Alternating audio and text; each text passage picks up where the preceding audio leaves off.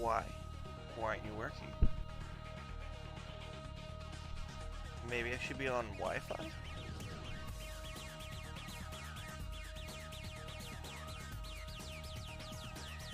This isn't making sense. HTTP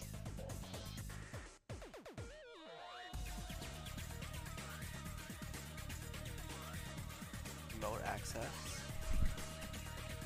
Enable device portal settings. Under, okay, enter username and password to authenticate access to your dev kit from a browser. Then hit save. Did that. Close the remote access page and note the URL. We did that. Enter the URL page in the browser and then sign in. You will receive a warning. I didn't get that far. So maybe we have to use Internet Explorer. Microsoft Edge or whatever it is. Yeah. Hate Microsoft. Or, no, I don't hate Microsoft, but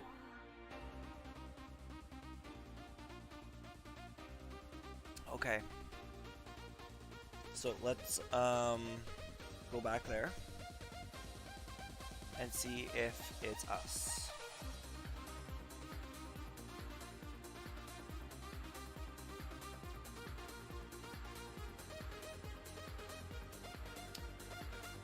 One.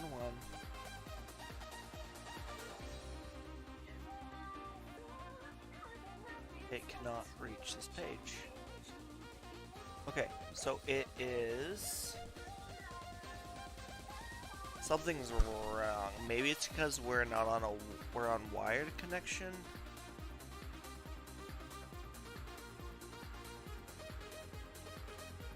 So maybe if I just did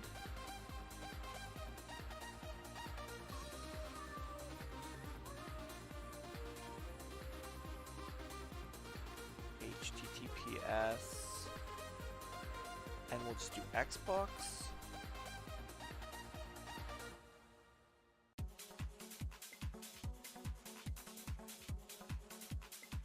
And then do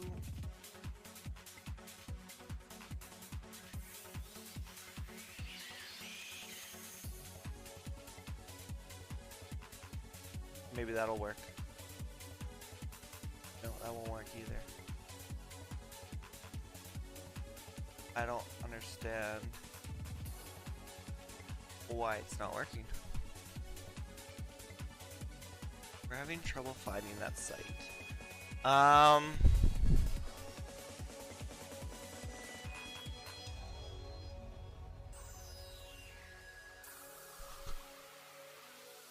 That's a little upsetting. So neither of these are working. HTTP s://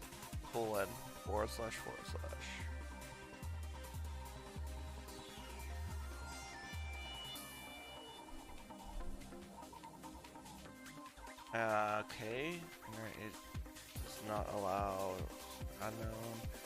It's connected to the internet. There is no registration. Oh, maybe it's not connected to the internet.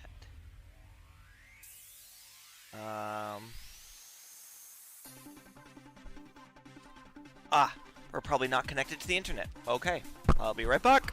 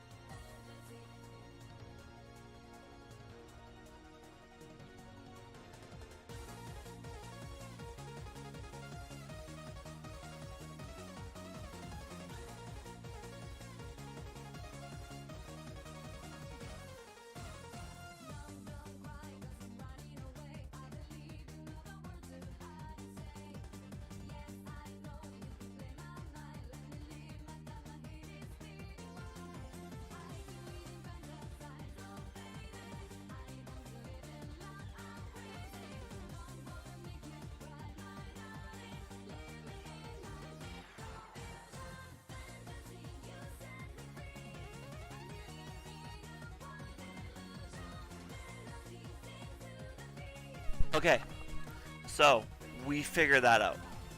Let's see if we can get it working now. Okay.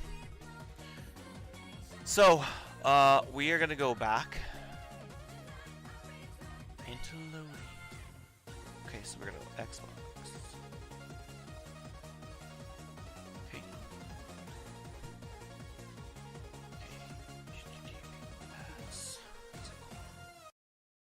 It's colon. Oh, I forgot it already. It's like //. Let's just try it.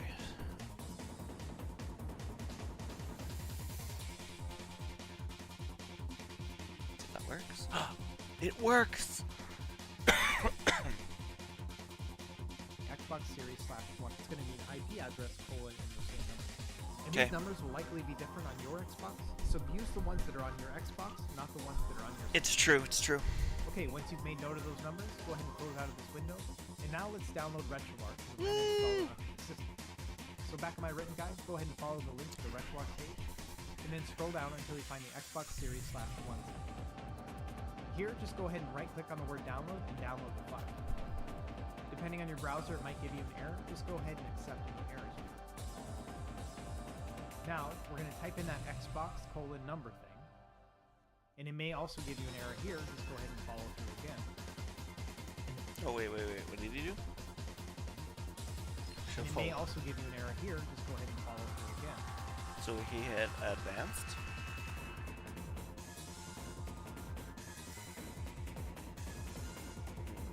Accept. Okay, now we need to enter in.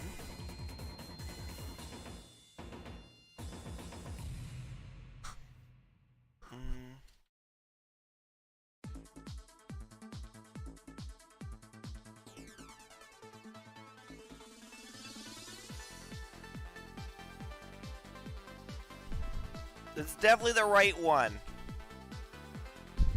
And then type in the credentials that you just set up in the remote access setting. And this is going to take you to your Xbox. Why?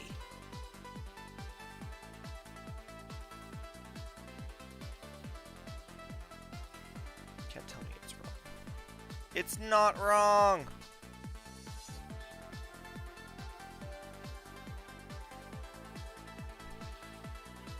What is going on? Okay.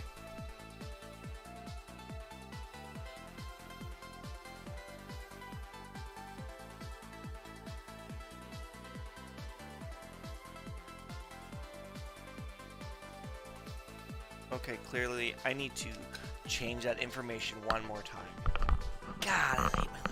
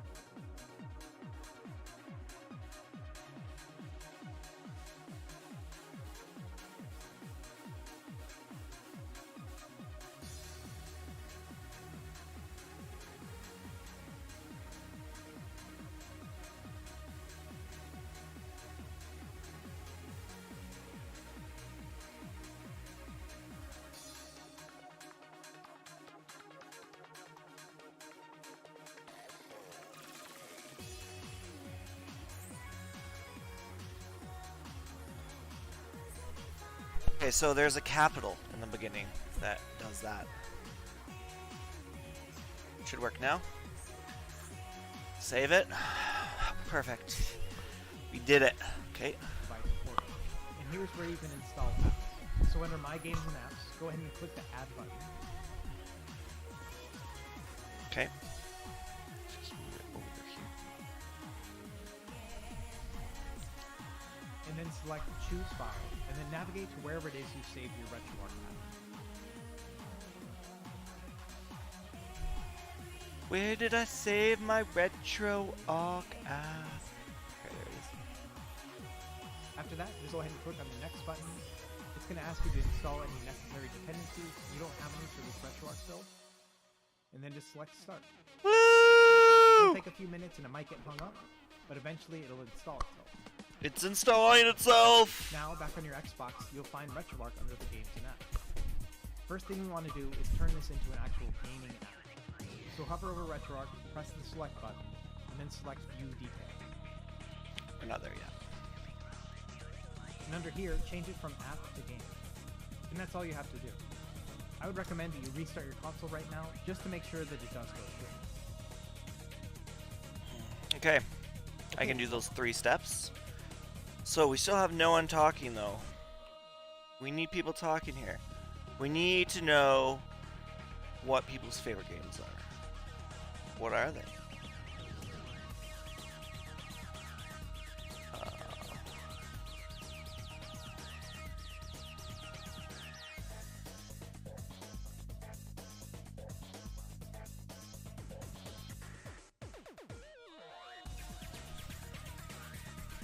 It's not showing up either. In the chat box.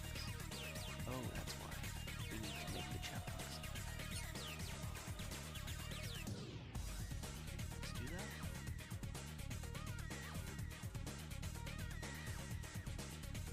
Ooh. And let's make the font bigger. Okay. Font settings. Let's make it like 20. Now, how does it look?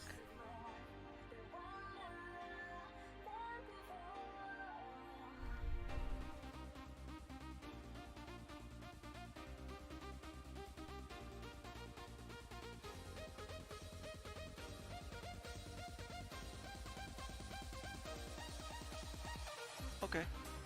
It looks a little, weird. Okay. Bigger.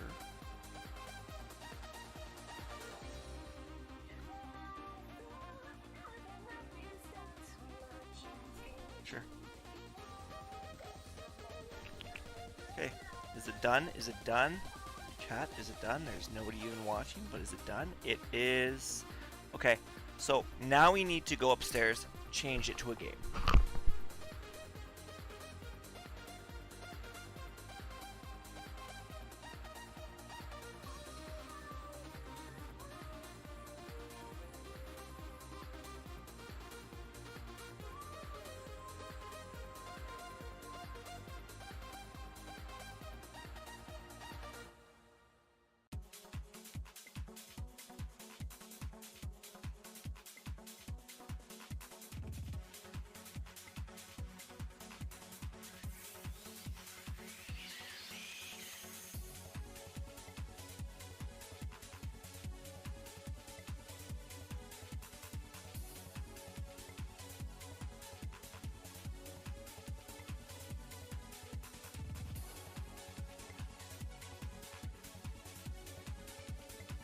Okay. So that's restarting. Welcome back. Let's go ahead and start. Thank you. The first time you start it up, it's going to ask you to sign in. And at this point, you'll actually sign into your Microsoft account. Oh. You only have to do this one time. And then once you're signed in, you can open up RetroArch. First thing you're going to see is that the fonts are all funky. It doesn't have any of the assets. So go into Online Updater. And then select Update Assets. This is going to install the fonts and everything else like that. And while you're in here, you might as well install some of the other things as well. For example, the core info files, controller profiles, cheats, databases, overlays, shaders. Basically, whatever it is you want, you can do them all or you can do none. Next, I want to change the RetroArch theme. This one isn't bad, but I prefer the XMD one. So you go into Settings, then Drivers, then Menu, and then... Okay, so we have to do that. I wish I had it right next to me so I could show everybody, but I don't.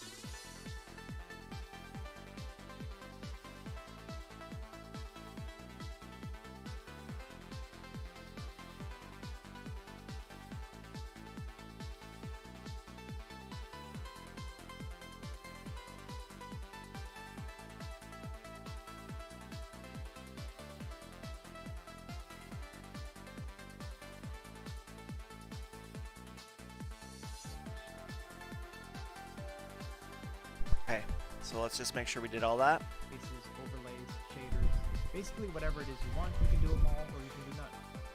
Next, I want to change the RetroArch theme. This one isn't bad, but I prefer the XMB one. So you go into settings, then drivers, then menu, and then select XMB, or one of the other ones if you like the other ones better. Then go into main menu, configuration file, save current configuration. Okay, we can do that. Beat at the back.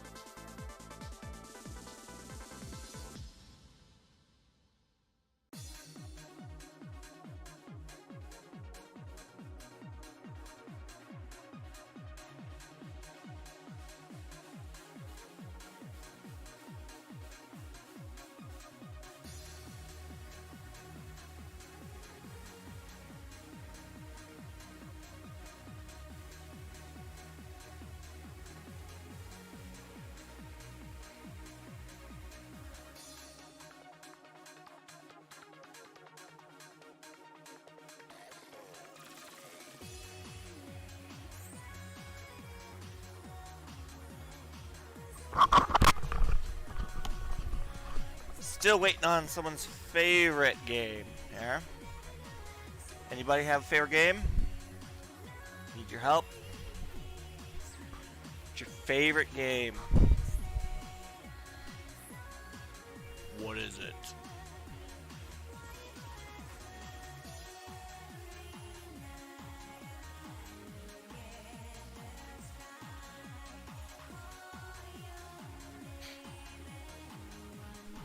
Now we're going to quit RetroArch, go back into it, and you'll see it'll have a new theme now.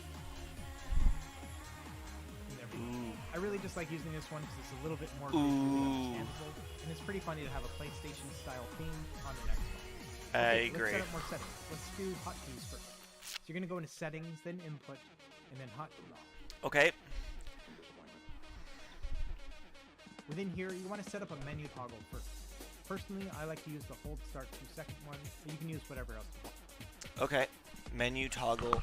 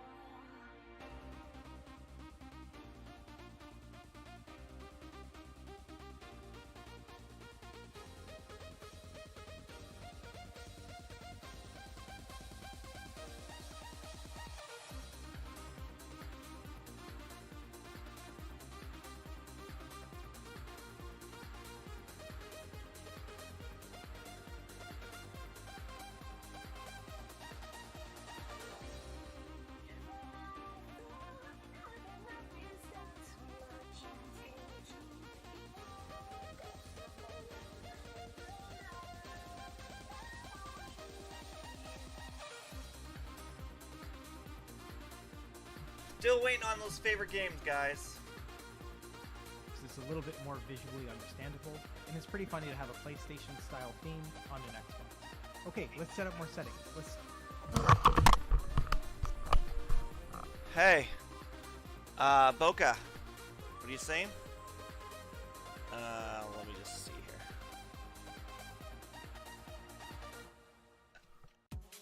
It probably does need water. Let's do that, actually. Boca, I need your favorite game of all time.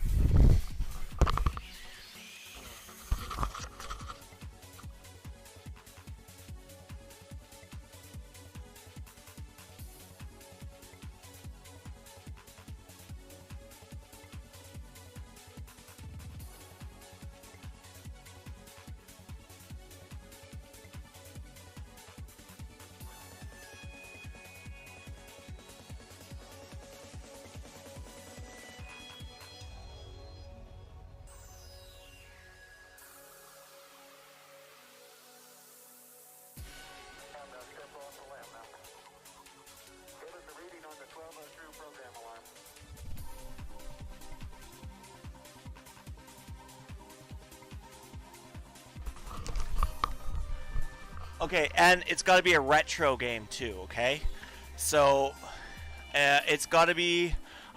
You're younger, aren't you? Metal Gear Solid. Okay. Okay. From what system?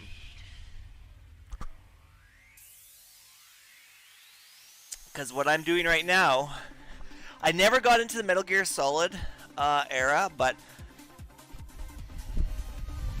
PS1. Well, so what we're doing right now is we're setting up. So what happened was, I had a bit of a story. My Xbox One just went black, and it would boot up. I could hear the noise, but it would just be black. I could scroll through the menu, but it was just a black screen. Wasn't my HDMI. It was a dashboard problem. I tried everything. I ended up giving up, throwing it under some shelves, and getting an Xbox Series. Not the X, just a Series S. The older style one, so the original Xbox One. So I got a Series S, which doesn't have the hard drive, which is a little upsetting.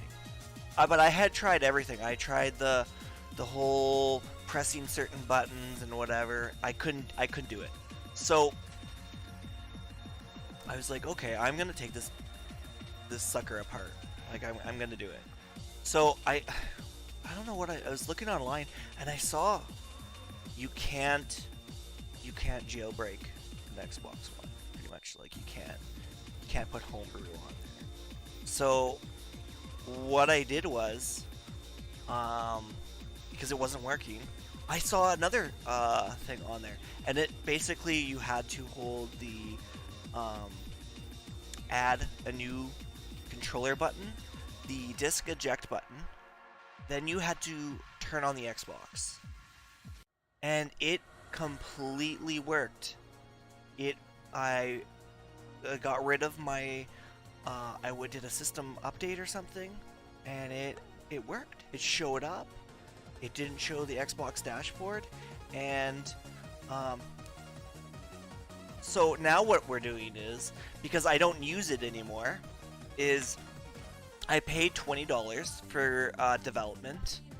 So it's a $20 one-time fee, okay?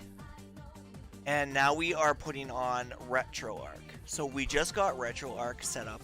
And if you don't know anything about RetroArch, I'm going to link this in chat. And it is the coolest thing ever. You can play everything for up to like PlayStation 2 games. Now, if I had to say what my favorite game was, is I grew up, I had an original Nintendo Game Boy. I had, what was it?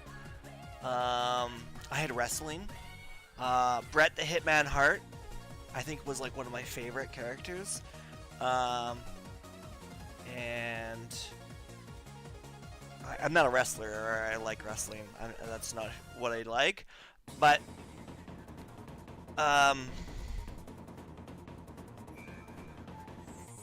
I will say, like, there was some amazing games for like Kirby's Dream Land. That was a great game. I could beat it now, no problem. Or Game Boy Color came out. It changed everyone's lives because there was color when people could not play color, and it was the coolest thing ever. And Pokemon came out. Pokemon was it changed the world. It really changed everything. So from there, I mean, like, I had Pokemon, I think Blue, and then I got Yellow, and that was amazing. Pikachu followed you around, like he was like you were Ash Ketchum. You were,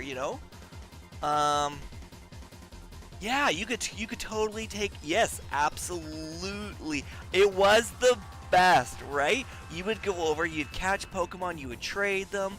I mean, it was phenomenal. And then they had like a printer that came out. I never got the printer, but that was amazing. And then the Advanced came out, and I remember. Okay, so this is going to be funny. I wanted this Advanced Game Boy so badly. Now my great grandma gave me $100 bill. Okay, my dad took it and he put it in his room in a sock drawer, and I knew it was there. I had never been on I must have been, I don't know, 10, 12. Okay, so I did something that I had never done before. Okay, this is gonna blow your mind. Okay, imagine like a 10-year-old who gets in trouble. Like, I didn't have a great upbringing. I didn't have a great childhood. I had a lot of problems in my life. And my dad was, he's a alcoholic or a recovering alcoholic. I don't know. So was my mother. Anyways, so they were separated. I was living with my dad at the time. And my dad, I think he was working, and my mom was working too. Oh, I think anyways, I'll tell you the story first. So I knew where this $100 bill was. I had never been on a city bus before. I lived in a pretty big town, city. Around 60,000 people, let's say. So the buses were a little confusing. There was a lot of them. So I went into my father's bedroom. I went into that sock drawer and I took that $100. And I had been planning this for a while, but I had never done it. And I could feel like how crazy this was. So then I went onto a city bus in the morning, and I went to the mall, and I had to take a transfer, and I found out which bus to take. I transferred. I was so scared because I was afraid I was going to miss the bus. I was afraid I was going to not be where I was supposed to be, or get on the wrong bus, or miss my stop, these are the things like a 10-year-old, right? Or who knows, like some crazy person. So I get there. There is no more advanced Game Boys. Or not even advanced. They were just they were not the SP ones, they were the advanced. They were all sold out. So I had to go to another store. So I went to another store, all sold out. Went to another store. All they had was pink. Fuchsia. It was fuchsia. I remember it now. it was not pink, it was fuchsia. So I was like, okay, I gotta, what am I gonna do? I don't have enough money for another bus.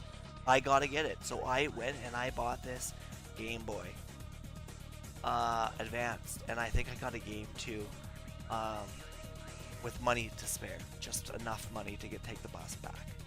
So I went back, I made sure I hid everything, and eventually my dad found out that the money was gone, and he was like, well, what happened? And I was like, what do you mean? What are you talking about? Like, what money? So it was pretty upsetting that, like, I did that. Like, I had never done anything that crazy before, but it opened up my world to the games that you could play. You know, those cartridges. The Advanced, you could play the SP. Sorry, you could the original Advanced. You couldn't play the older style games because there was like a little clip on the side, and it had to be, you know. So what I did is I eventually I remember I must have had, I don't know, 20 games or so, but my favorite game, if I had to say, was Golden Sun for that system, and the new Golden Sun. There was 2 Golden Suns, and they were huge, and they were so big, like role-playing style games. I don't know if you had ever played, Boca, if you ever played Golden Sun before. I want to play it again. So, well, basically what we're doing is my kids are becoming to that age where my one is just kind of getting interested. I remember my first like Super Nintendo game was like Donkey Kong, Super Bomberman. Yeah, Golden Sun, man. Best game ever. The story, it would give you shivers down your spine. It was so amazing. So, and they're long and they're hard. Like, I bet you if I did them now, some of the challenges, it would take me. You didn't have internet to look it up. You had to basically put it down and try again. And there are secrets. Yeah, Donkey Kong 1, Donkey Kong. I didn't have 2. I had 3. 1 and 3. Super Mario World. That one was hard. I never really got anywhere. I never even beat Donkey Kong. I was not very good at video games. I was actually very, very bad. Well, my friends could, like, beat it in an hour. Like, they were that good. But Metal Gear Solid, I'll have to look into that. I'm gonna add that to the list. Metal Gear Solid.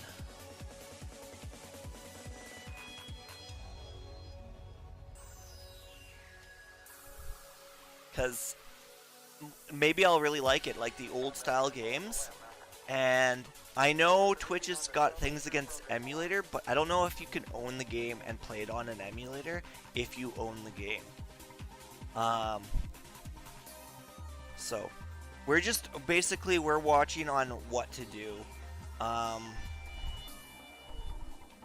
for RetroArch here. I really just like using. So, RetroArch, if you have a system, it doesn't brick your console. So if you have an Xbox, basically you pay the $20 development fee, you set it up for your computer, you put RetroArch onto your Xbox. This is all completely legal, and then you can basically load whatever content you want on it. This one is a little bit more visually understandable, and it's pretty funny to have a PlayStation style theme on an Xbox. Okay, let's set up more settings. Let's do hotkeys first. So you're going to go into settings, then input, and then hotkeys. Settings, okay, so he goes so quickly. Okay, let's set up more settings. Let's do hotkeys first. You're going to go into settings, then input, and then hotkeys. Okay. Then here, you want to set up a menu toggle first. Wait. Okay, let's set up more settings. Let's do hotkeys first. You're going to go into settings, then input, and then hotkey. Within here, you want to set up a menu toggle first. Personally, I like to use the hold start 2 seconds one, but you can use whatever else you want. Now, under hotkey, I never got into the whole Metal Gear era. But Solo was just so popular back then, so I got it.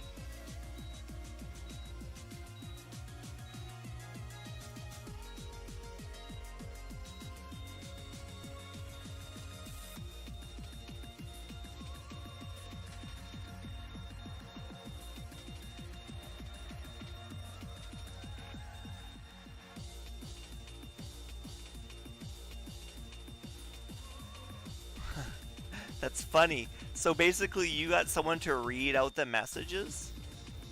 That's kind of cool. I'm having to do that with my son. He's just learning to read, and I have to read the text for him because he's like, I don't know what this says. So I feel like video games are great for learning. Especially for reading. Like, there's a lot of, if you don't know how to read, like, you can't play video games. There are some you can play, like, my kid plays, like, Candyland. Oh, yeah. Right, like, I mean, yeah, you're just gonna wander aimlessly around. You can't play The Sims. You can't play pretty much anything. Even, like, any kind of with a role, even with non-roles, like, you won't understand the story. Even Frogger has a story, and you have to kind of learn. So enable, I would recommend setting up a hotkey. okay, hotkeys enable. Press keyboard, mouse, and joypad. Time on 4 seconds. Okay. Now, under hotkey enable, I would recommend setting up a hotkey. I typically use the select button. Next, I like to set up close content, which I set as start. That way, if I press it. Okay, so he said. Okay, so hold start for 2 seconds. Hotkey enable. Selecting start, it's going to close the game. I also like to toggle on my frames per second. Okay. I'll be right back. But definitely, Golden Sun was a great game. Just a second.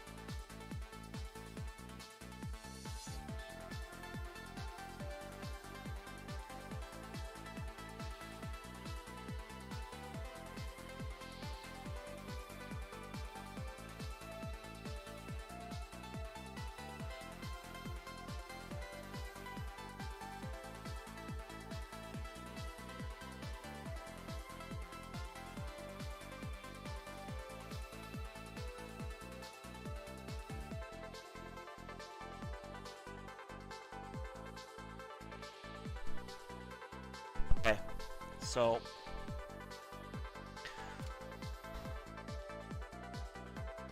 now, what else do we have to do here? So the next part is The X button, as well as the menu toggle for the Y button. oh, That way, if toggle I hit select an X, it's going to show my frames per second. Okay, wait. frames per second. And then if I press select and Y, it's going to bring Menu for 3. Okay, what did he do? as well as the menu toggle for the Y button. That way, if I hit select an X, it's going to show my frames per second. And then Select an X. Okay. Select. Oh, so you can set up 2 buttons. Okay.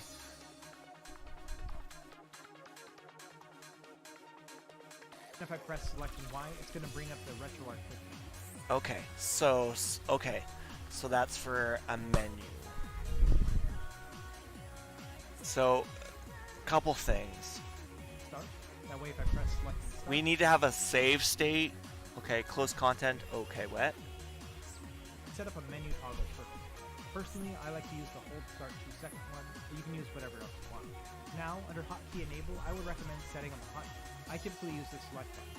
Next, I like to set up close content, which I set as start. That way, if I press select, Okay, sorry, what? What did he say?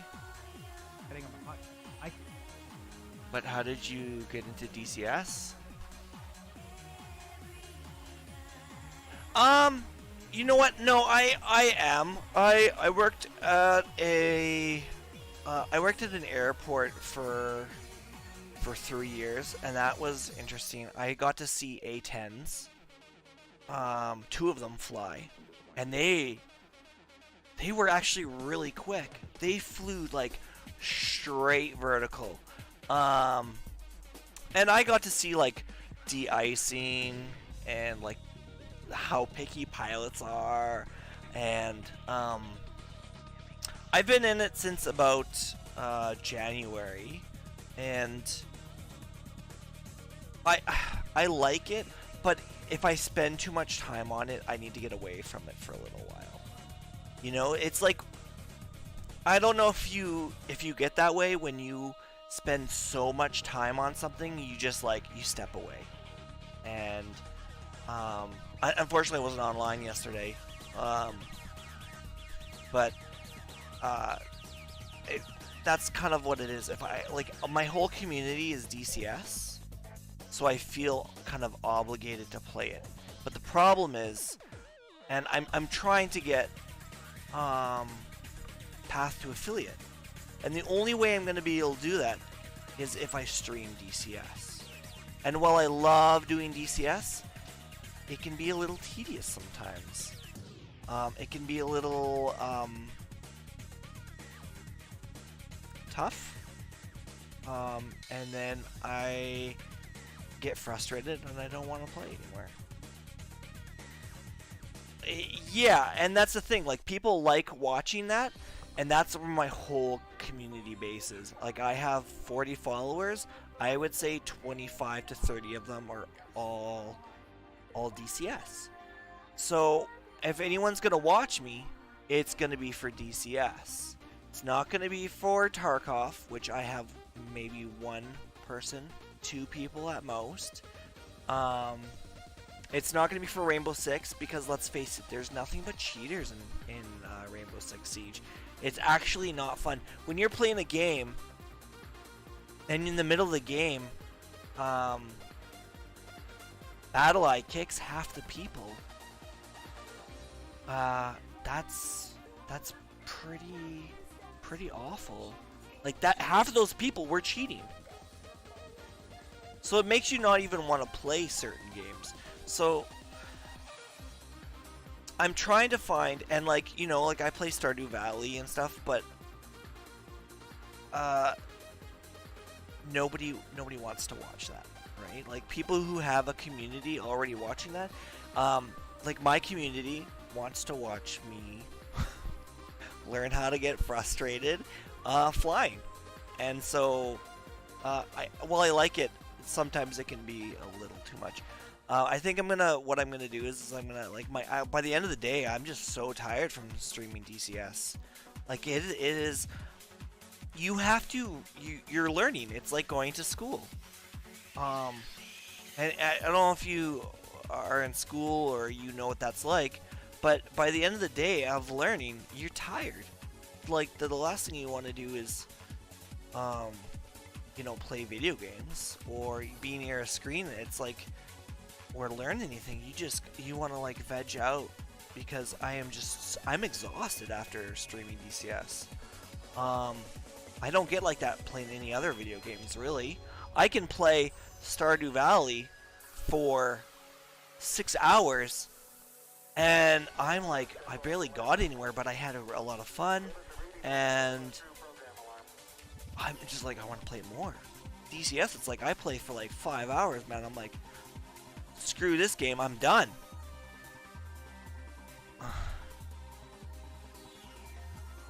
Yeah, so like, yeah, exactly. It's like you want to fly around and you want to be good, but then when you're done, it's like,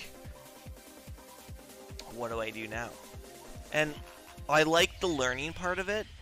It's just the flying. It's I think if they give you like this is my ultimate plan. This is what if this would make DCS perfect. If DCS merged with Microsoft Flight Simulator, you would have the perfect game. Because you would have the whole world of Microsoft. Yeah, well, exactly. Well, yeah, it's. I mean,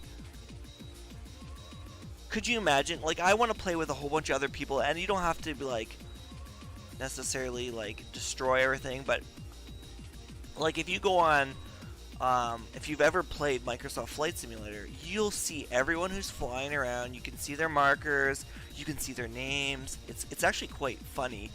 You can go to some busy airports, and it's really fun. For DCS, I feel like it's a very alone, closed off. You're on your own unless you have friends that are playing with you. It's the opposite. And even with like Dan and stuff, it's like, oh, when I'm playing, I don't know what I'm doing. I don't know what I'm like. I don't know where he is. I don't know any of that. So it makes things. I think DCS would be great if you had the whole world to fly in and not just like the big maps. Oh yeah. Oh yeah, absolutely. Could you imagine flying like a Hercules? And then, have like 4 fighter jets next to you and stuff like that. And like, I think it would just be nice to have the whole world. But I guess a DCS would not. It wouldn't be able to run. Like, it barely runs without VR, And VR, it can be very tough. Could you imagine that in Hong Kong at nighttime? It wouldn't run. Like, it just wouldn't. So I think, oh yeah, right? Like, could you imagine landing an A-10 or whatever, an F-14, F-15, or F-18 at your local airport? I mean, like, that would be... There's nothing... Or flying over your house, And while I love Flight Simulator, the fact that... And I like the challenges. I beat them all. And then I promptly uninstalled the game because there was no more challenges. And then they reset everything, which was kind of a bummer because I lost all my scores. And you can buy aircraft. Like, I was looking at the Junker airport plane. It was I think a World War II, and it looked like a bus inside. It was amazing. So I don't know. That's my thought. I do really like the airplanes and the studying and everything else. I'm not big onto air to air. I like the air to ground. Um, I don't know. I don't know. So there's a part of me that it's relaxing, it's nice, but it's also stressful at the same time. And like I'm getting better with the hind, but it is so very, very frustrating to use. And if you don't, it's like it's a machine, and you can't fight that machine. You can't wield it the way you want to wield it. It has a way to run, and you can't land a certain way because it won't work. You can't hover and then slowly drop down because it'll create that vortex or whatever, and you will stall and you'll crash. There's just certain things that you can't do, which is understandable, and I'm learning that. I guess it makes things a little difficult, to say the least. So Typically use the select button.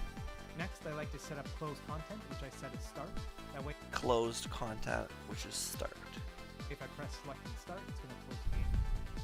Okay, closed content is select and start. Okay, close content, select start. I also like to toggle on my frames per second to the X button, as well as the menu toggle for the Y button. That way, if I hit select... Wait. Did you say for the Y button? Menu toggle for the Y button. Well, menu toggle Y button. That way, if I hit select and X, it's going to show my frames per second. And then if I press select and Y, it's going to bring up the RetroArch quickly. There are plenty... Okay, so let me just set that up quickly. I'll be right back.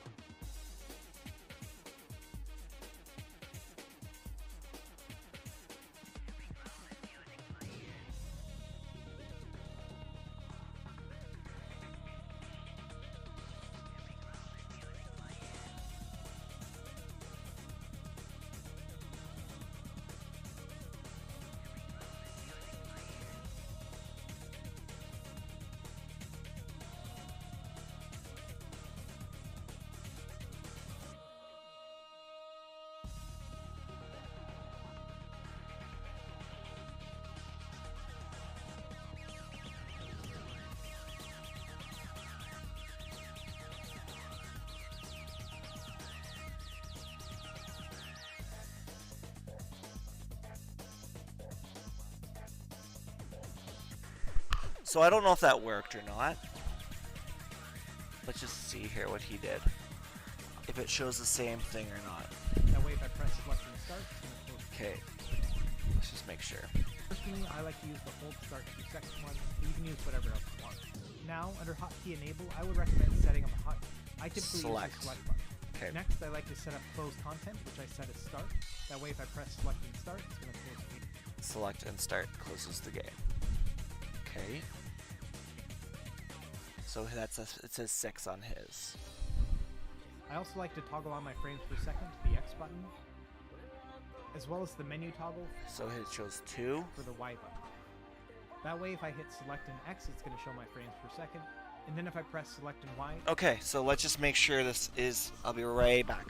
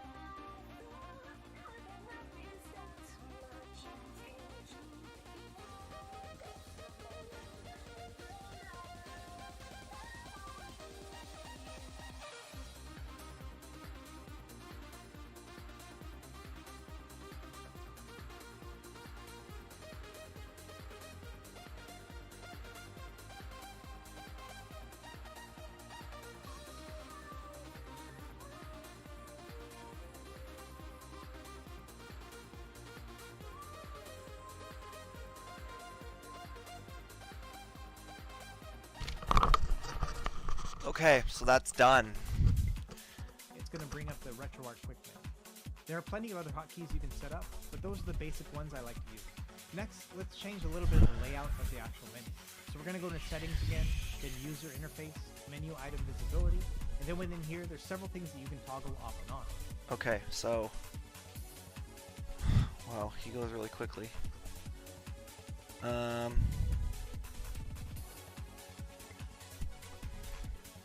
I also like to toggle on my frames per second, the X button, as well as the menu toggle for the Y button. So this is a That really way, if I cool hit select guide. and X, it's going to show my frames per second, and then if I press select and Y, it's going to bring up the RetroArch quick menu. There are plenty of other hotkeys you can set up, but those are the basic ones I like to use. Next, let's change a little bit of the layout of the actual menu. So we're going to go to settings again, then user User. interface, menu item visibility, and then within here, there's several things that you can toggle off and on.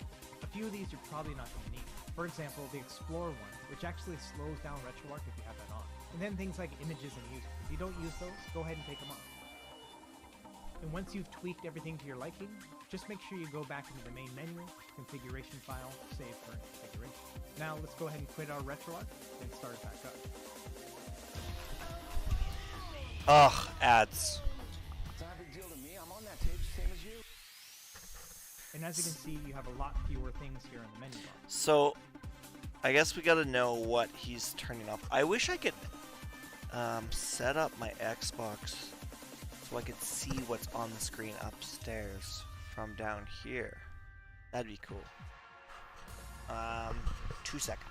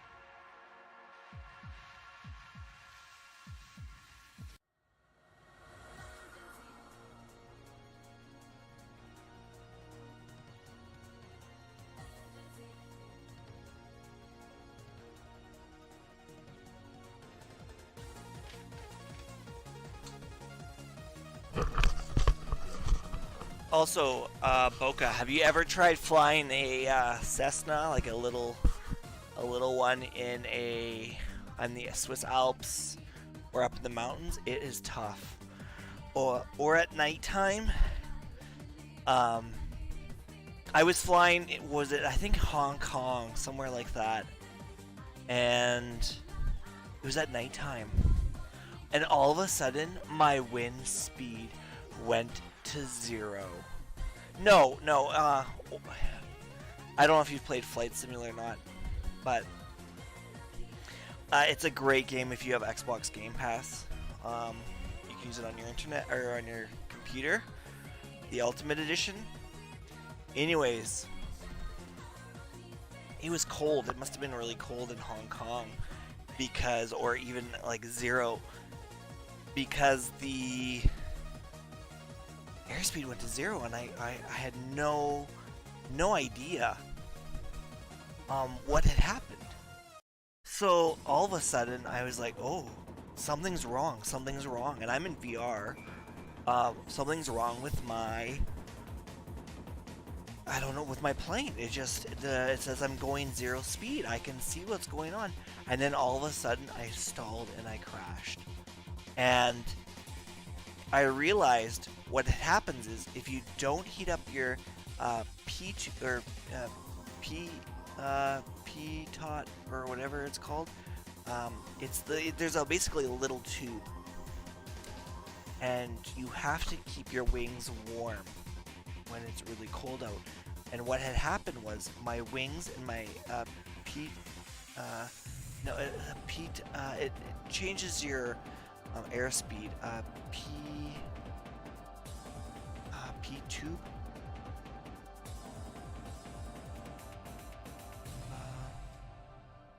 P-tube and airplane.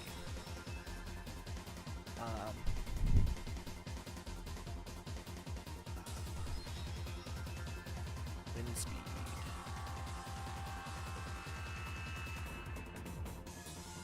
What's it called?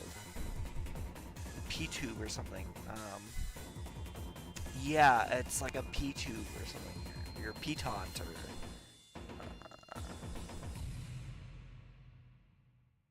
P.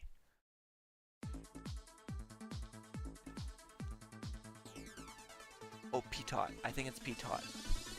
Yeah. The ground speed is the airspeed collected by corrected by wind effects. So your P-tot tube measurement. Okay, so it was at night. I couldn't see. I didn't know that my wings were icing up and things were going wrong. Anyways, my P-tot tube completely froze up, so it's measured my wind speed at 0, and then all of a sudden my aircraft became so heavy it stalled my aircraft and I crashed. Now in that game there are two things you can do. One, you want to heat up your wings first, okay? And there's like a lining in there, okay? That's gonna kind of like, if the ice is on, okay, and it's over, okay, it's going to, oh right, yeah. So what it's gonna do is it's going to provide like a layer. It's gonna melt that inner layer, okay? But it's not gonna break off that ice. That ice is still gonna be solid. The second one is you can inflate your wings a little bit, and there's a little thing, and it will inflate, and then that ice will break, and it will all shatter off. So then you have to lower that back again, and your windows will fog up and will freeze, and you have to put on your heat, so that you have to do that. So all these little things you have to do, and if you don't do them, you're gonna crash. But it's a learning experience for sure. And they don't really punish you, but you get hours. It's actually really fun. Yeah, you can do that in Microsoft Flight Simulator, and that is in like a little tiny plane, like a Cessna. Um, so that's not even in a big airliner. And those big airliners, it probably you just get de-iced, and then you fly. Uh, I don't actually know. I don't fly the really big airliners. They really scare the living daylights out of me. Most of them are pretty easy, but there are challenges in there. And I mean, they're really cool challenges, Boca. So they have just regular challenges where you have to land at certain airports. Okay? These aren't like regular airports. They are in mountains. They are crazy landing challenges, okay? One, there's an airport. It's in the mountain, and there's you have to land. You cannot take back off, because if you try to take off again, you're flying into a mountain. Let me just see.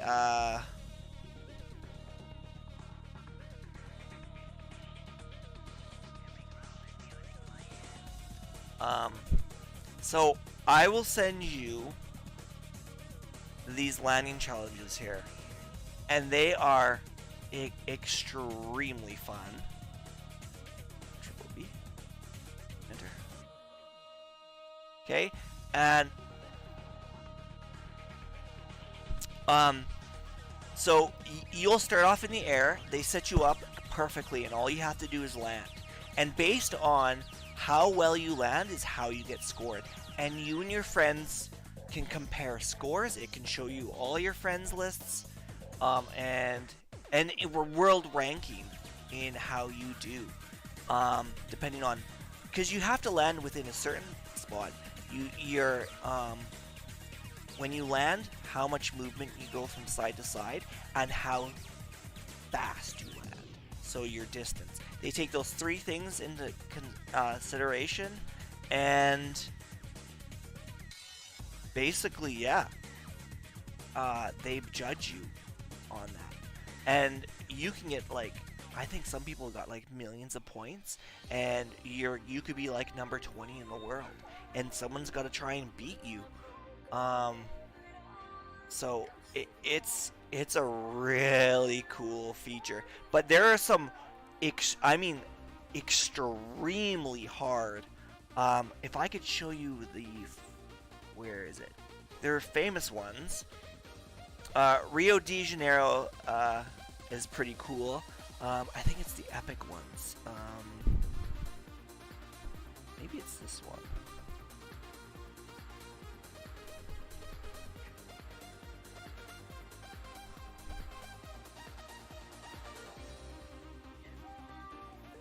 Yeah. There, and I mean it, and you get to learn every plane in these landing challenges, right? So, I'm just trying to find that one, and it's scary. And you have to base a lot of these landing challenges. You have to have a special license to land.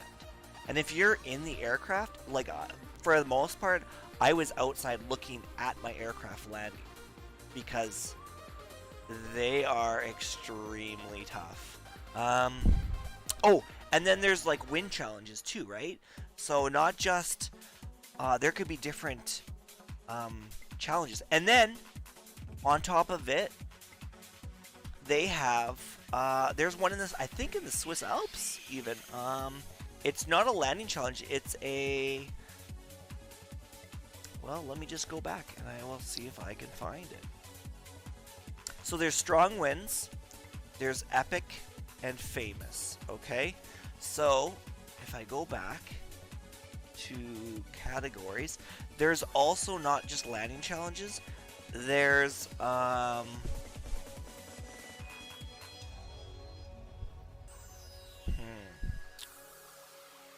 what is it? Cross country.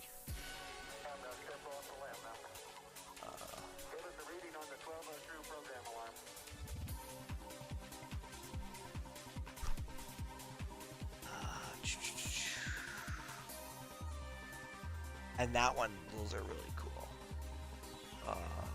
So you get a little tiny plane.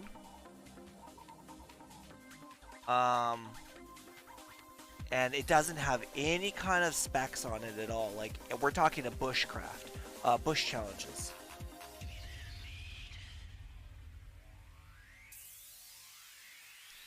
And I've actually got some videos, and you have to basically use time.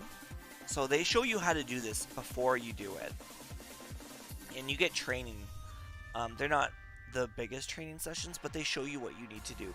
Basically, you find your point, you fly over, you hit your timer. They tell you on your board where your next, at what time and what kind of heading you have to go to find out where your next landmark is. And basically, you have to go from landmark to landmark to landmark to try and land. No, to fly. And the bush challenge that I was working on, you have to basically fly for like 12 or 15 hours, and that's only one out of the 3. And that's fun because you have a compass, you have your airspeed, and you have your plane, and that's really it. It's just basically you looking around, enjoying the cool sights of like wherever you decide to go. So now there's one in California, and I think that's the one, Mariposa to Yosemite, and that goes right over through California and Nevada. There's one in Alaska, Denmark, Finland, Iceland, Norway, Sweden, Germany, Austria, Switzerland, and that might be something for you if you're interested, and I'll send you that link right there. So if you're interested, because I would gladly fly with someone. I might actually reinstall, and again, you can do VR. I don't know if you're into VR. VR runs a little smoother, but it only runs about 30 FPS. But I find that and they've done updates. They're constantly working on it. You can buy aircraft. There are bigger airports and with remodeled stuff. Pretty cool stuff here. So, and if you have any questions, I've done a little bit, and you can choose the time, the day, the settings, what you would want to do. You can choose visibility. You can choose literally everything. And that makes it a little bit easier to navigate. Now, in previous versions... Okay, what did he do? So he had favorites. So he's gonna quit. RetroArch? Okay. Is not. Yeah, neither is mine. Wait till the new graphics cards come out if you can, and you can get a new graphics card. I hear the 4000 is going to destroy the 3090. Start it back up.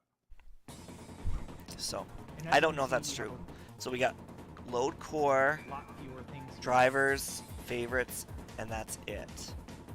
menu bar. And that makes it a little bit easier. Okay, so he's only got 4 at the top. So I'm just gonna, I'll be right back.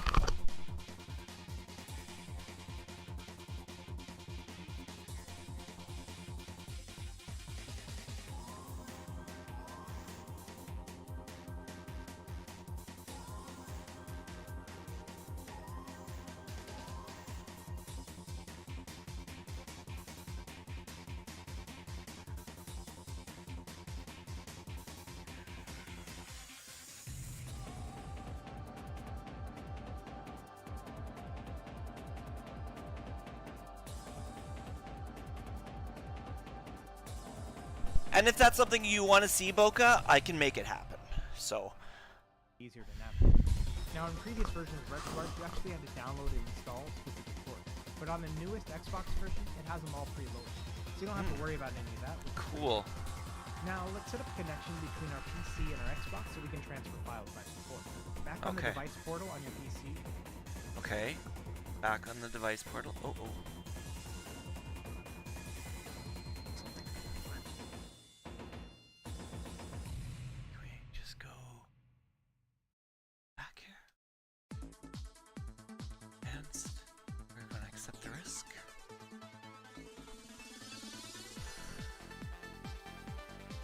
have to have it. Yeah, I VR is changing very slowly right now. Facebook is sending millions of dollars to, well, they're losing on the Quest too. So they're selling it below cost. They're also trying to make a Quest 3, I'm guessing, and it's going to be bigger, better. It just, you know, so, and I mean, I love the Quest because there is no setup. I can literally go wherever I want with my Quest 2. I won't go outside on a sunny day because you're not supposed to. It'll wreck the cameras, I guess. So, most people probably don't actually know that. I didn't know that. But you want to use it inside. So, but for the most part, I can go wherever I want with my Quest and use it wherever I want. The only thing I can say it's a little weird is, okay, developers, like people like Beat Saber, for example, okay? I can buy that game on the Quest 2, okay?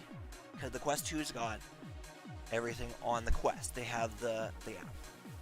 Then I can go and download the Oculus app on my computer. I can buy it there, okay? Then I can go on Steam and buy it a third time. They don't not transfer. Lots of games do, and if you buy it on the Quest, you can play it on your computer as well, and hooked up to your computer, because people want better frame rate, everything else. But then you can also buy it on Steam. The reason why I buy most of my stuff on Steam is if I upgrade from a Quest 2, I'm not tethered to Quest. I don't have to buy another Quest device, right? I have those games on my Steam account. I can get whatever VR I want. I can get, you know, if I wanted something new and improved, and it's gonna run on my new system. So that's something that's I think is important. So you gotta do what you think is kind of right.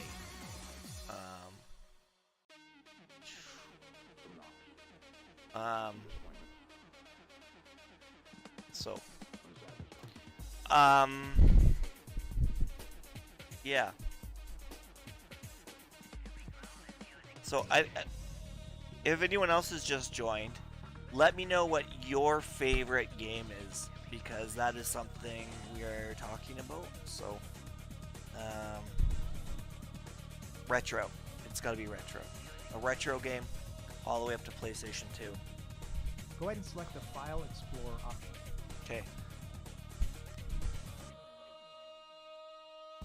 Let me just move my window. Okay. And then select the Browse button in the top right. And this is going to give you a bunch of instructions. But all you actually need is this line of code right here. So go ahead and copy it. Okay. So we are setting up our system, our Xbox. Copy that line of code, and then open up the command prompt. You can open it by hitting CMD in the Windows Start menu. Then just paste in that code and press enter. It's basically going to save all your login credentials, so you can access your Xbox at any time from this computer. Next, make note of this File Explorer address here, which is //Xbox. I have been to a retro arcade, not for a while though. We had one at the old mall, but they almost all shut down. I haven't been to one for... oh man. It's been a long time. Most of them get broken and they never get fixed. That's the problem. /development files. Okay, what did he say? Explorer address here, which is //Xbox /development files. Now, if you actually type this into a File Explorer window, it's going to bring up your Xbox just like that. But there's an even easier way to set this. Okay. So, we're going to map a network drive. To do this, in the File Explorer menu, select the Computer tab, and then Okay. Ooh. Let's do this. Computer. And I'd show you guys, but I don't.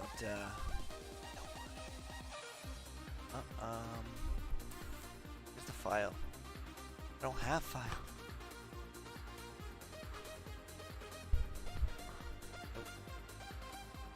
and map network drive. Map Within network here, drive. you need Okay. to assign a drive letter. I recommend the letter X for Xbox.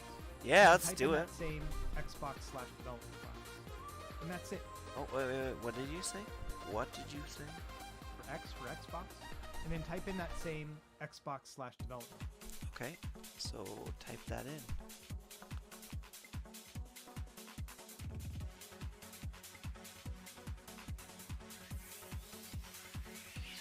Okay, we're gonna hit that.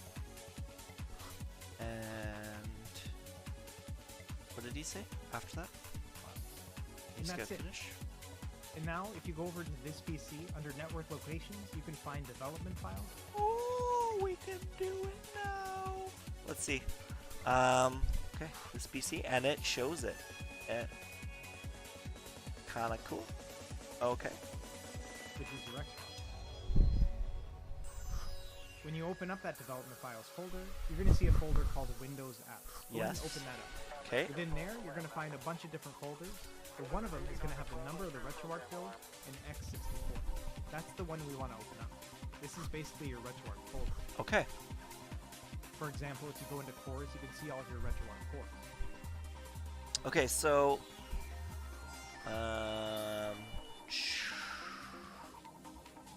this is all illegal. Now within here, we're going to make a bunch of different folders to store all of our most important files.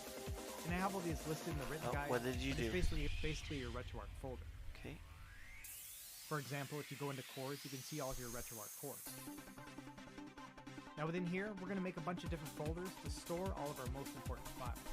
And I have all these listed in the written guide, but it's basically going to be a systems file for BIOS files, config, saves, save states, playlists, and thumbnails. Okay, so we need to go to.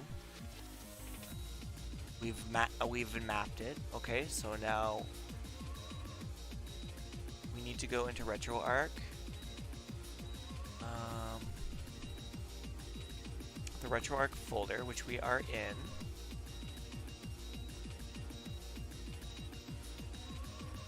We need to make a series of subfolders. Okay, so what we're gonna do. So I'm playing a video. I'll just send it right now to you, and I'll show you what we're doing. Font. It's pretty cool. I'd show it to you. And so once you've Oh. made all these Just a second. I was wondering who was in. folders, Creeping. we're going to tell RetroArch to use these folders instead of the So fun. What we're doing, okay? I've already told Boca what we're doing.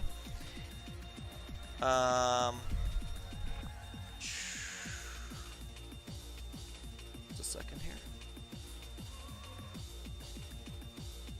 Oh, did he leave already? Font, did you go already?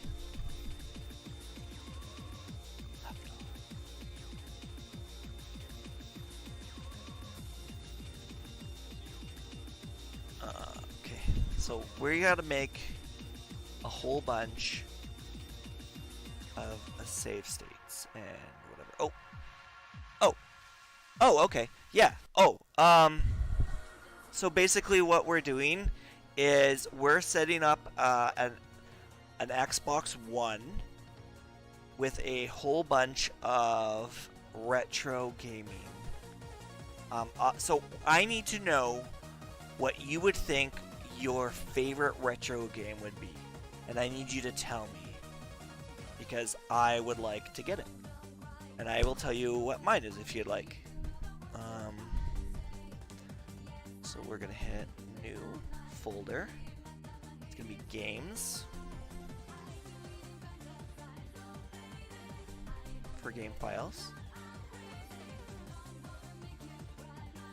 Systems for BIOS files. You don't know? Oh, you've never played a retro game? Okay. Do you have an old like console or anything that you don't play or it just kind of sits around?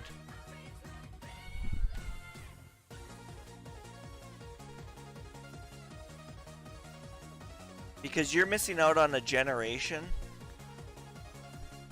Saves for save states. Okay. States. Save states. Commodore 64. Oh my gosh. Okay. So that's Commodore 64. Is that like Atari? Or before Atari? I think I might have had a Commodore actually. Is that where you have to hook a TV to it? And it's like just a keyboard, a giant keyboard. Saves, states, playlists. And then thumbnails.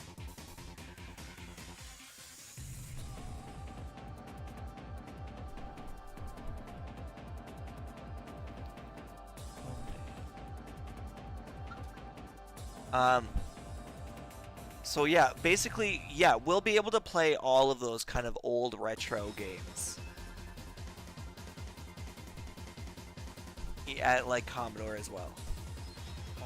That way they're easy to access. So we're gonna go into RetroArch and actually set that up. Okay, this is gonna be kind of tough. We're gonna go into settings, then directory, and then Okay, wait. Settings, then directory. tell RetroArch to use these folders instead of the default. That way they're easy to access. So we're going to go into RetroArch and actually set that up now. You're going to go into settings, then directory, and then for each of these directories, we're going to navigate to wherever those files are.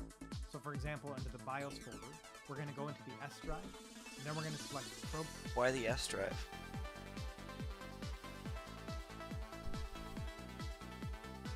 Is that where it is? Isn't it under Program files, then Windows apps, and then you're going to see a bunch of folders. You're going to want to find that same RetroArch folder. It's going to be a bunch of numbers and I thought it was the and X then the for number X. version of RetroArch and X64. It's typically going to be this. Wait. Windows apps. And then you're going to see a bunch of folders. You're going to want to find that same RetroArch folder. It's going to be a bunch of numbers and letters, and then the number version of RetroArch and X64. It's typically going to be the second one in your list. Now, when you open that up, you're going to see all those folders you just made. So for the BIOS folder, you want to select the system folder, and then select use this directory. And that's it. Now let's do it for another one, just so you kind of Okay. get a feel for it. We're going to do the thumbnails one. We're going to go back to the S drive, then navigate down to the program files, then Windows apps, and then we're going to use that second one again, which is our RetroArch folder. And then we're going to find the thumbnails folder, and then select and use this directory. Okay, One more let's time. do it one last time, just so you really got it. Playlists, then S drive, then program files, Windows apps, the RetroArch folder, and then which one are we doing? Playlist, and then use this directory. And it's kind of redundant. You have to do this about 6 or 7 times. Okay.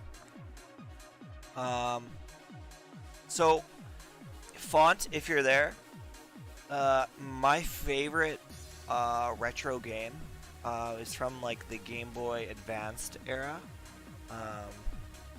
And I don't know if you like role-playing games, but this was a challenging role-playing game called Golden Sun. It was a fantasy game. It let you catch things called djinns, and then you had to progress through a story. And the more djinns you had, the stronger you became. And the story was, it did not hold your hand. You could go wherever you want. You could get lost, and it was intense. And it also, we were also talking about Microsoft Flight Simulator and how amazing. I don't know if you've played Flight Sim, Microsoft. but it has got some crazy good features that DCS is missing.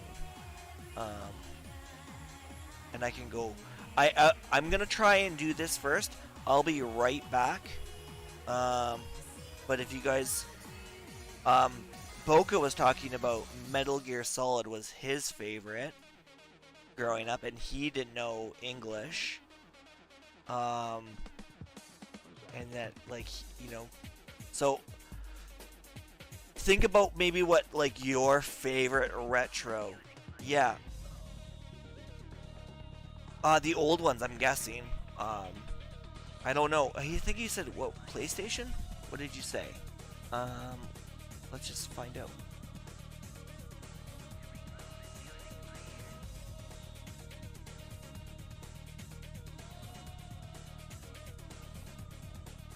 And I mean, like, Pokemon was obviously everyone's favorite back in the day. The old one. Let's see here. PlayStation 1, he said. No, the new one. Like, well, we're talking, like, about Flight Sim 2. So, because I know this is mostly, like, DCS and the flying and stuff. So, I don't know if you've played the new Flight Simulator at all. But if you have Xbox Game Pass, Ultimate Edition, it's free on your computer. And it's got some pretty cool features. There's all these, like, different landing challenges. And you can fly anywhere in the world. You can fly over your house if you wanted to. Which I have done. And VR is a little bit more stable as well. I was saying, like, I was flying. You get hours. You get log hours, and depending on how many hours you log, you go up in rank. I was flying at nighttime, which is very hard on a computer because of all the lights in Hong Kong. And I was flying a little Cessna. And basically, I was flying pretty high. I was flying, well, that's the thing. You're not just not doing anything. You have things you're supposed to be doing. And, like, landing challenges are extremely tough. Landing in strong winds on a A320 or whatever, it's extreme. It sounds like you're not doing anything, but there's also bush challenges, which is extremely challenging because, one, you have two things. You have your compass and your airspeed, and that is pretty much it. And your visuals. So basically, you know, point A to point B takes 12 minutes going at a bearing of this. And you have to use landmarks to try and get through Nevada. Or there's one in Switzerland. There's one in Denmark. There's one in Alaska. And you can do all these different landing challenge or bush challenges going through different areas, and you have to go through all these different landing challenges and try and beat these. And there's like 12, 15 hours, some of them, like flying through the Swiss Alps. And you really are doing something. You have to try and you have to use a timer and try and figure out where you're going. And some of them I've done, and I think through Nevada. I haven't even finished it, trying to get the achievement. And I think only like 1 or 2%. Let's just see what the achievement rate is now.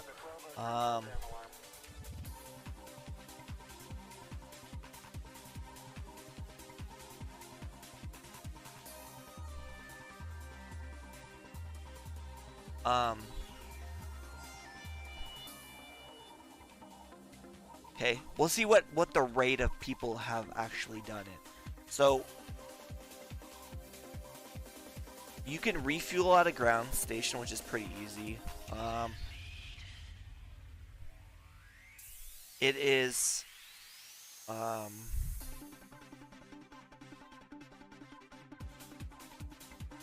you can do dead stick landings, Swiss off engines and successfully land on a runway. That would be tough. Um, land on a runway that has at least a 12-degree incline. That one is tough. That one is on your landing challenge as well. So there's about 30 landing challenges, and they are not easy. Completionists complete every activity. 0% have people have beaten in that one.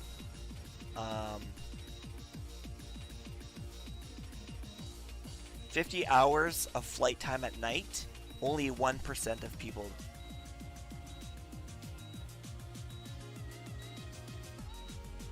What? No.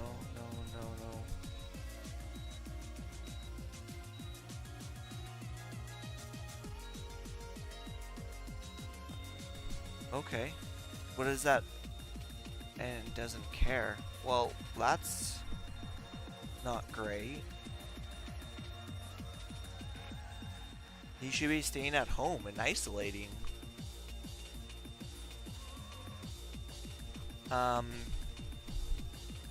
Yeah, it's not great. I'm trying to find the one. Anyways.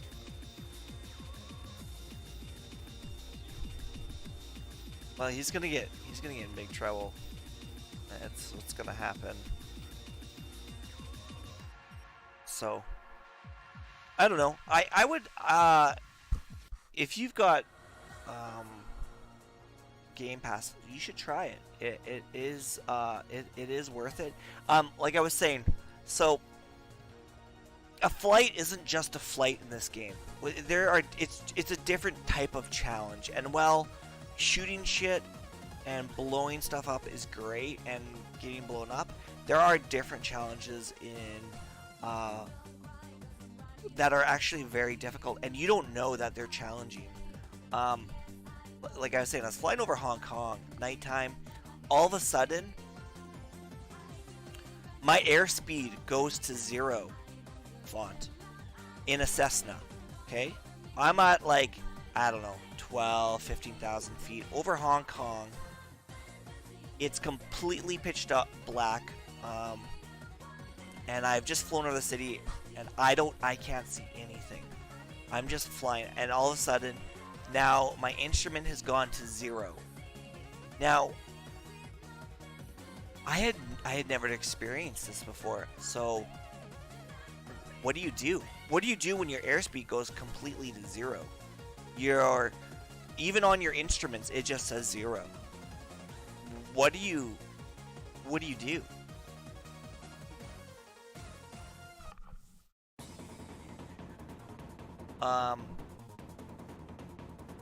So I ended up crashing.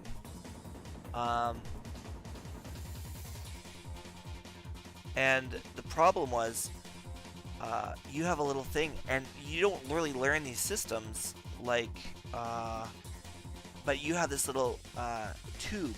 It's called the pitot, and air flows through it, and it tells you how fast you're going.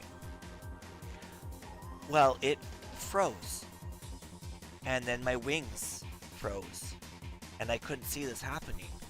And then my plane became so heavy, and my wind speed dropped, and my plane got heavy, and then I ended up stalling and crashing. So it really, it's a different type of hard. If you want to learn how to fly, you should learn Flight Simulator, because it is tough. It is not, and you can do full start systems too, on an Airbus, which, I mean, doesn't sound great, but the VR is a much better experience, I find. X-Plane. No, I haven't tried X-Plane. I know it's an older system, and the reason why I didn't try X-Plane right now, Boca, was because they're coming out with X-Plane 12, That's why. They're in the process, and X-Plane 11 will be, I think it's almost done. Let me see here.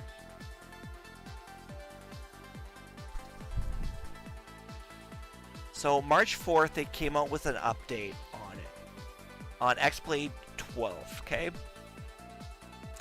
At the end of last year, we started sharing early rough builds of X-Plane 12 with a private alpha group, mainly third-party developers and subject matter experts. Everyone in the alpha program has signed a non-disclosure agreement. Please do not ask them to share X-Plane 12 or technical details. So, there are screenshots. This is what they've completed, okay? So, the fleet updates, rain, snow on runways, which is great, because that's something I don't think I don't know if anyone has that, right? So when I worked at an airport, nobody had, it wasn't that realistic. You couldn't go fly in heavy snow and then land, and it'd be a clear runway. It's not going to be like that. So that's kind of cool.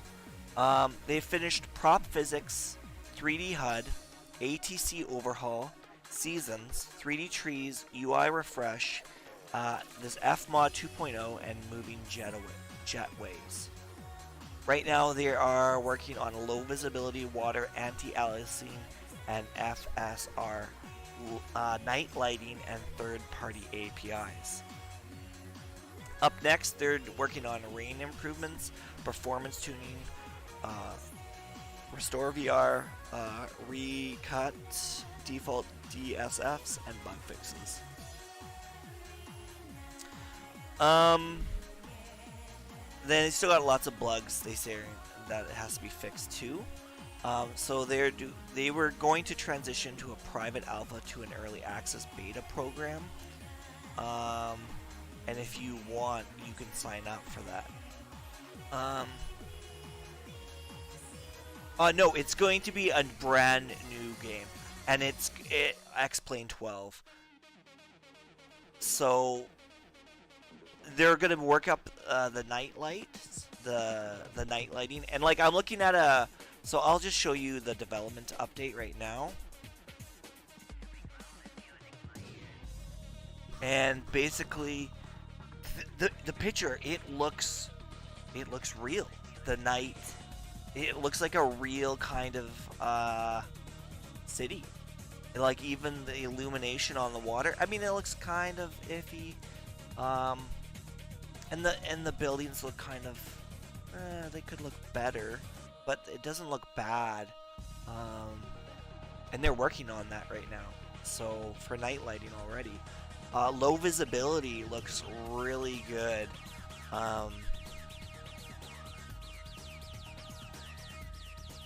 Even the water kind of looks, it looks 3D, but it doesn't look perfect. Like there's no, the whitecaps I guess are kind of, they're okay. It looks a little weird, but it looks great. So, so that's why, yeah, that's why I don't want to move on to X-Plane 11 yet, when we've got two games that are done, and they're not going to be spending any more time on X-Plane 11, which if I'm not going to sink a whole bunch of money into X-Plane 11 when it's a dying breed, you know? So hey Werlin, we need your input, okay? Can you give us your input? Is that something you can do?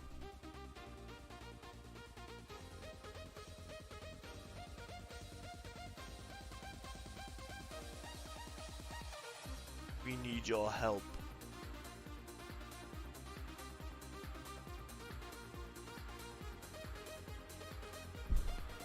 What is that a picture of? Is that a rhino? Yeah, we definitely need your help here. Oh, did I just close that? Okay. Okay, so we need. Oh, I can't remember, but we need your help finding a retro game that you thought was amazing. So best retro game that you you just found so much enjoyment from.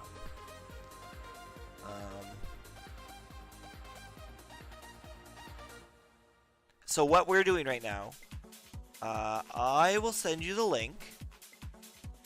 Is we are turning our Xbox our old Xbox into a emulator ROM. We can play everything up to a PlayStation 2. Okay?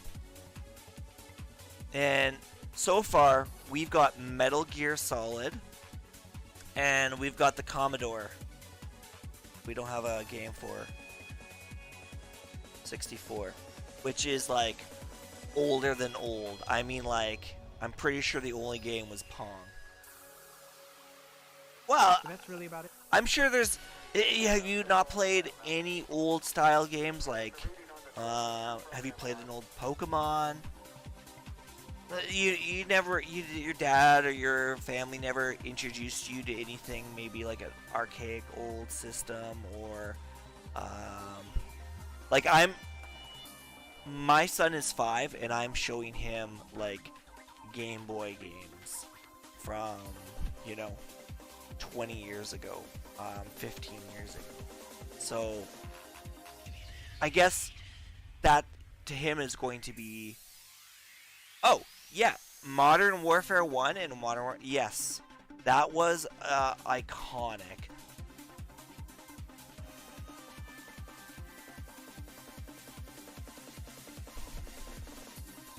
I mean, it had a great story. Okay, like Modern Warfare, and when you had that sniping mission on Modern Warfare, and you had to crawl through, and you were so scared, and like it was crazy. Okay. Which Pokemon did you play? Nintendo DS. Did you play like Red and Blue, and Yellow? Or did you play like a newer one?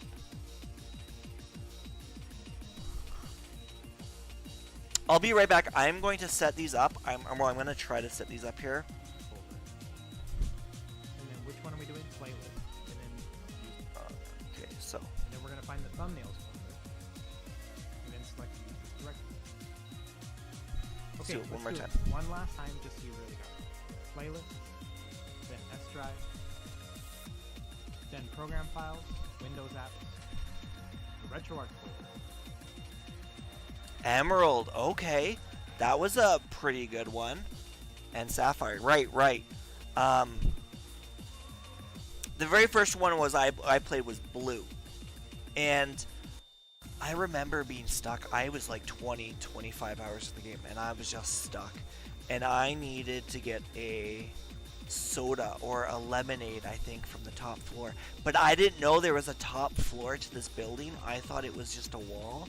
But there was stairs, and the vending machines were on the top floor. So my buddy finally was like, "Hey, buddy, there's a top floor. You need to go to the top floor and get it run from the city." I'm like, "What are you talking about? Vending machine, top floor." But those games, Pokemon Pinball, where you could catch Pokemon playing pinball, that was cool, and it had a Rumble Pack on it. Those games. Whirlin', if I had to say what my favorite game was on Game Boy, was on Advanced. It was called Golden Sun. Look it up. It was, if you like role-playing games and you liked Pokemon, it was the coolest game ever. And I mean it like it was hard, but rewarding.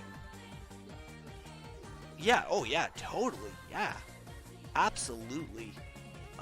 I think anything older than really, like, what really, what's retro? I think.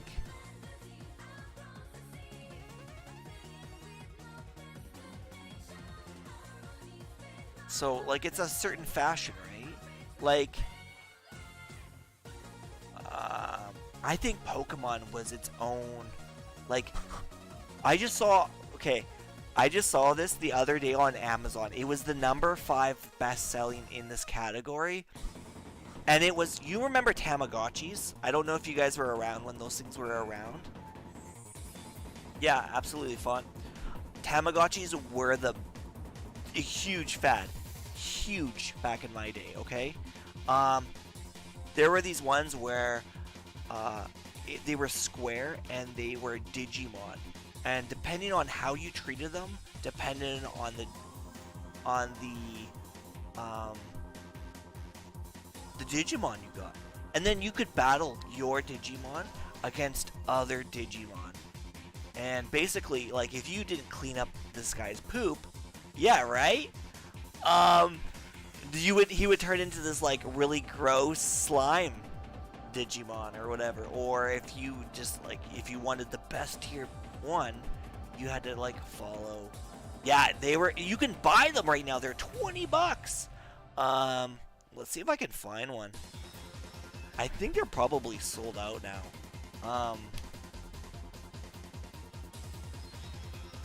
Oh no, they're still here. These were the coolest.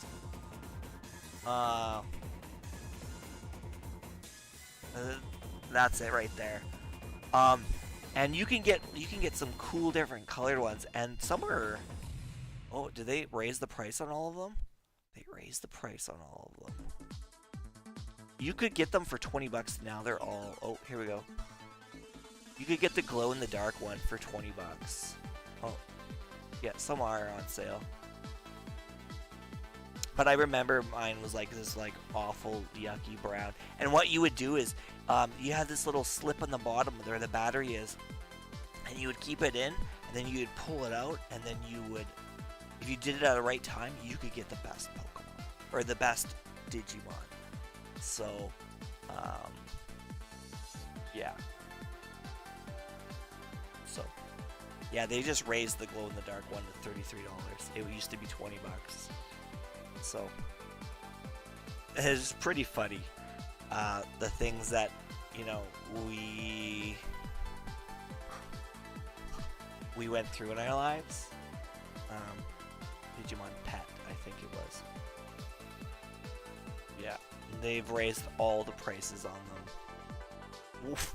Some are like $60, the new ones. So, the old style one, $120. Wow. There's even one that's $200, limited edition. Could you imagine? And Tamagotchi, stuff like that. So, I'm just going to set this up. Now, I want to know what Twitch's policy on emulators is.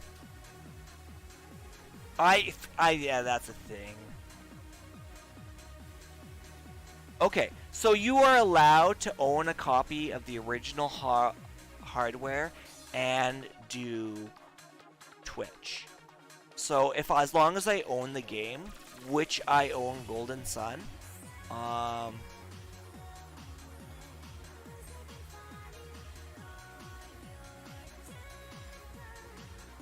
so as long as I own the game, I can play them. So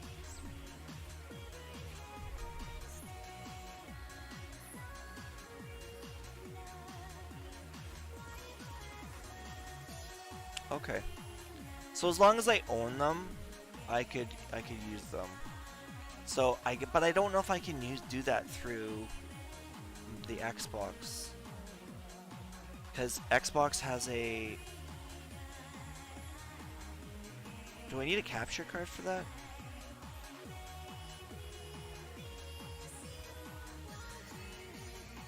Oh yeah, no, I definitely wouldn't. It'd be awful, right? It's something I'd give to my kids to do, and get them to take care of it, right? Maybe I would do that with my kid too, and then I remember like the Digimons would go off in class, and it'd be like, I gotta check, I gotta see if he pooped, I gotta clean up his poop. Oh my God, there's 3 poops.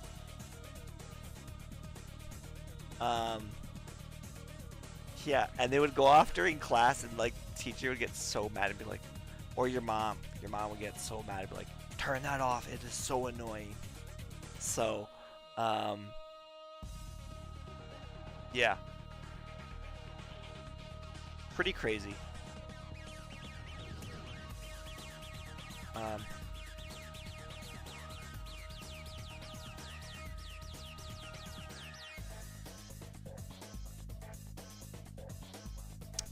Let me just, I have to go upstairs, set up the Xbox, this, next task here.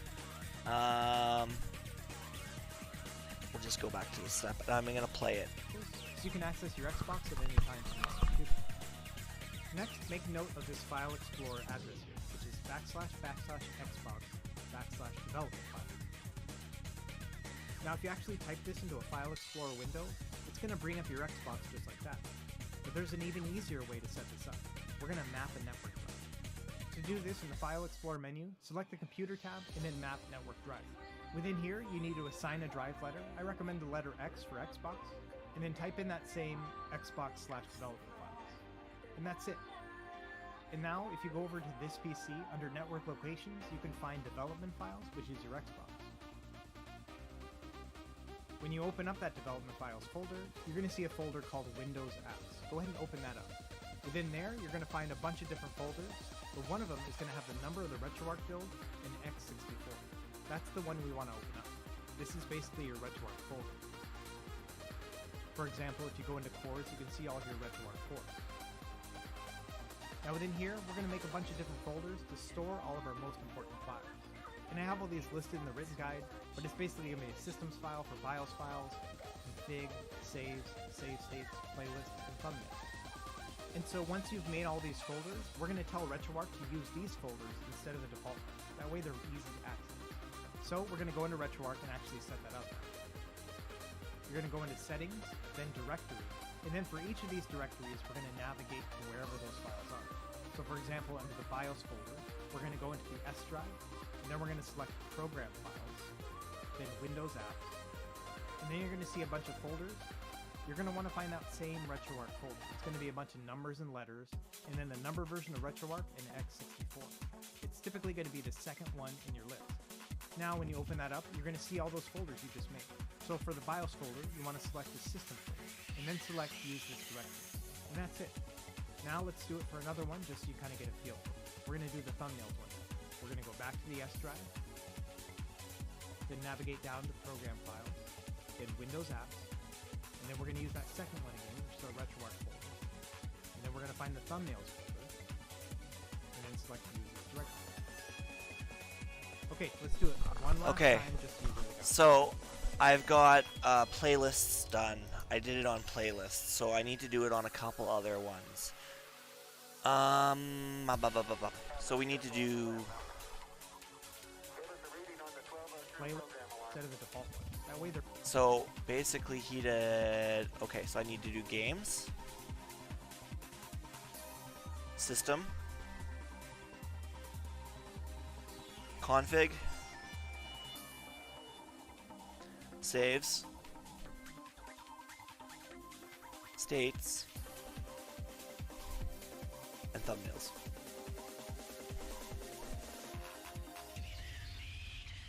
Okay.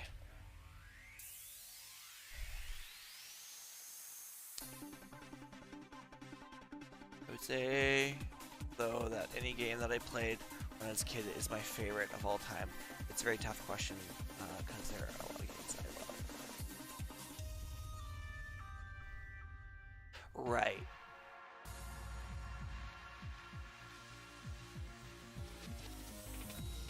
I don't like, so I don't like, I like the old style, kind of the artwork, Whirlin. So like Stardew Valley, it's got this nostalgic feel to it, and this like hominess that makes me feel, it just makes me feel happy inside. Like when I'm playing that game, it makes me feel like amazing. Okay, let's see. Oh yeah, this is the one I was gonna get. This is the best one you can get. So if you had one of these, it played original Game Boy, Game Boy Color, Game Boy Advance, and you could play literally all of the Game Boys except for DS games. It was the best one. I don't know where mine went. Mine disappeared. I am so upset. Like I think someone might have stole it. And they are worth a lot of money right now.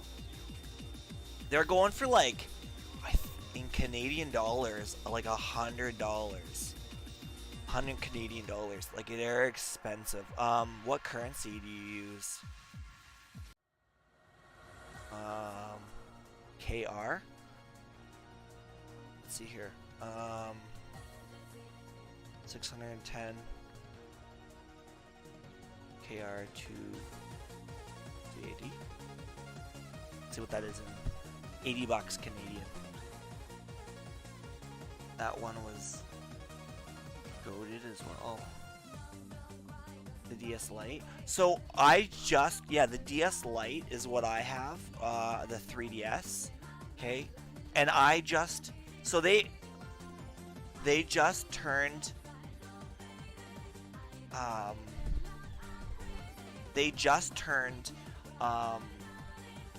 Basically the 3DS XL or whatever, like, is the last kind of model that they did. So if you can get your hand on a XL, basically I just took my old 3DS. I didn't get the XL or anything like that. I just homebrewed it. So there's a thing you can do, and I'm just going to pull it up here.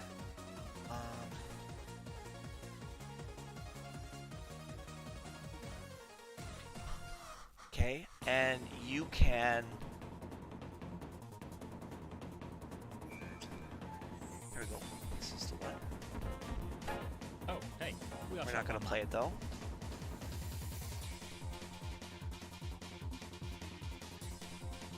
Okay, so that video right there lets you take your 3DS or your 2DS or whatever you have that is a 2DS or 3DS and convert it into a homebrew, and you can basically put on ROMs and emulators and you can play basically 3DS. They say you could play N64 games, but I wouldn't try it. And I just got a really fast SD card, and I put on like I think 5,000 games. Yeah, so that's perfect. So and you can do that right now, and your account won't get frozen. You can use it as a regular 3DS as well, and go into this homebrew section, which I just did, and you can use it for whatever games you have. So I have like a whole bunch of like Super Nintendo games. I have the Retro Console, and I actually have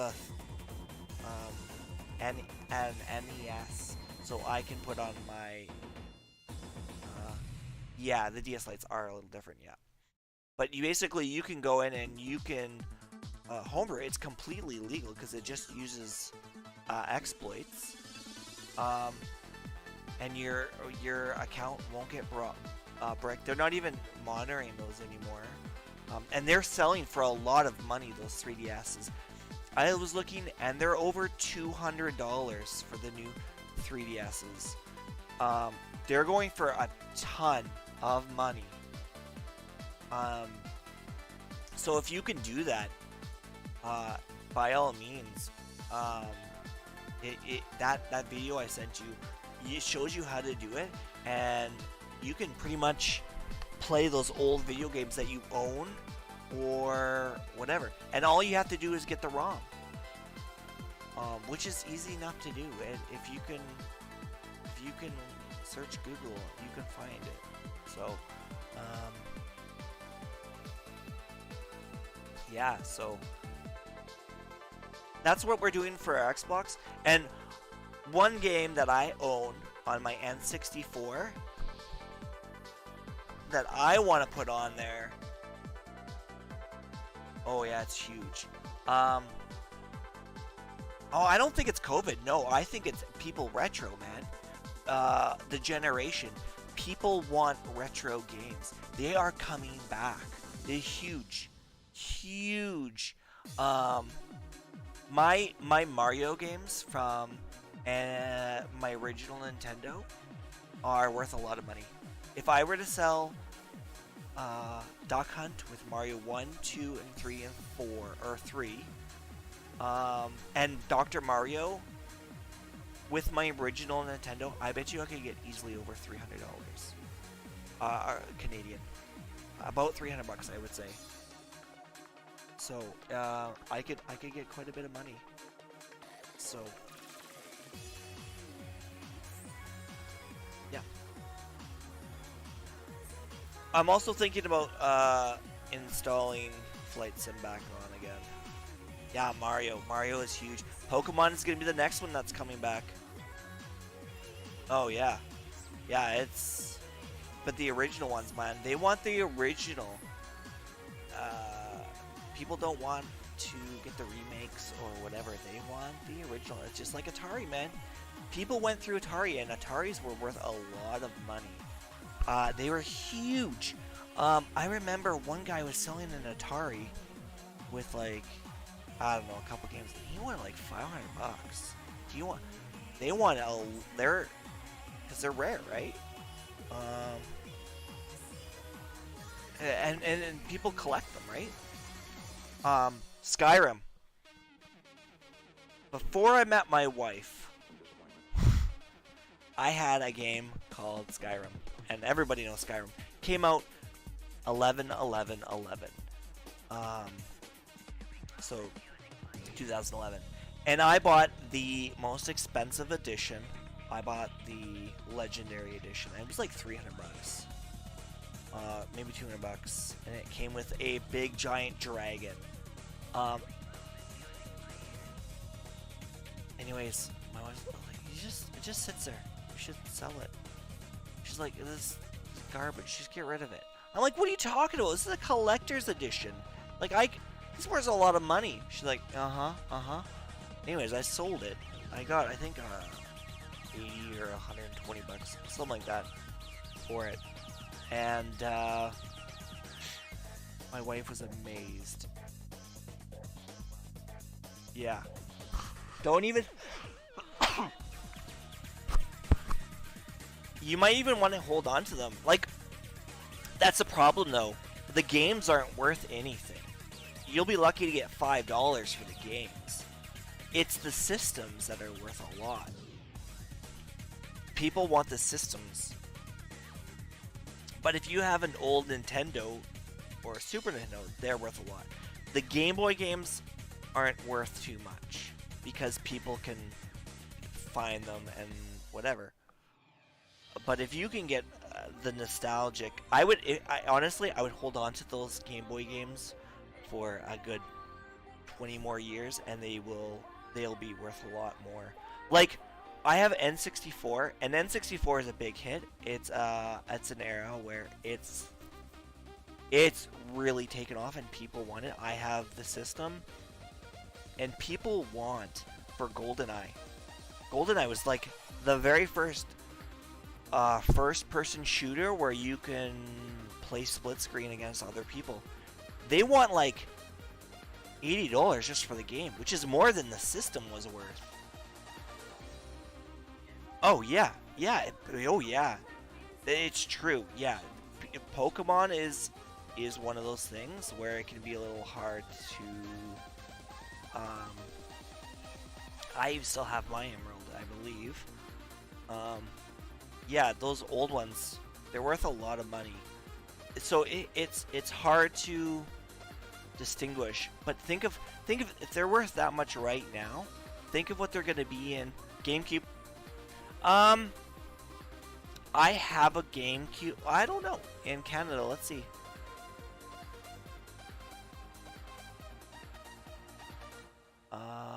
Let me go on Facebook and see if people are selling them on the marketplace and what they're selling them for.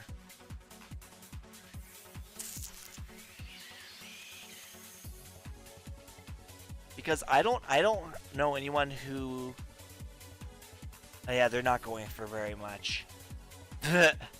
This one guy is selling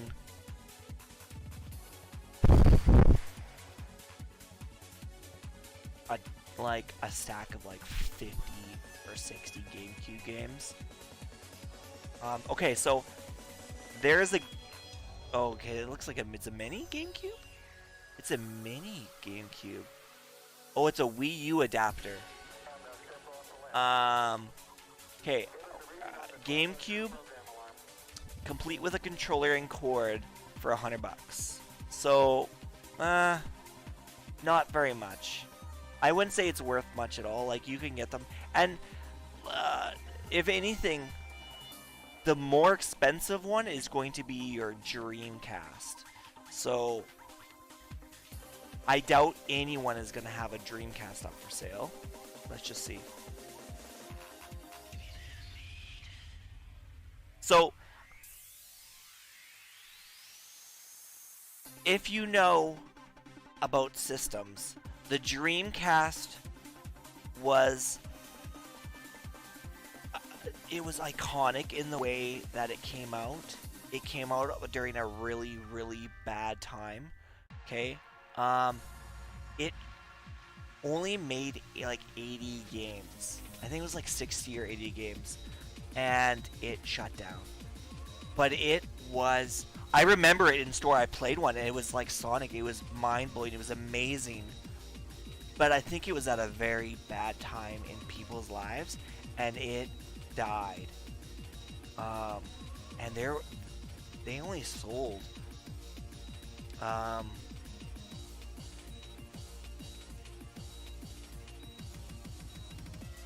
Let's just see.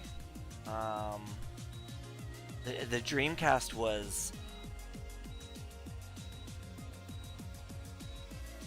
a crazy thing to come out, and it was revolutionary. And they had little tiny discs too, I believe.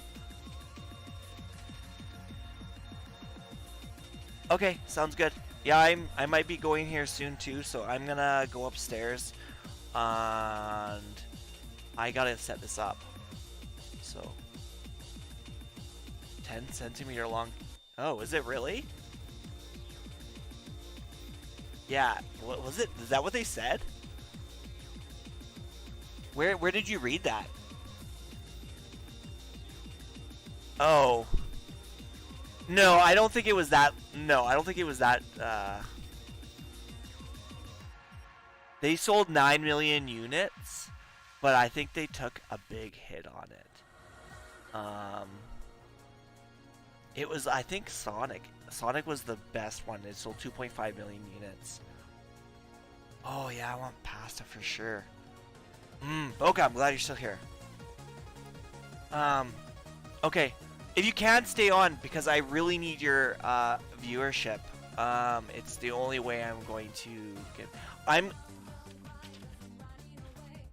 Oh yeah, it's just the picture, yeah. They hide the cord behind. I'll be 2 seconds.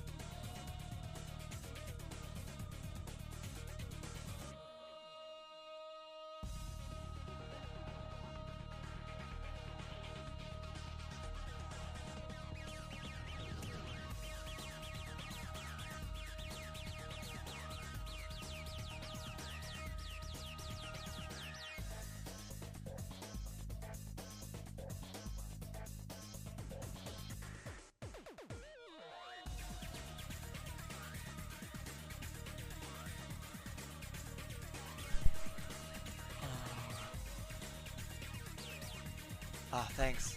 I appreciate it. Okay, so right now here, it's hard to identify mostly letters, virtual arcs, subfolders, okay, directories. Okay. So once we made all these subfolders, now let's find out where to use those folders. Go to menu settings, directories, navigate to S files. Repeat these steps for each of the subfolders we created earlier, except for the games folder. So we did, what was it? Config, I think. Did thumbnails, states, and that one. Except for games, that one isn't necessarily. Now that when we update RichArc to a new version, we can move these subfolders into the new RichArc directory. Reassign the directory location, able to access all the one. Our games, saves, playlists, thumbnails. Okay, and so we made one for games, systems, config, save, playlists, and thumbnails. There's 1, 2, 3, 4, 5, 6, 7. 1, 2, 3, 4, 5, 6, 7. Okay, so let's go see if all. So he said there wasn't one we need to do for games.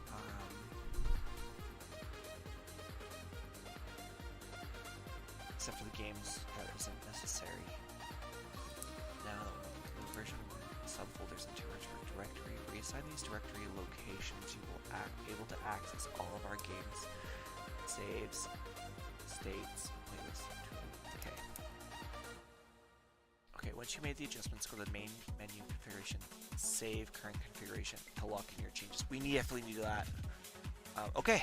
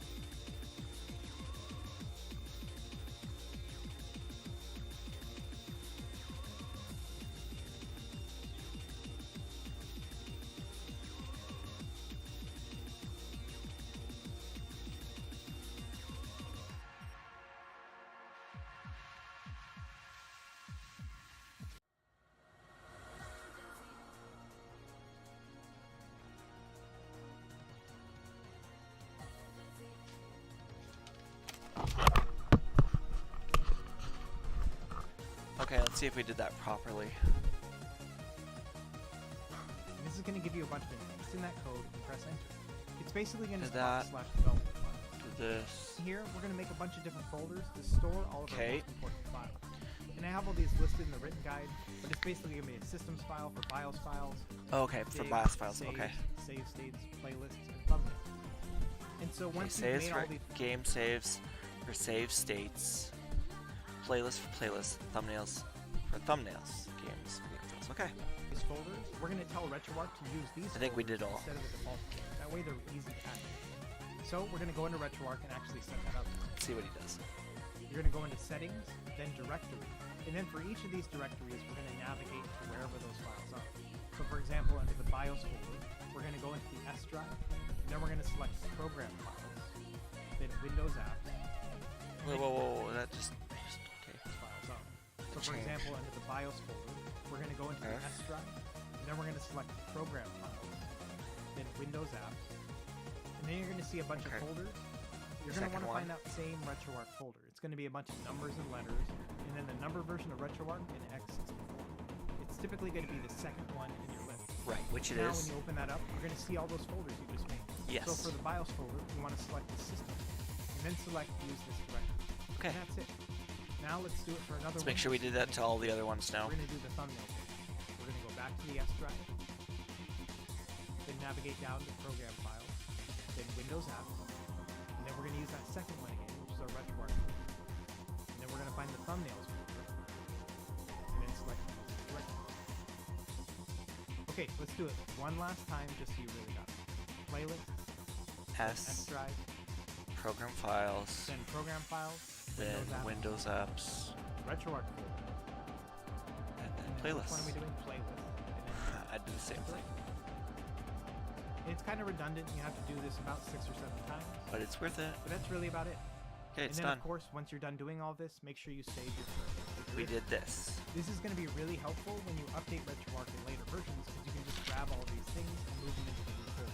And I already have instructions in my written guide to show you how to update RetroArch using this method. So even though we're using the most recent version of RetroArch right now, this will be helpful for future versions.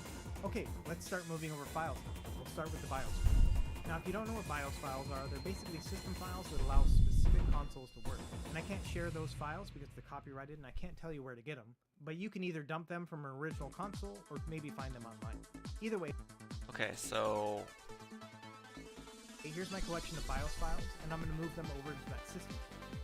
And in my written guide, I actually have a list of all the recommended BIOS files. And while I perfect. He has recommended ones. won't have links to the actual files themselves, it'll be helpful when you're trying to create or find your own BIOS files. Okay, now let's talk a little bit about Okay, so we did that. So now we need to add BIOS files and game files. Example of systems that will not run without BIOS, like PlayStation 1, PlayStation 2, Game Boy Advance, and Sega CD. BIOS files cannot be shared due to copyright. Here's more information. Oh, BIOS files. Okay. It's important that the following requirements are met. Location, name, file hash. Okay, ensure you have placed the BIOS files in the correct location, usually in the system folder, which we loaded in RetroArch. Done.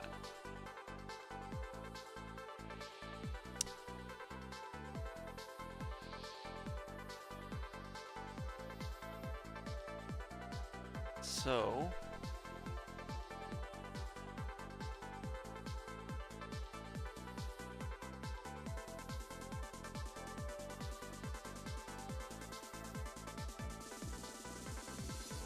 ooh, core specific BIOS information. Nice. So this is gonna show me Game Boy Advance, which is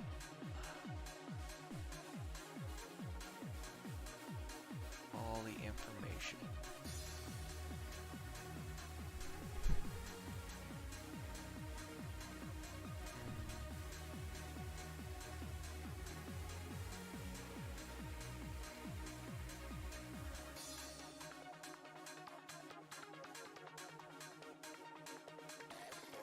Okay.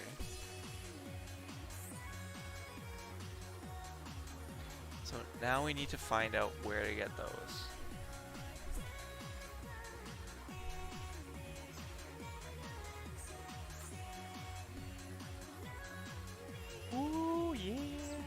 Complete RetroArch BIOS set.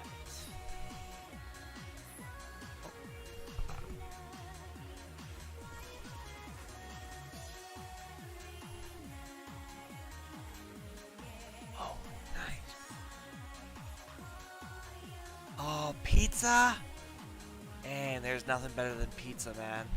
Beer. Where are you getting it from? I'm hungry, man. I'm really hungry.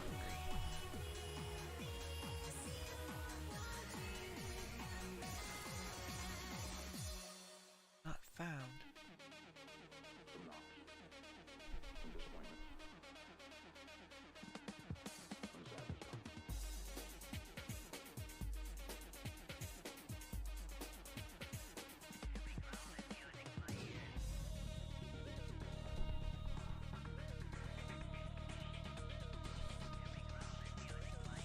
Hi, content creators. And what kind of pizza? Artlist.io and get the best music and sound effects for your videos with a light. Hey guys, my name is Scobie and welcome back to Oh my god, it looks so bad. today's video. I'm gonna be giving PlayStation you some 1, Tekken information 3. bringing Oh up my some god. BIOS files in RetroArch. This is going to be a nice, quick, and easy tutorial. I'm going to be showing you. Mexican style restaurant. Ooh. Tacos.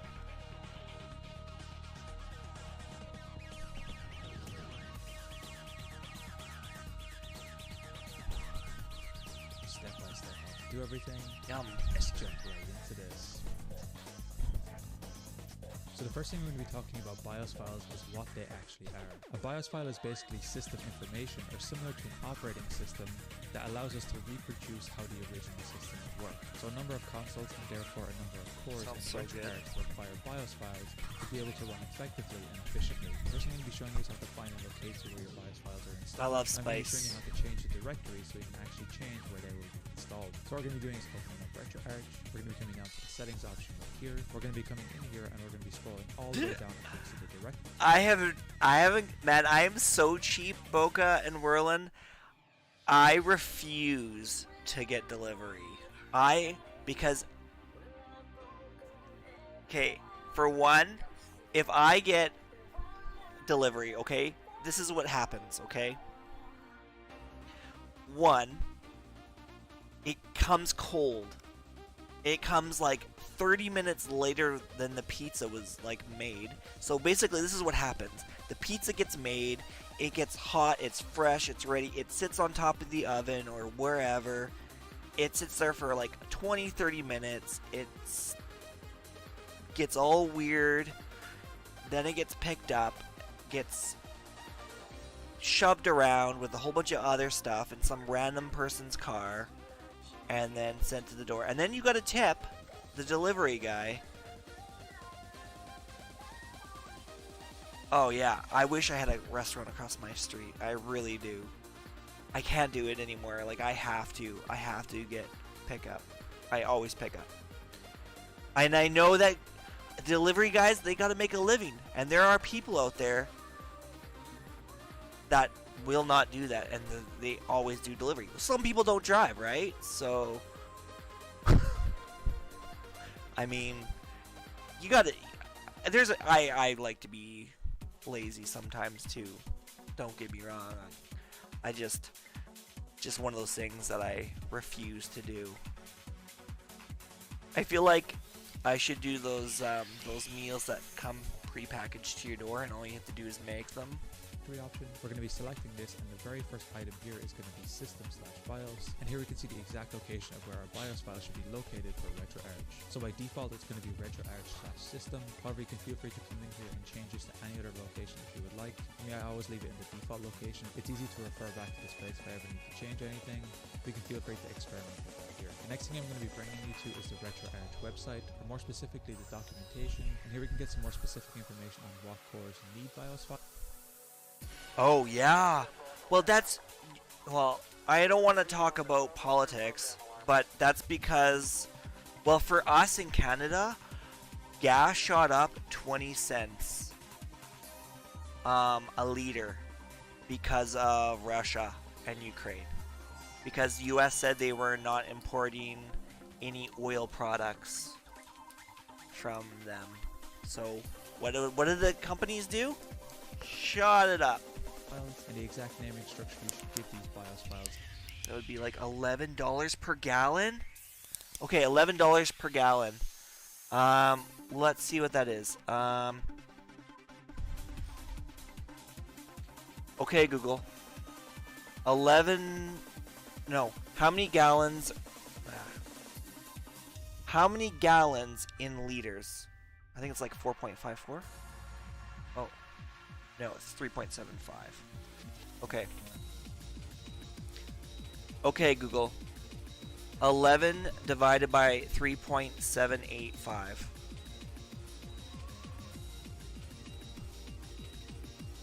Wow. $2.9? Oh my. That's almost $3. What?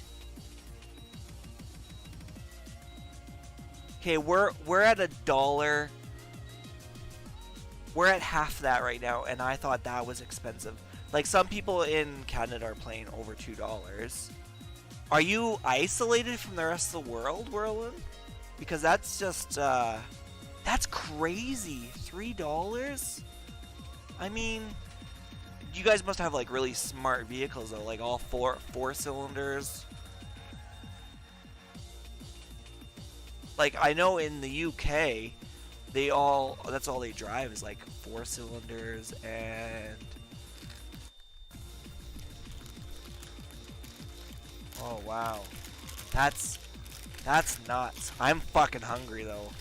I'm so hungry right now. Wow, that's crazy. I don't know much about Sweden, so... So you can actually use them efficiently in RetroArch. What we need to do is come to the RetroArch websites. We're going to need to come to the Help tab, and we're going to be opening up the Docs tab. In this case, we're just going to be opening up in a new tab. Once this opens up, we're going to be coming to the Retro Docs here. We're going to be opening up the For Users option, and here we're going to be opening up Core Library Emulation. And here we're going to see a list of all the different console manufacturers and companies that have cores inside RetroArch. So one console I know for a fact that has BIOS files necessary is PlayStation 1. So what we can do, for example, is Sony Emulation. We can select the core that we're trying to use. In this case, for example, let's say PCSX Rearmed. We can select this core, and here we can get some information on the core, some of the background information, some of the extensions you use, features, etc. However, most of these cores will also have a BIOS section where it'll tell you what the required BIOS files are, and it will give you a file naming structure and a description that will explain exactly what these BIOS files refer. So for the main difference in the PlayStation 1 is just the version number, or in this case just the console type you're trying to play from, whereas other cores and consoles will actually split this up based on region. A good example of this is the Sega CD, or more specifically Pico Drive. You can see that different BIOS files are required for different regions. So you have a European BIOS file, you have a US BIOS file, and you have a Japanese BIOS file. So depending on the core you're trying to play, and depending on... Yeah, like, I know it takes a lot, like, Switzerland, or Sweden, I think, is it Switzerland or Sweden? Are they the same? No.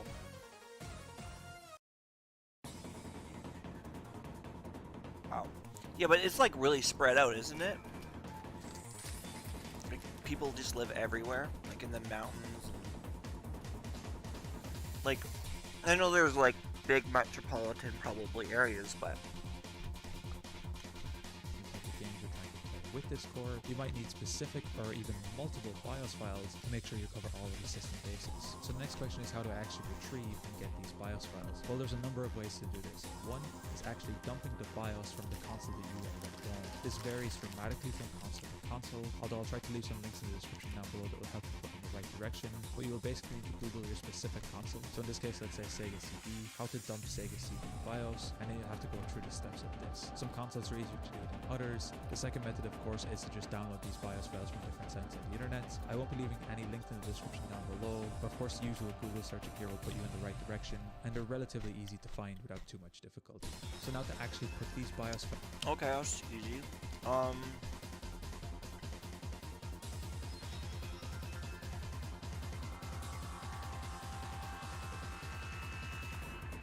Let's close some windows here.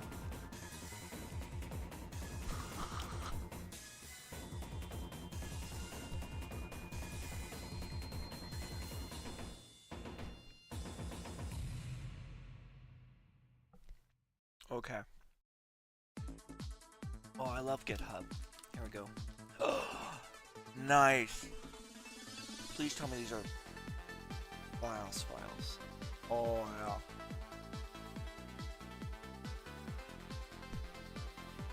Wow. Yeah, that's same here. People drive like easily an hour where we live.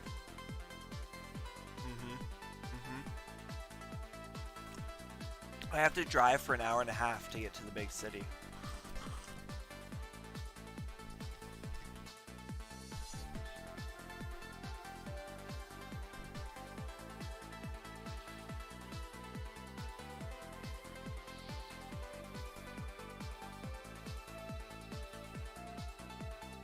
Oh my gosh, I got the BIOS bin.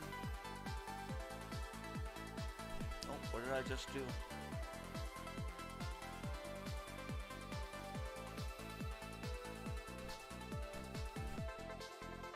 Okay, it's a bin file. Let's just see if that's right. Files inside RetroArch. I would Okay. first recommend just making sure RetroArch is closed. I believe you can also do it when it's on, but it's always best practice in my opinion to close these applications before affecting any of the files inside. From this point, what we need to do is locate where our BIOS files are located. So in this case, I have my PS1 BIOS here. The naming structure is exactly the same as the documentation mentioned before, and it is the scph1001.bin file. Most of these BIOS files do come in .bin formats. Okay, that's good. And imagine going to fill up your tank and drive like an hour just to refill the tank and then back. Oh yeah.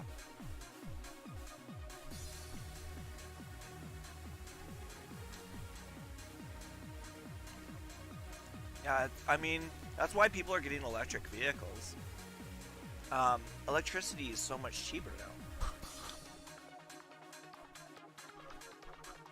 So I have my BIOS file right here. On my second file directory here, I have my system folder, which is set up as the BIOS location for my RetroArch. And you can see I already have a number of different BIOS files already located inside here. To bring your BIOS files across, we'll simply drag and drop, and just drop the file inside. Now, a couple things to keep in mind here is you cannot add zipped files here. The file already need to be extracted and then in correct formats. As you can see, none of these are in any zipped formats. They're all in the original .bin files, and some cores will actually create folders here and add their own kind of BIOS information that you don't need to worry about. For example, Dreamcast will do it by default. I didn't actually have to add anything here for my Dreamcast core, and the same goes for Movement 64 Plus. But all of these other .bin files are added here manually, and overall setting up BIOS files in RetroArch is relatively easy. You just need to make sure you read the documentation, and then just find and locate your different BIOS files. Okay, so I need to get all my BIOS files. So anyway guys, that should give you a nice general bit of information about what BIOS files are in RetroArch, how to use and set them up, and how to find the information on what you're actually looking for, and the file naming structure you will need. This can be a little bit overwhelming when you're new to RetroArch,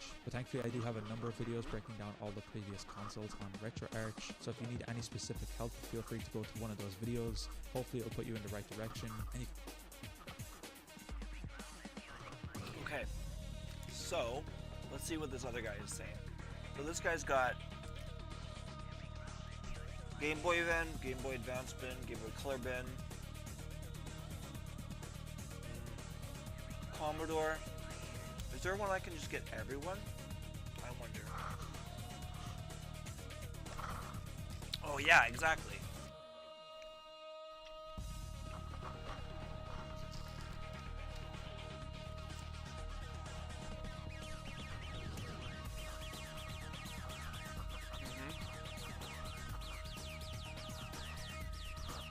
No, I agree. And I live in a country where it gets super cold, so it kind of makes it a little difficult.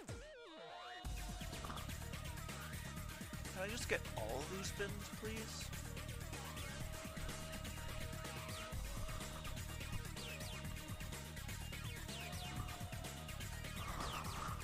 Oh. Okay, readme. There's a readme file.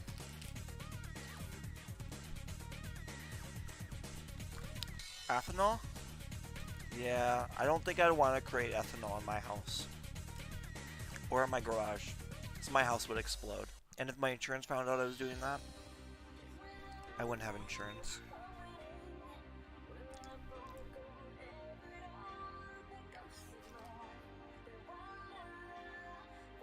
Oh yeah. Oh yeah, absolutely. And it's very expensive. So there's no really winning.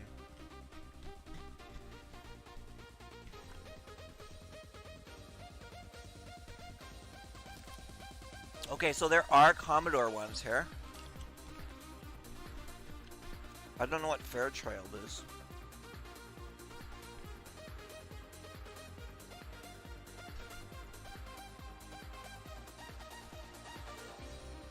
I hacked my Xbox 360 back in the day.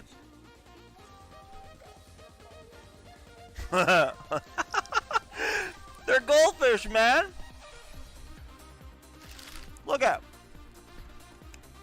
I got the family size, man.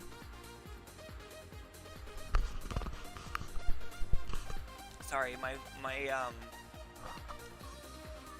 thing is very sensitive. They are really good. They're salty. I don't even like goldfish, man. I bought them for my family. My family doesn't eat them. So I'm like, I gotta eat these because no one else is gonna eat them. And I only eat them when you guys are talking about food. Oh yeah, it's like a cheesy, salty cracker. Yeah.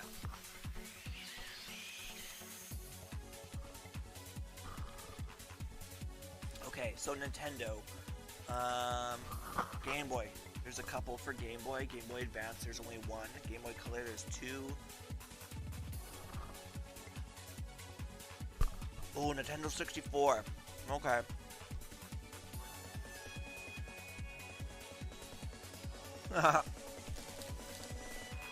If anything, I'm...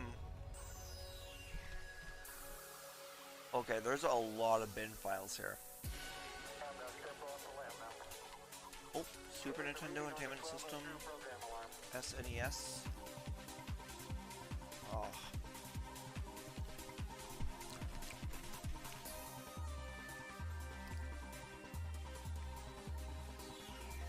Wow, there's a lot of SNES files here. I did not know.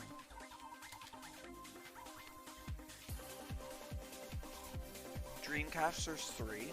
Game Gear, there's 1.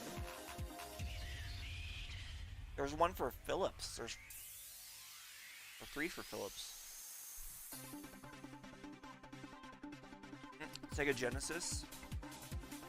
I guess there was different Segas. Sega Saturn, Sega Genesis, Sharp.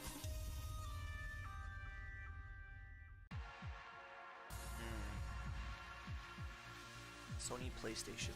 This BIOS includes emulation, rename it by the name of the BIOS used by your emulator, for example, SCPH 5-bit. Which one do I use?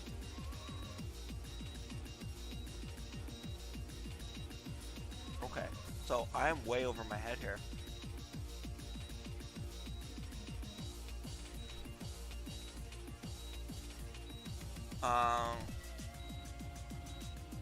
So I need to set up.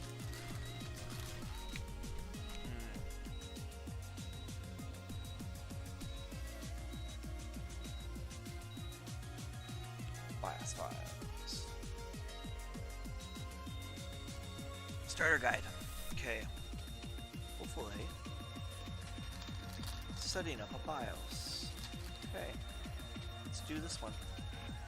Hi, can I help you? I need to hang some shelves in my garage, so I'm looking for wood, nails, and a really good hammer. For your luck, ma'am.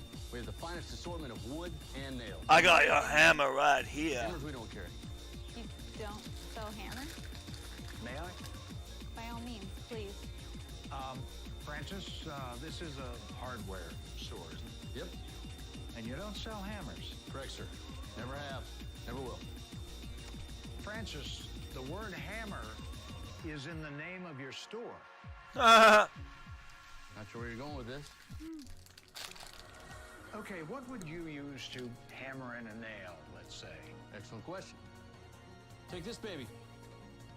It's almost sort of like a hammer. That's a screwdriver. Wow, somebody knows their tools. Okay, let's say this was your nail. Now you see it. Now you don't. That's not gonna work for me. No kidding. Hey everyone, Mr. Sugeno here. What was a In funny today's ad? video, I'm going to show you how to load a BIOS into RetroArch on PC and on Android. Let's get started. So if you've ever booted up RetroArch and tried to play, for example, a PS1 game, completed with this screen here. Hopefully this video will help you out. This solution is almost identical for PC and Android, and I'm going to assume Mac too. I don't own a Mac, so unfortunately I can't say whether it will work, but it should be pretty much the exact same process. Now, what's happening here? This is the error screen that many people will encounter. This is because RetroArch cannot find the BIOS or BIOS, depending on how you want to pronounce it. It cannot find the BIOS file for the PlayStation. So if you boot up a game, this is what you get instead of the actual game playing.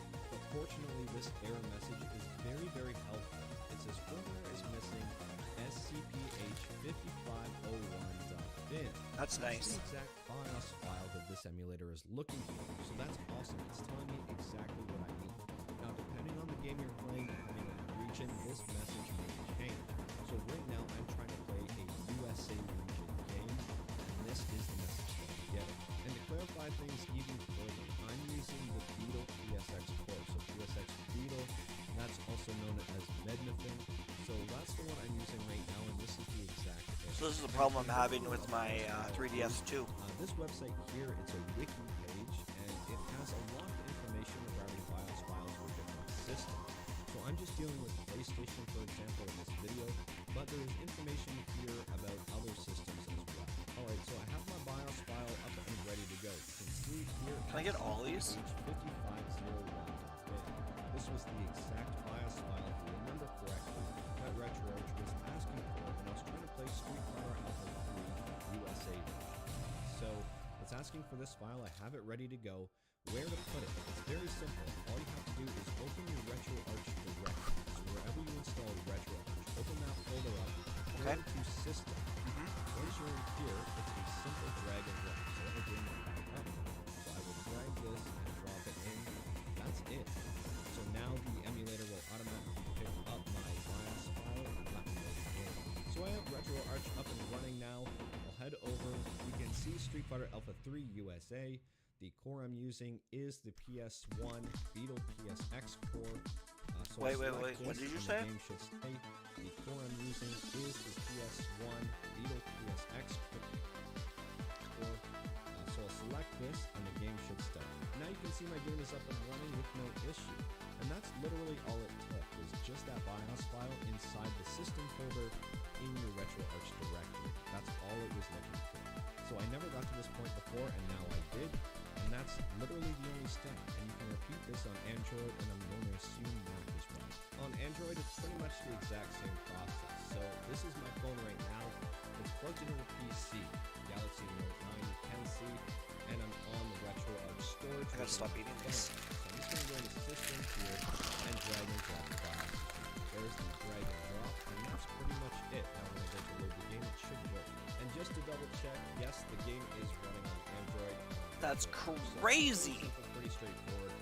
You And could almost put on the a- exact same setup between PC and Android. If you're Android. still having trouble on Android and it's not working, all you have to do is just go to your settings folder right here, scroll down to the very, very bottom where it says directory. Click on that, and it should be the very, very top option, System/BIOS. So just make sure you specify exactly where you put that BIOS file. If it's not on the RetroArch and somewhere else, just make sure you specify where you put the file. Anyways, that's all I've got for today. Okay, so now I just need to get the BIOS files here.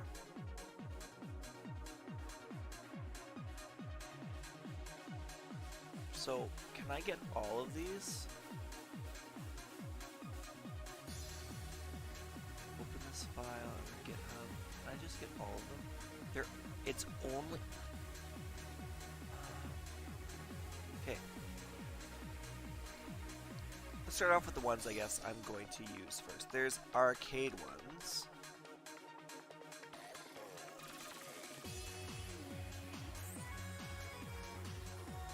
Commodore.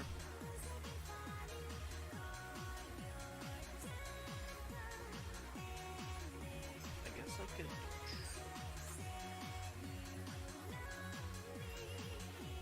see here.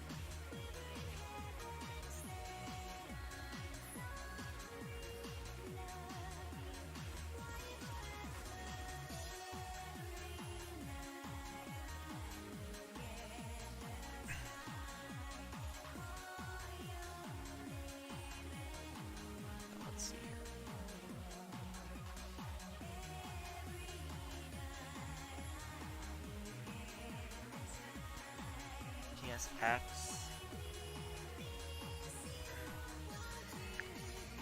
PS2 BIOS files. Oh my gosh, that's crazy.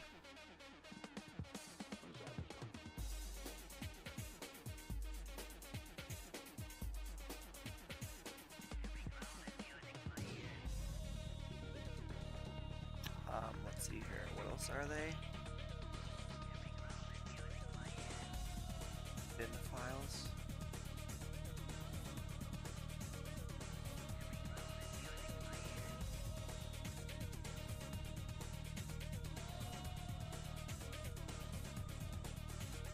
It's PSX.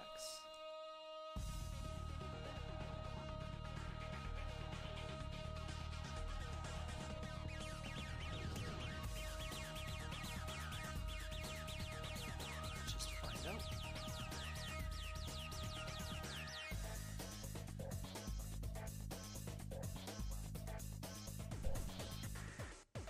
Oh, PlayStation. PlayStation was huge.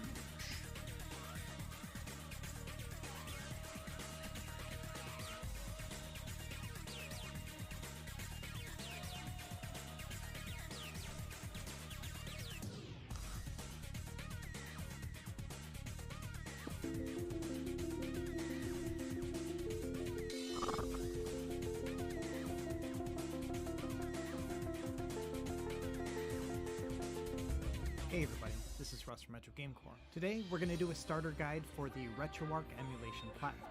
Now I remember the first time I used RetroArch. It was about 10 years ago, and I first installed it and turned it on and had no idea how to use it at all. I couldn't even figure out little things like how to use a controller. And the experience was so frustrating that I remember immediately uninstalling the program and then not touching it for like another 8 years. Well, fast forward to about a year and a half ago, and I started getting some retro handheld systems that relied on RetroArch for all of its configuration. And so I finally had to hunker down and learn how this program worked. And since then, I've learned a lot of things about this program. In fact, I've come to really appreciate it. But there's no doubt about it, it has a steep learning curve for new users. And so the point of this guide here is to kind of walk you through some of the fundamentals of RetroArch to the point where I think you would be comfortable messing around with the settings yourself. Now the thing about RetroArch is that it is a multi-platform system. So the things that you'll learn in this video will apply to any number of factors. For example, you could use this on the PC or on a Mac, but you could also use it on a phone or an Xbox, PS Vita, or any number of retro handhelds. Oh, nice. So the idea here is that it's basically a foundational guide that's going to help you in many different contexts. And so, without any further delay, let's jump into it.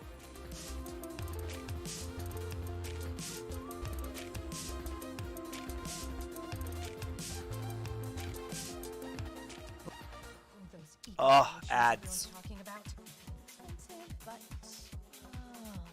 Okay, first things first, I have an entire written guide that'll accompany this video, and it's linked in the video description Already below. seen this. In here, you can read a little bit more about what RetroArch is in the first place, and some of the reasons why it's worth investing your time in. And I imagine over Wait, time, did I? the video guide will start to get a little bit Is this the outdated same as video? new features get implemented. But what I'll do is No. I'll continue to update the written guide so you'll have the It's most totally the same one. computer, but we're going to download the other one, which is the roaming version instead. This will probably take more time than anything else when it comes to files, but there are some that do. Oh wait, okay, this is definitely As what you can I see want. here, this is one of the hard drives I have on my.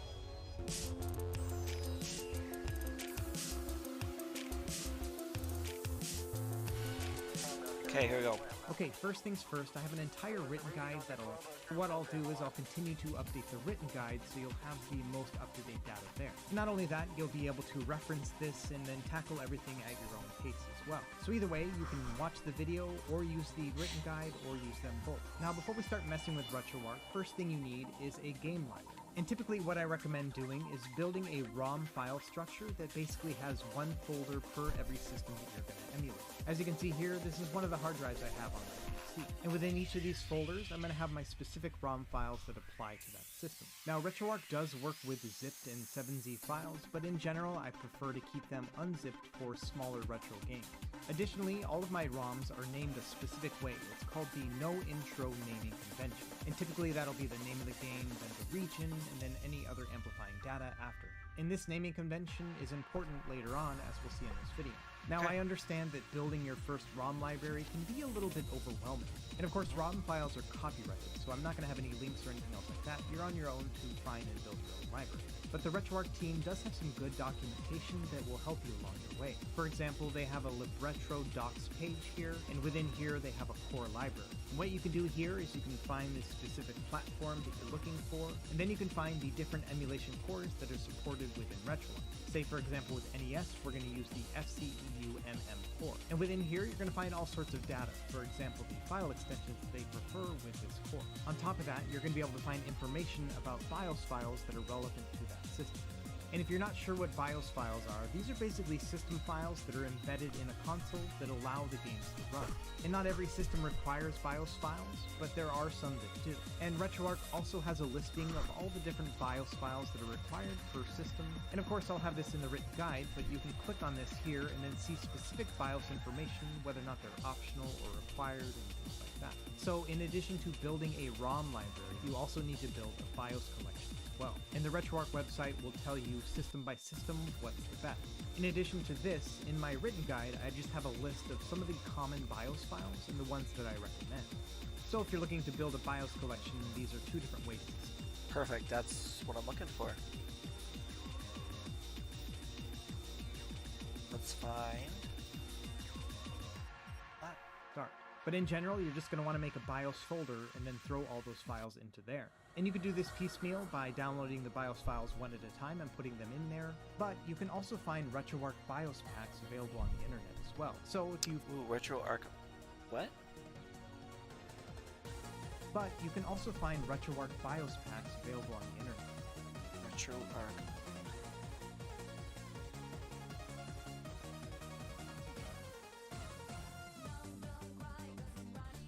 Okay.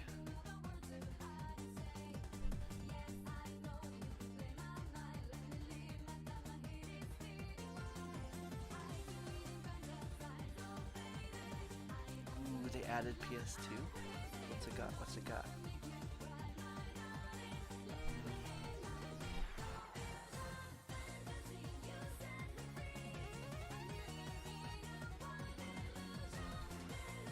Okay. If you want to use Super Game Boy 1 and 2 with BS file SVFs,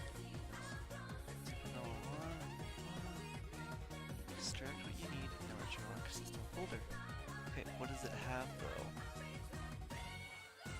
Oh my gosh, there are a ton of people who have downloaded this. Okay. So,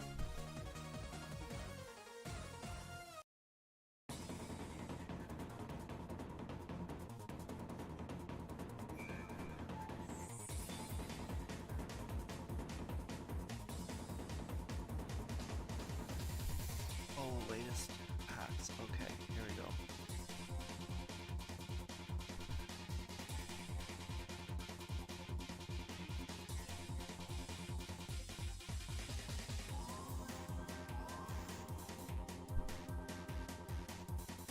This one's newer. 2019 versus. This one's 300 megabytes. That one's 700. Oh, I don't know which is gonna be better.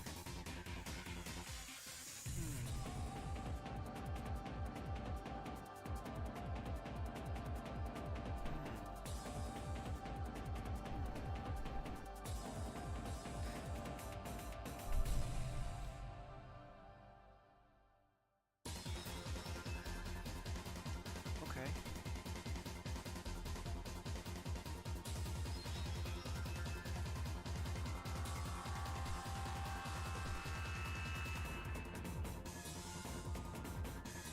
Okay. So, this is a video.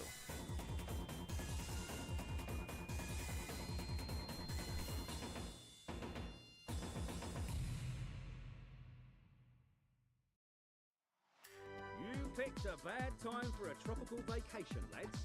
A dino named Awesome just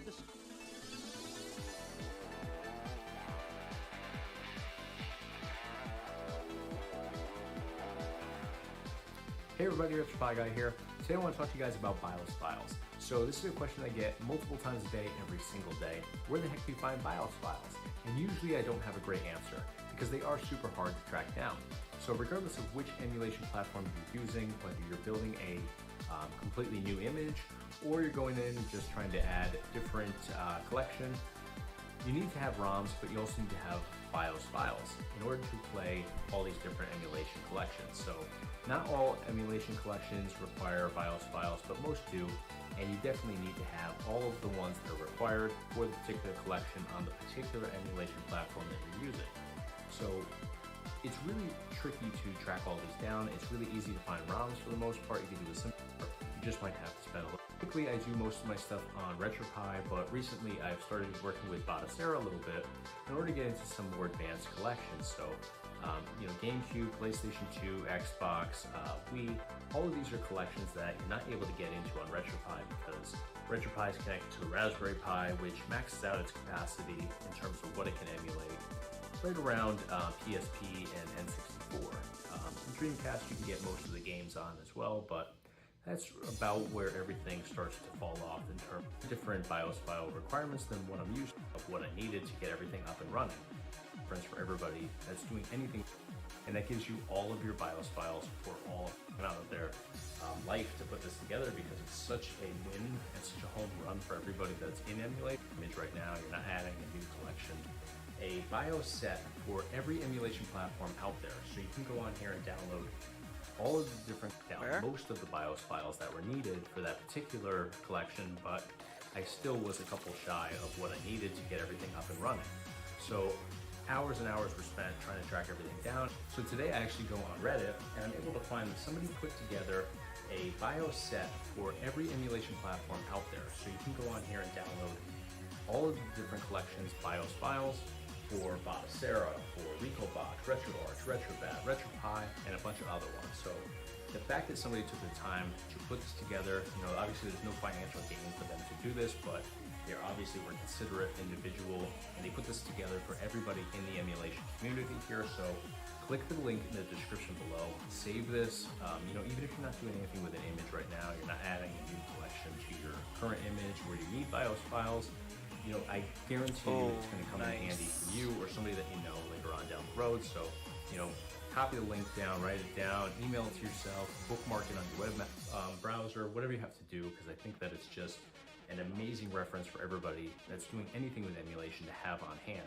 You know, it eliminates all the running around and all the time spent looking for individual BIOS files, and it just gives you the entire set for every emulation platform out there. So I wish I could give credit to the person that took the time out of their life to put this together, because it's such a win and such a home run for everybody that's in emulation. But I'm just going to read the post that goes along with all these download links, and it says, "Hi, I took the time and the care to collect all the BIOSes requested by different emulation platforms by following their respective documentation." So all you do is you just scroll down, and if you're looking for RetroPie, for example, you just go down to RetroPie, slide over, and it gives you the download link right there. It's only 44.3 megabytes, and that gives you all of your BIOS files for all of RetroPie, every collection that's available on there.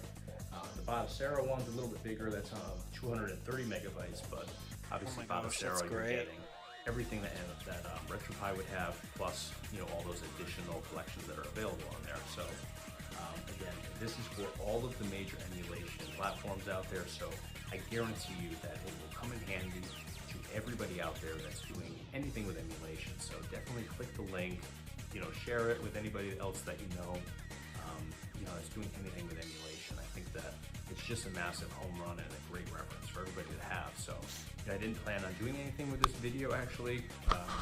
You know, had no intention of putting anything together in regards to BIOS files, but I came across this and instantly jumped on here and want to share it with everybody, because it saved me the headache of you know, tracking down everything for that PlayStation 2 collection within Batocera. So it saved me a massive amount of time. In literally 2 minutes, I went on here, downloaded the entire set, threw it up on my retro gaming PC here, and got all of the BIOS files squared away for the entire Batocera system. So definitely click the link below and take full advantage of that. But that's going to do it for today. So if you enjoyed this video, if you found it helpful, smash the like button for me. Be sure to subscribe to our YouTube channel.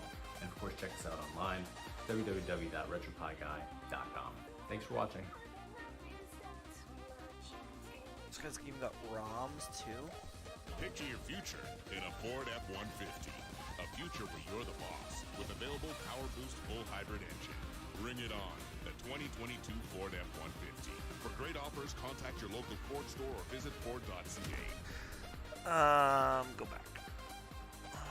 Go back. Okay, so Sega.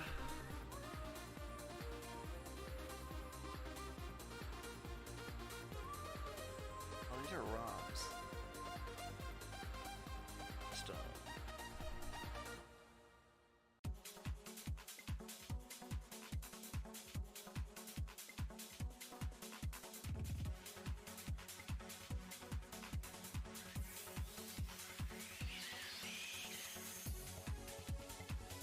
I don't know if I trust these ones.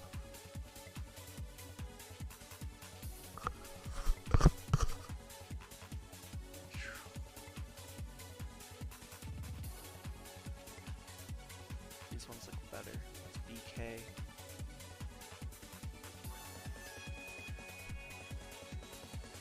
Kronos.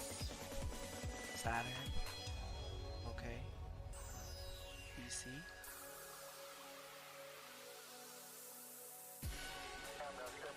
PSP.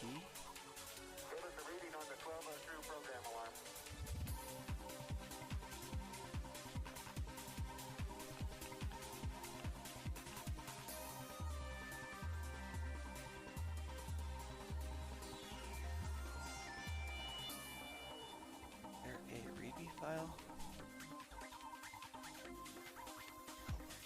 What?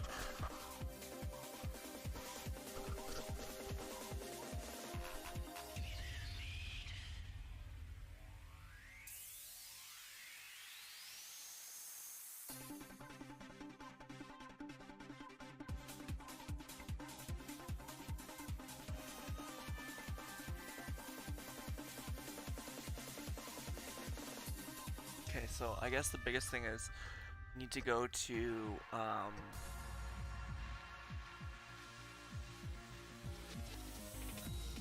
verifying. Okay, so there's .rom files too, which is okay. So there's 3DO, which is Opera. They don't have that one. They've got BK. What's BK?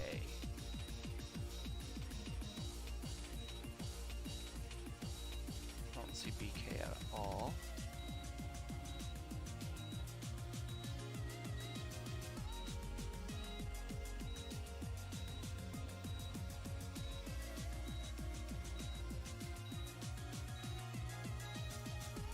PSP. PlayStation Portable. Maybe it is KS. Dreamcast is operating system is Flycast. So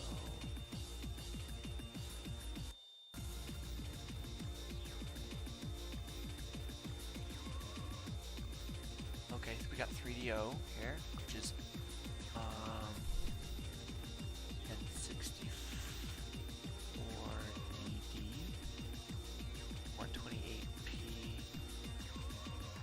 Those are 2-bit files. Here's RPlay.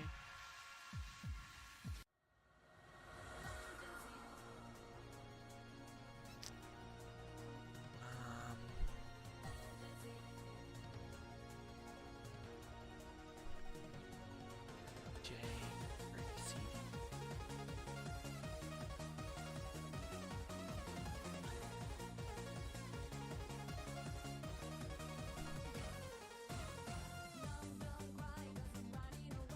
Yeah, I just don't want to drag and drop these. Okay, this one, it's a bit file.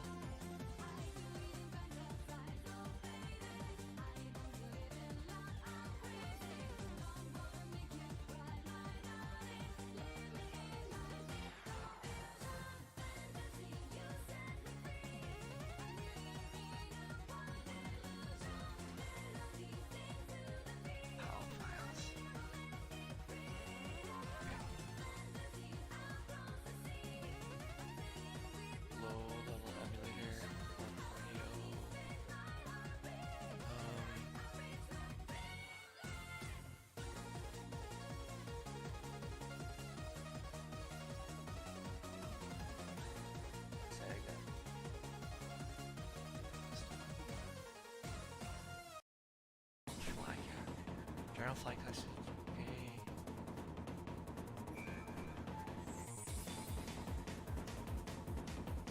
Word library for emulation.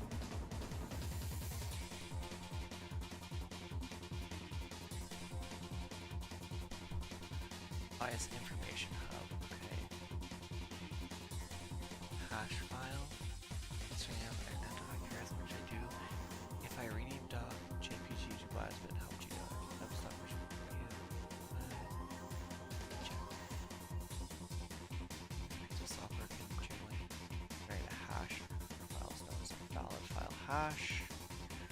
As for software, some operating systems have tool integrated like a command line that can do the job. If you prefer a graphical interface, look for something like OpenHash tool.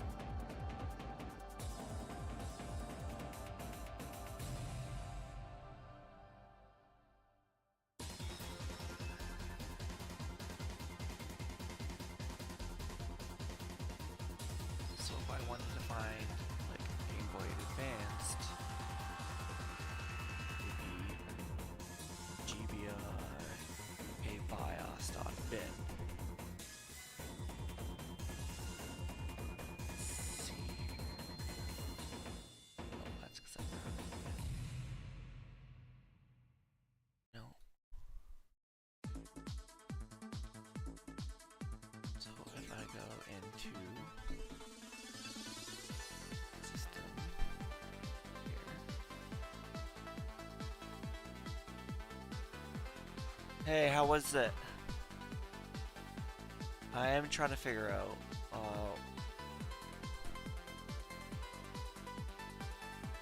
what I'm doing here.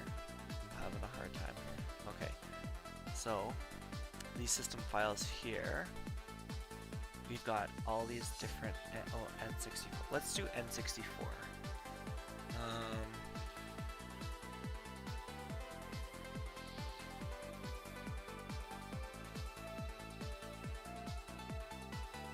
Nintendo 64. Okay, here we go.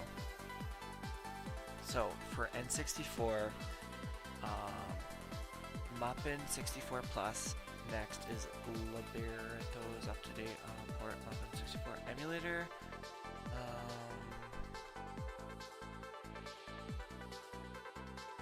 Okay.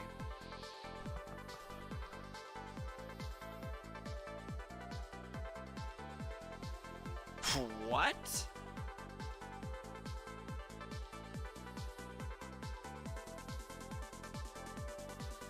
Oh my gosh, that's expensive.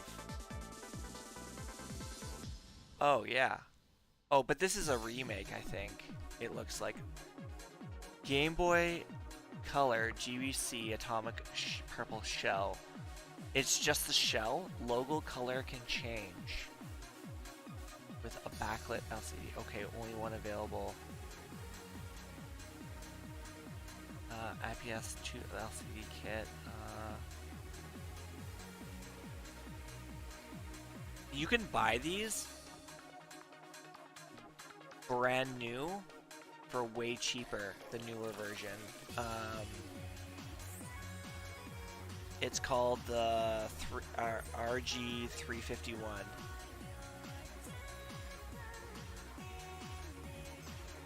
And if you look, it's the V version.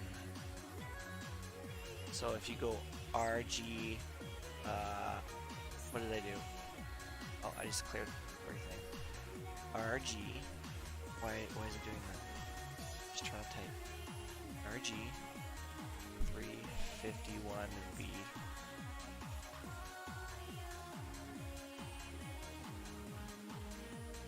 Yeah. Yeah, I mean, people change stuff, but I don't think it's really worth much. So I have to somehow put all of these bin files. So he's got bin SMC files, ROM files. Is he gonna copy all of them? So if you find those, you can also load those as well. Now, much like ROM files, BIOS files are copyrighted, so I'm not going to have any links to those in my written either. But yeah, in general, this is how you want things to look. You're going to have a specific folder for every system you want to emulate, and additionally, you'll have a BIOS folder that'll have all those system files that you need for specific consoles. And honestly, this will probably take more time than anything else when it comes to setting up your first emulation system. Okay, so now that you have that set up, let's actually start installing it. Yeah, this is true. RetroArch, so or thing you want to not do is go RetroArch. to Okay, so that is not what I want. Okay, so this guy took a bunch of bin files, Commodore. Let's just see here. Just the copyrighted, and I can't tell you where to get them. But you can either dump them from an original console, or maybe find them online. Either way, here's my collection of BIOS files, and I'm going to Yeah, it's from China. And in my written guide, I actually have a list of all the recommended BIOS files. Oh, so he does have ROM files. Kickstart, Commodore, okay. A lot of bin files here. Don't have links to the actual files themselves. Okay, so the files that I have, I don't know. Let's see, if I go to system here, RetroArch 1.1, and then is this RetroArch? Oh, this is just RetroArch. I don't want RetroArch. Or do I?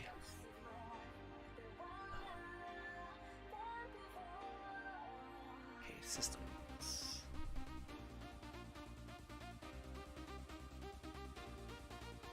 This is a little complicated. Okay, so he's got DC.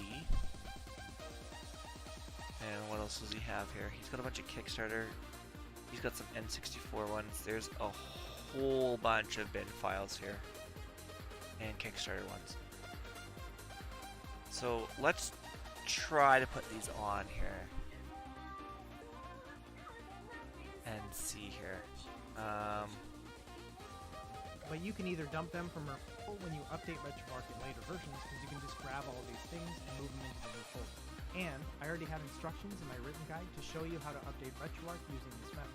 So even though we're using the most recent version of RetroArch right now, this will be helpful for future versions. Okay, let's start moving over files now. We'll start with the BIOS files. Now, if you don't know what BIOS files are, they're basically system files that allow specific consoles to work. And I can't share those files because they're copyrighted, and I can't tell you where to get them. So he's got A500 files. Like he's got like, okay, so he's got RTB. He's got bins, database file, Painter, XML, A4000. Oh, he's got the A4000 one. He's got the exact same ones. Maybe these are gonna work. A500. Yeah, he's got a lot of the same ones here. So he's also got the disk ROM. It's 6 kilobytes. Let's see. Okay, does he have the CM32? He does. Not the PC extended ROM. Okay.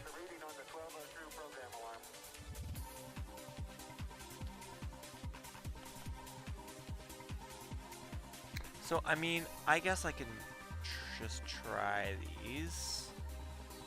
I don't know if they're gonna be any good, though. Oh, he does have DC Dolphin emulator. Okay, Falcon. But you can either dump them from an original console, or maybe find them online. Either way, here's my collection of BIOS files, and I'm going to move them over to that system folder. And in my written guide, I actually have a list of all the recommended BIOS files, and while it won't have links to the actual files themselves, it'll be helpful when you're trying to create or find your own BIOS files. Okay, now let's talk a little bit about system storage. In my last video, I talked about the fact that storing Xbox games is a little bit problematic on the Xbox side, and a lot of that has to do with the fact that only certain games can be stored on an external hard drive, and the rest have to be stored internally. And so it's kind of a mess when it comes to storing games on the Xbox retail side. But on the dev mode side, it's actually a little bit more straightforward. And that's because you can actually use an external drive to store most of the game files that you want. Basically anything under 3 gigabytes is going to work just fine hooked up to an external drive like this one. When you first plug it in, it's going to ask you, do you want to use it for media, or do you want to format it so that you can use it for Xbox content? For the most part, I'm not going to do this You're just going part. to want to select use for media. And that way it won't wipe anything on your drive, and then you can plug it in and out of the Xbox to load games as you like. Now that being said, there are some limitations when it comes to loading games on an external drive, and that's because RetroArch actually moves that game over onto the internal storage in order to load it, and that will cause some delays when it comes to booting up your game. Let me Oh my god, it's gonna take 30 minutes to move all these. Here, and the file size is about 1.5 GB. And as you can imagine, it's pulling from the external hard drive, moving it onto the internal drive, and then booting the game. And it does cause a delay when it comes to starting the game. Huge delay. 17 seconds. It takes about 17, 18 seconds to load up a game. Now it'll be a lot faster for things like Nintendo games because they're much smaller. So now let's boot up that same GameCube game using the internal storage only. And look at that, it boots up in 2 to 3 seconds. So it's really going to be up to you whether or not you want to store things on an external drive and have a little bit of a wait, or put them all on your internal drive. So for the purposes of this video, I'm going to store everything on the internal drive. So I'm going to go into the RetroArch folder and then that games folder we created. And I'm just going to start moving over a bunch of files. It really doesn't matter what you name these folders or anything else like that, because you're going to navigate to them manually when you set up playlists, which we're going to do here in a minute. Either way, what you want to do is build a ROM collection and then move that over either onto an external hard drive or internally on your Xbox. And transfer speeds are actually pretty fast. I was getting about 105 megabytes per second when transferring files from my PC to the Xbox One. How fast? Okay, so now assuming that you have your BIOS... 100 megabytes per second? What am I getting? I'm getting 3 kilobytes a second. Files moved over to the internal storage. So what is going on? Something's wrong.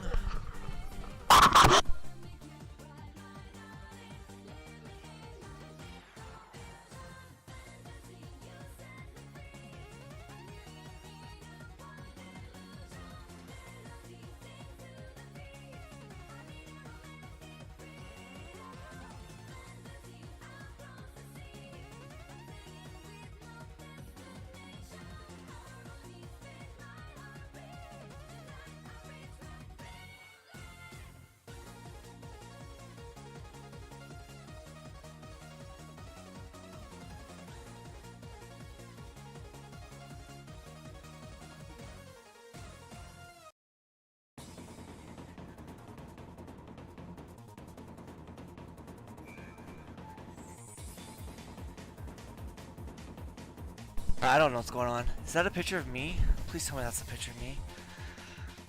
That looks like a picture of me.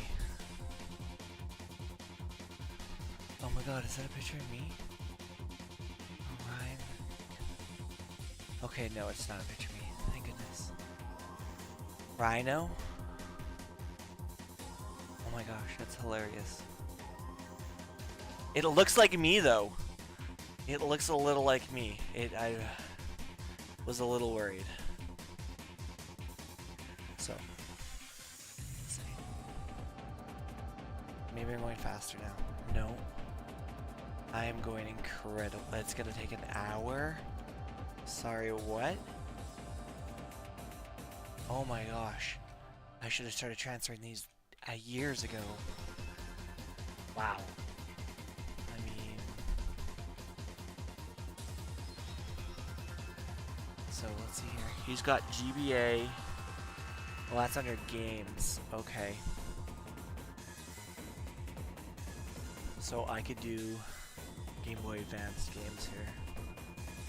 That is gonna take literally forever. Wow.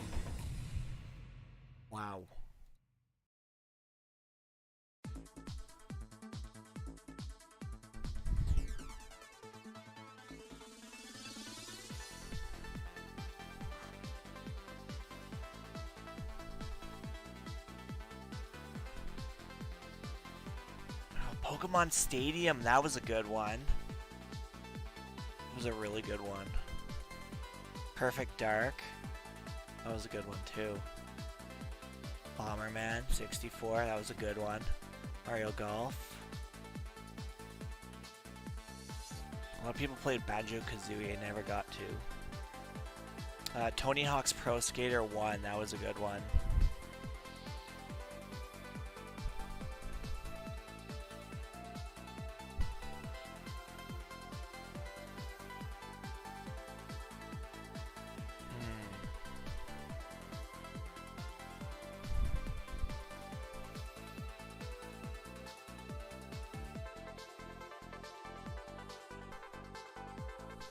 of GoldenEye. I want GoldenEye, that's all I care about, really. Is GoldenEye on here? GoldenEye, yes. That's all that matters, is GoldenEye.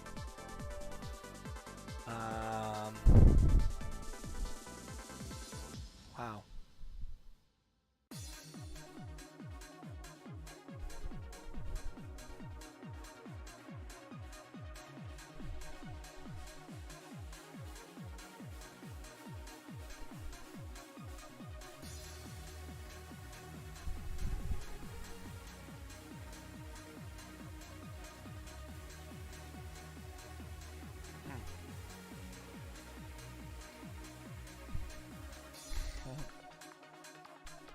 You laughing at me? I was a little scared you put a wig on me. Now you've also moved over game files, either to your internal storage or your external storage. We're actually ready to rock. So let's start setting up some playlists so we can access our game. Okay. So now under this PC. Oh man, we got a space problem on our computer. We got a big space problem.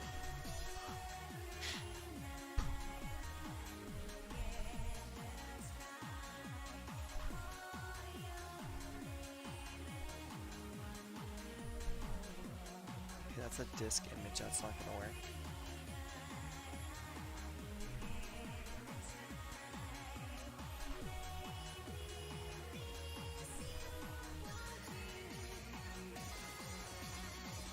Okay.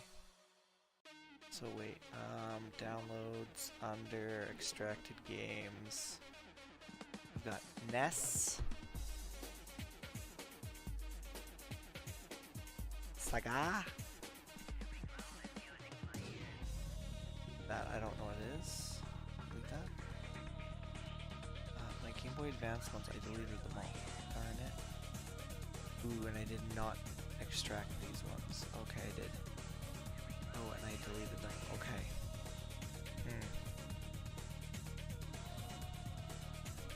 For Game Boy. How many are there? 2,000 items! Jeez. Can you believe that? There's over 2,000 games for just Game Boy Color? Game Boy? Okay. So for Sega, we can... We got 1,000 NES games. Oh my gosh. Okay, let's start with the advanced, I guess.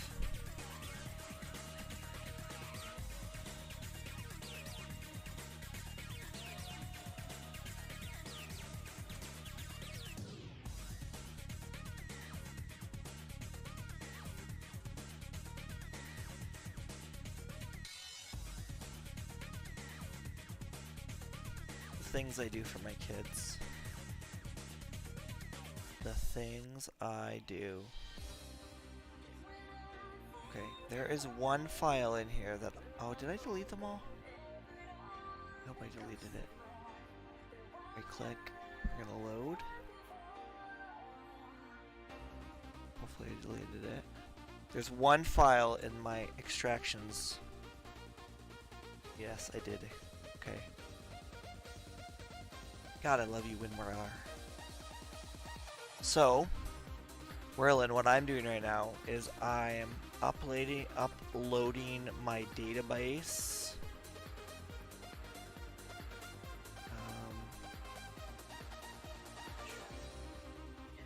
of games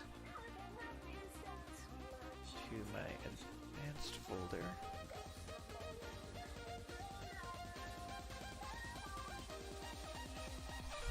And then we're gonna try to get, we're getting our N64 games as well.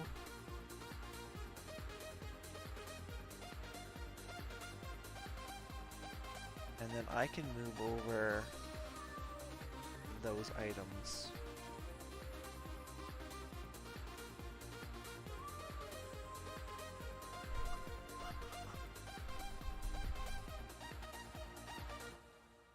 I was really hoping to be done by now. I did not think it was going to take this long. So, Werlin, so what I'm doing is, it's not modding, so it's called, it costs $20. There's an upfront cost. In US, it costs $19. Canadian, it's 20. What I'm doing is I'm taking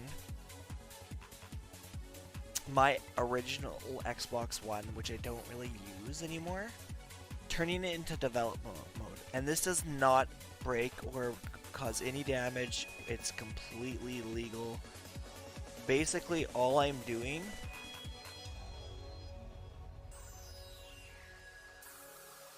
did I copy that?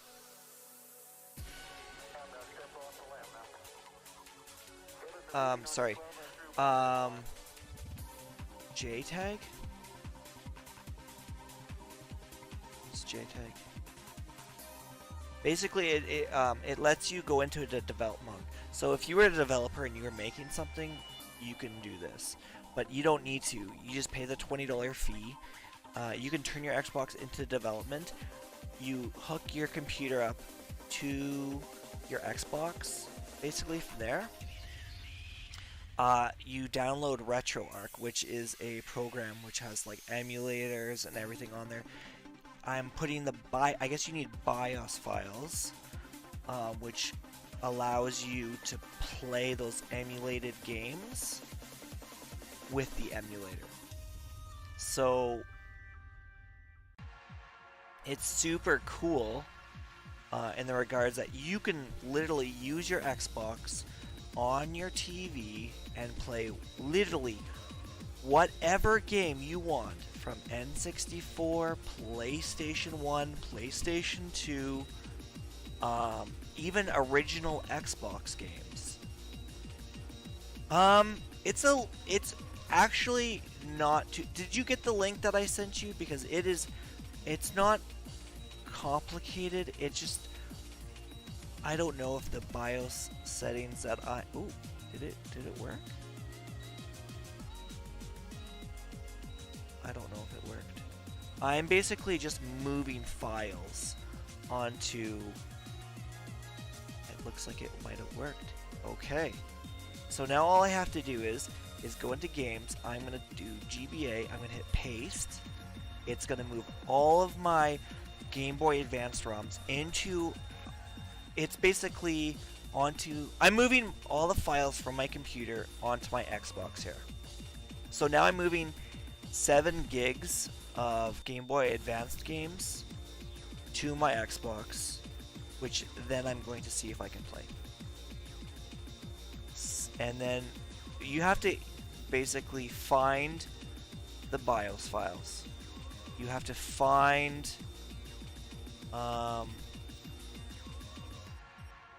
everything else. But like, it's super easy to find. So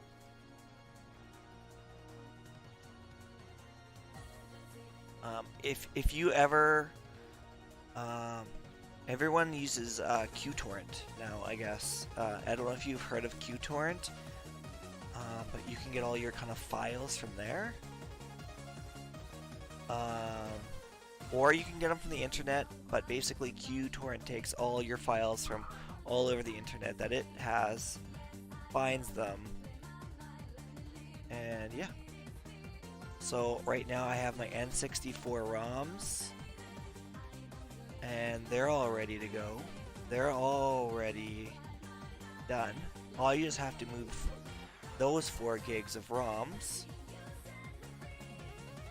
to my a shared drive, which my computer can access, and so can my Xbox. It's on my Xbox, the physical drive, and I'm just moving them from my computer, which is sharing. So basically you set up a mapped drive. It's actually really not too hard. I've never done it before, but it's actually kind of fun.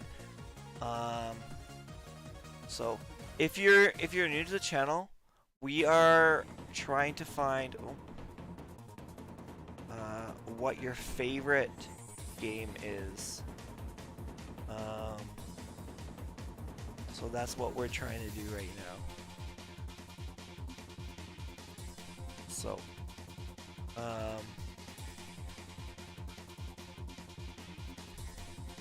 I was really hoping the title would bring more people in, but it people don't really look at the very back of the line, right? So,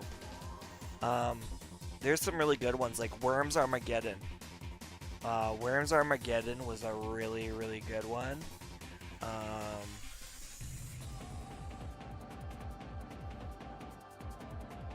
So, I really like that game. What else was there?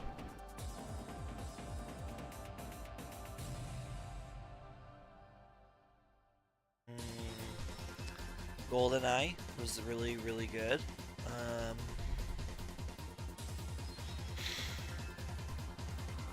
Oh, Bomberman.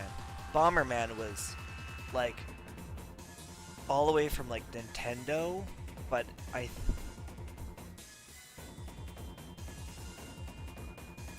word first. Siemens. What's Siemens do?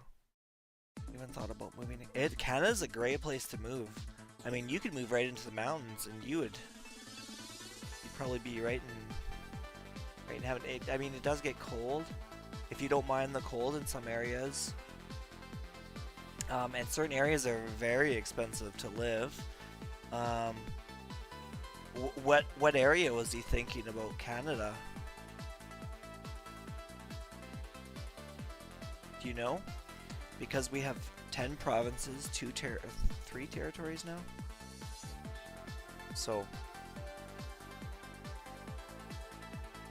Canada's a great place to live. I love living in Canada. Everybody loves Canadians.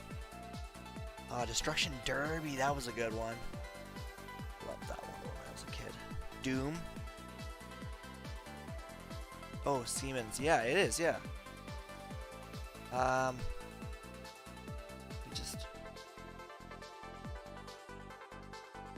Yeah, totally. I forget what it is. Say.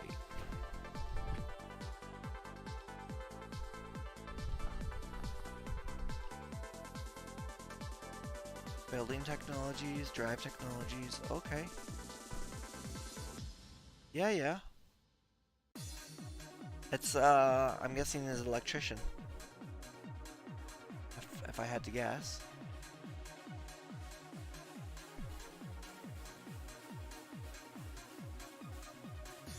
Well, you have to, it's not impossible, but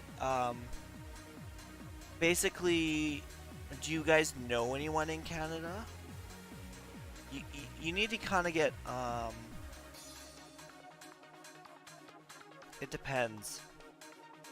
If you know somebody, it makes things a little bit easier, because they have to do checks and stuff.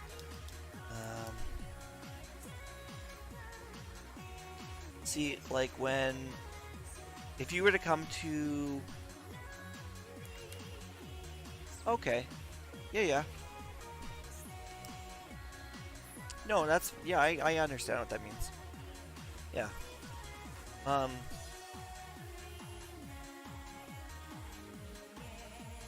I'm still copying files, font. So what I'm doing right now is I moved all my BIOS files. I don't know if that's gonna work or not.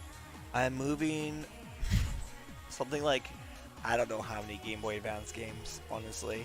4 gigs, 8 gigs of Game Boy Advance games, and then we're gonna do N64, and I'm gonna see if it works.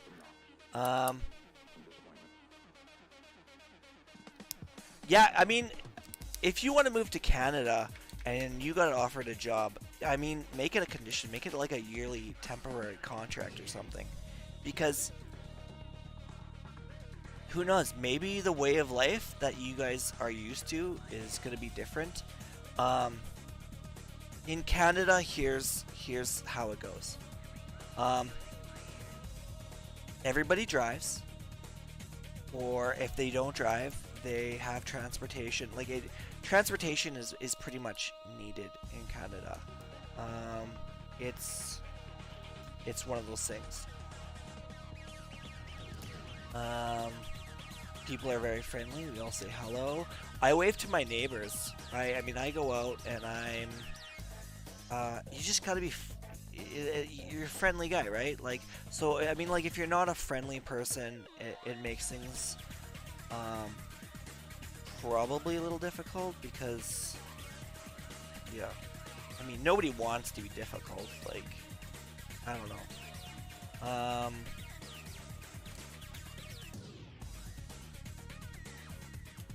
Let's see. What else do we Canadians do? We always have to have the latest and greatest and stuff. Like, the process works a little differently. So basically, you can either get sponsored, or you can get, if you get a work visa, right? And then if you work in Canada for a couple of years, and you work through the company, you could apply for citizenship. But I think you have to apply for residency first. I'm not too sure about the process, but I know there's a lot of paperwork involved, and it's a lot easier if you have someone sponsoring you. They do check, like, you have to keep your job, which obviously wouldn't be a problem. And that's okay. If you want to be antisocial, I mean, I barely step out of my house, man. I got my wife to mail a letter for me today. So you don't have to be, and it depends on where you want to live. There, Canada, you can live anywhere.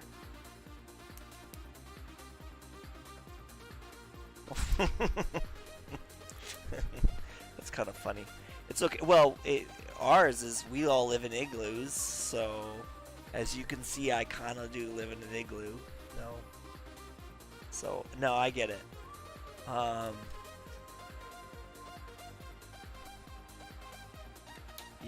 Yeah, totally stereotypical, right?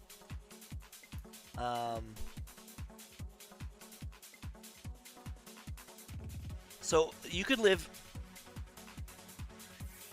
you can choose where you want to live. So if you want to live at, like, close to the ocean, you can live close to the ocean. I mean, you're gonna pay for living by the ocean. It costs money. Like, when I lived next to the ocean on the west coast, it was the 2010 Olympics. They built some apartment buildings, or like giant towers for the athletes. Okay, they sold those tiny little apartment style condominiums, or I don't know what they were, for like $1.5 million. And I mean, they were tiny. They were nice, but like, we're talking like $1.5 million in the middle of a city. And then it's expensive. Like, it's huge. Like, it's like, oh, we're now out of Vancouver, we're in Surrey. I'm like, how do you know? Oh, it's just one block to the next block, you're in another city. Like, all the cities are almost like right next to each other. So I mean, the coast is great. BC is great, but it's expensive. So I'm let me just check the price of gas right now in BC, because I bet you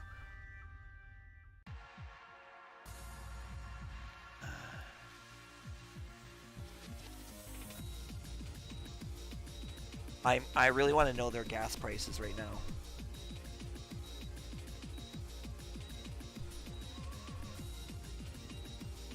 Okay. Relief in sight. Gas prices in Vancouver could see a big drop. $2.10 right now.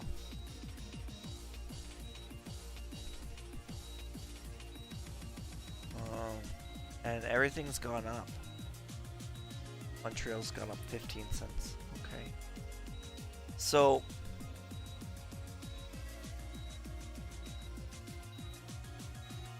it's expensive to live on the coast. But there's also, you know what? I am not a big hockey. In fact, I don't even have cable. I have Netflix, I have Disney Plus, and I have Prime. I don't use Prime. My kids are like Disney, Netflix, and if I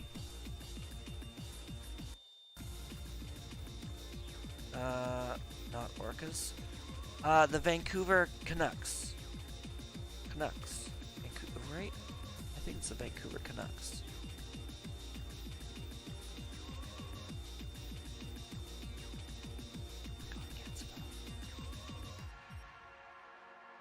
Yeah, the Canucks. It's the Canucks, not the Orcas. It's got a picture of an orca on there, but it's the Vancouver Canucks. I used to watch when I lived there, and it was the Luongo was the goalie, and he was great.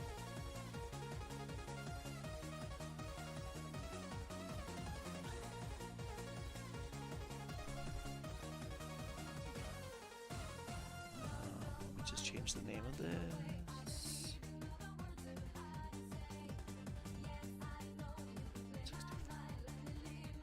No, not N65. Okay, we are going to copy this.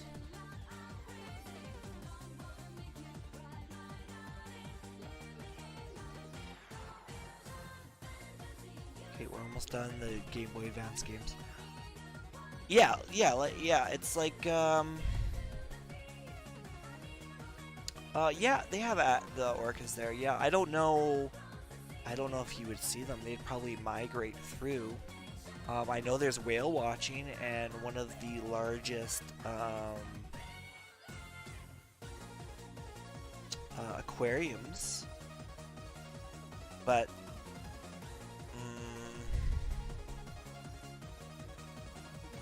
I don't know how often you would see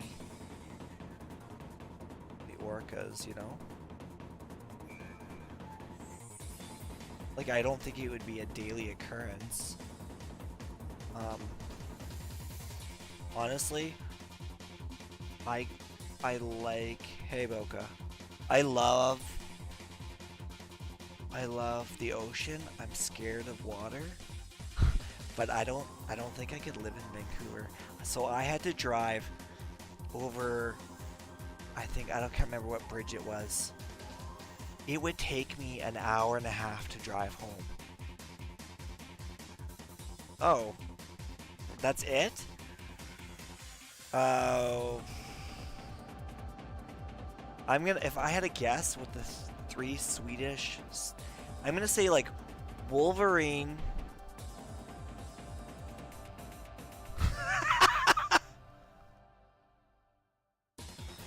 Yeah, Wolverine, that'd be the third one, right? Oh, wild boar.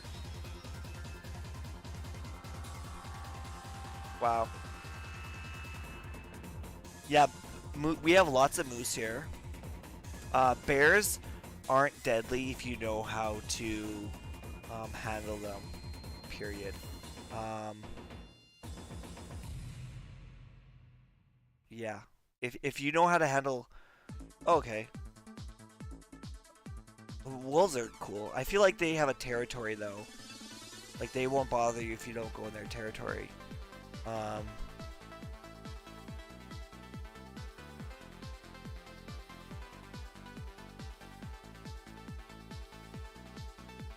how many files?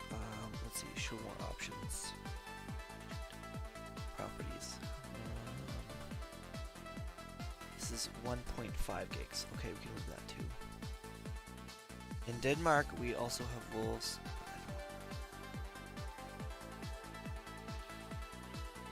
Oh, yeah, no.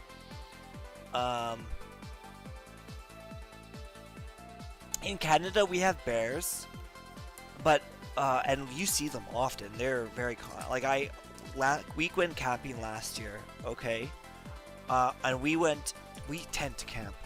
We have a tent trailer. We saw, I think, about 6 grizzly bears, which are the scariest ones. You don't think that's true? I don't think they're scary. I don't even think they're dangerous. The thing is, grizzly bears aren't. They're either going to attack you in certain conditions. One, near fall, when they need lots of fat, right? So that's a prime example of when they would attack you. Okay. Two, if you surprise them and you come up unexpectedly, that is when they're going to attack you. I went on this hike called Crypt Lake, okay, and it is beautiful. I am gonna show you a video.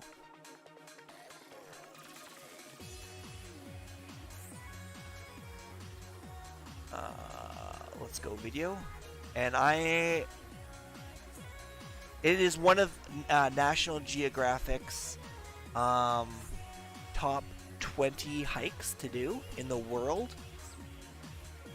So, and it's only about, well, I'm not going to tell you how far away it is because I don't want to give you my location. Oh, yeah, I wouldn't mess with the polar bear, man. You gotta be a little fucking nuts. Okay.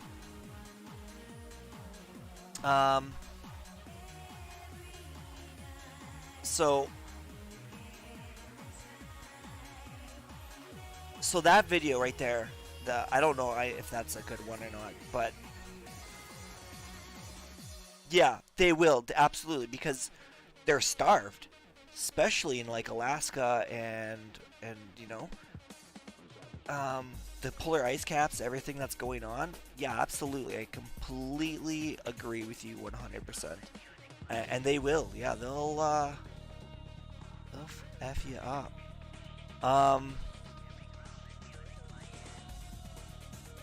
But like grizzlies and black bears, you stand up against them. Okay? If they're charging you, you don't move. Because if you run away, they will attack you. Right? Grizzly bear, you're supposed to play dead. Right? Chances are they're either defending their cubs, if they have cubs, which I saw, I think, one with a cub or two. They're hungry, and it's, you know, fall when they should be near hibernation time, or you startled them. And there's a simple solution. All you have to do is yell out every so often, make yourself known. People like go around with like jingle bells on their waist, and or you know, it's a very thing. We saw one and we were being loud, and they just ran away.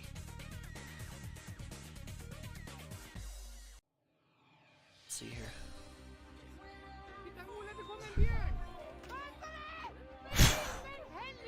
What?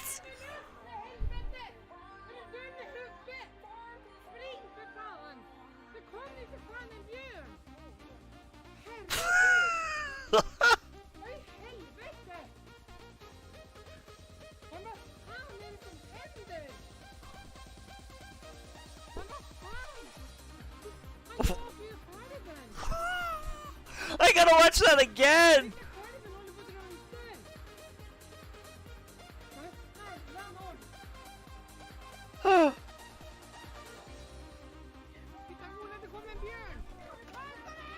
Oh, it was a fake swan! I thought it was a real swan, and it took it around in its neck.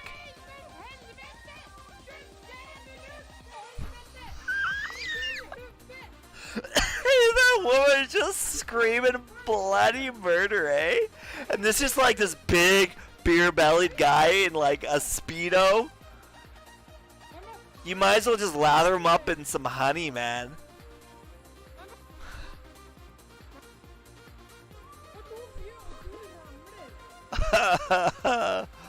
I mean, you fucking stupid. Yeah, well, really, I mean, that's yeah, that's hilarious. Wow.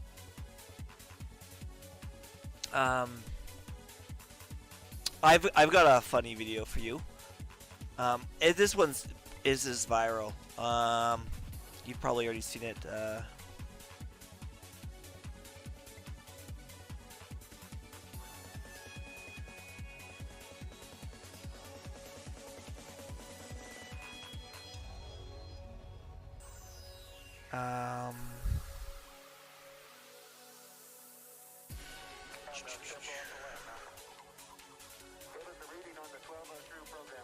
And she had no idea.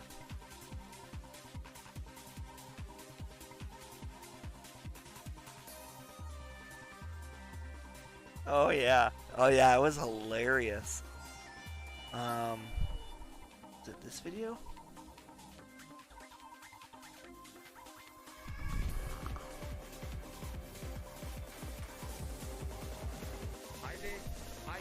No, that's not it.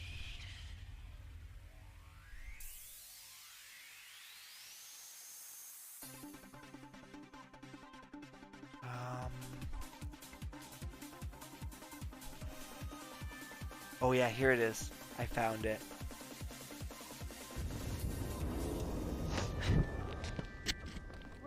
Okay, I'll find it on YouTube here. Here we go. Hey, you gotta see this video.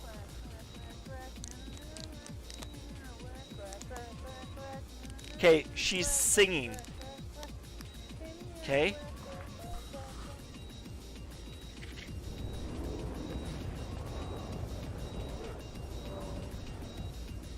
And you can hear the bear, okay? You can hear the bear in the background.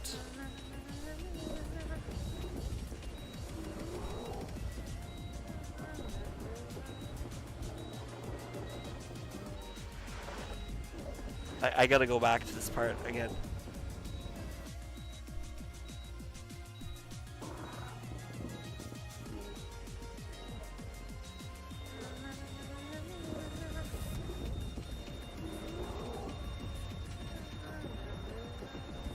Like, oh my god, if you have no idea how crazy, like, the only problem is, I feel like it's gotta be fake. One, it's winter time. Why the hell is there a grizzly bear?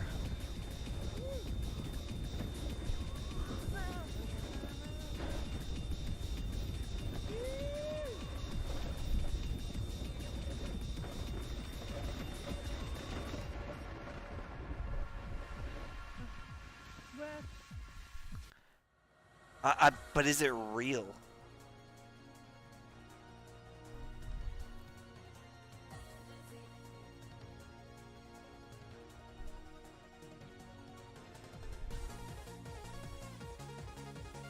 To me, I think it's fake. I don't know. I gotta watch it again.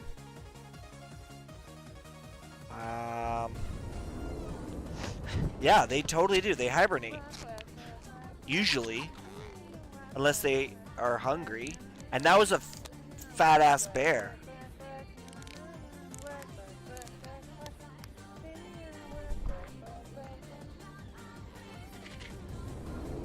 So now it's in the background at 20 seconds. You can see it. Okay?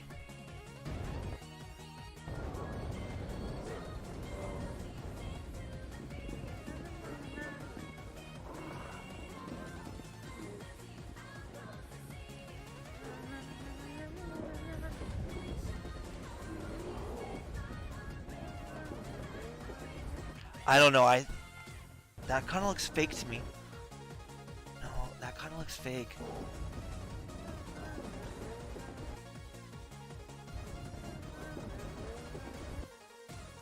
Just the way the picture looks.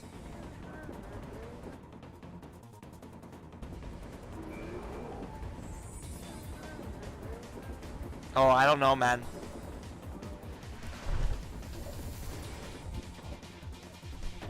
Okay, let's look at the next photo. It looks exactly the same as the one before.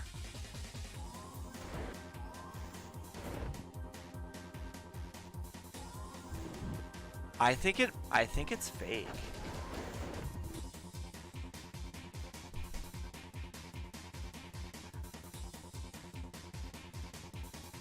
Yeah, but it looks exact. So if you look at the 20-second video and the... Okay, so if I go back to the 20-second video, I bet you I'm going to see the exact same image of that bear. So I see a bear in the background. Okay, so I'm going to count how many seconds I see it for.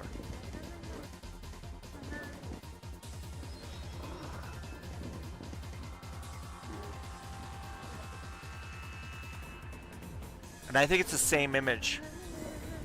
Like the same loop.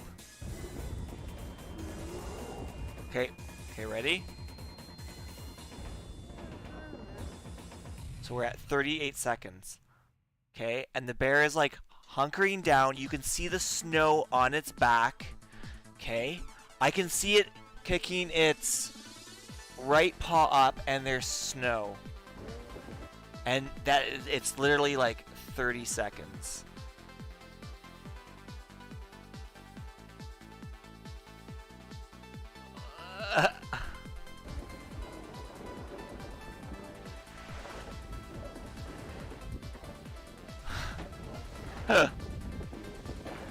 Yeah, right? Okay, same photo now. We're just gonna go back here just a little bit.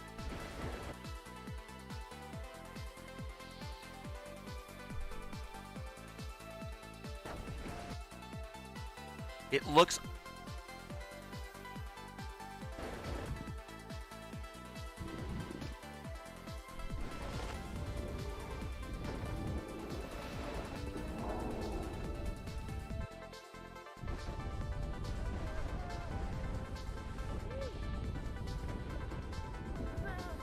Okay, no, it's real. It's gotta be real.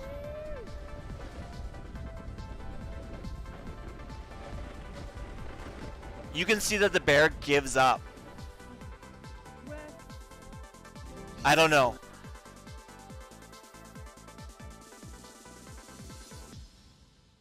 Was it bee? Really? Are bees that dangerous? I know there are... Like, I remember that one movie where there's, like, bees. I don't know.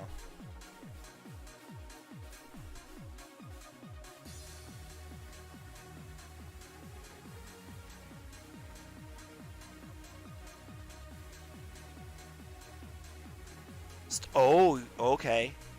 I got stung in the face by a bee, too.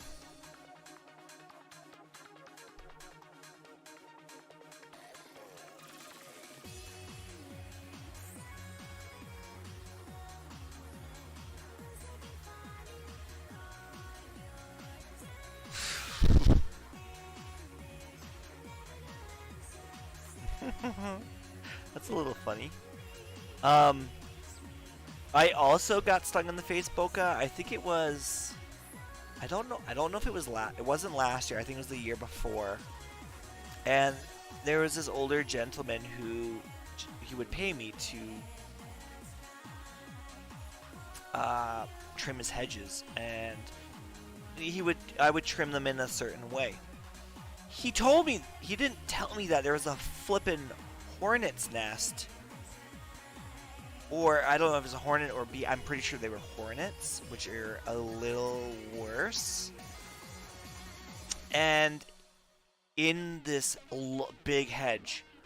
Well, it stung me right on the bloody nose, on the side of my nose. And didn't my face swell up so bad, I didn't even look recognizable. So yeah, I mean... for people that are, like, super allergic, I mean... Carrying an EpiPen around, everywhere. I mean, that's nuts. Yeah, you don't wanna mess with. You don't wanna mess with bees.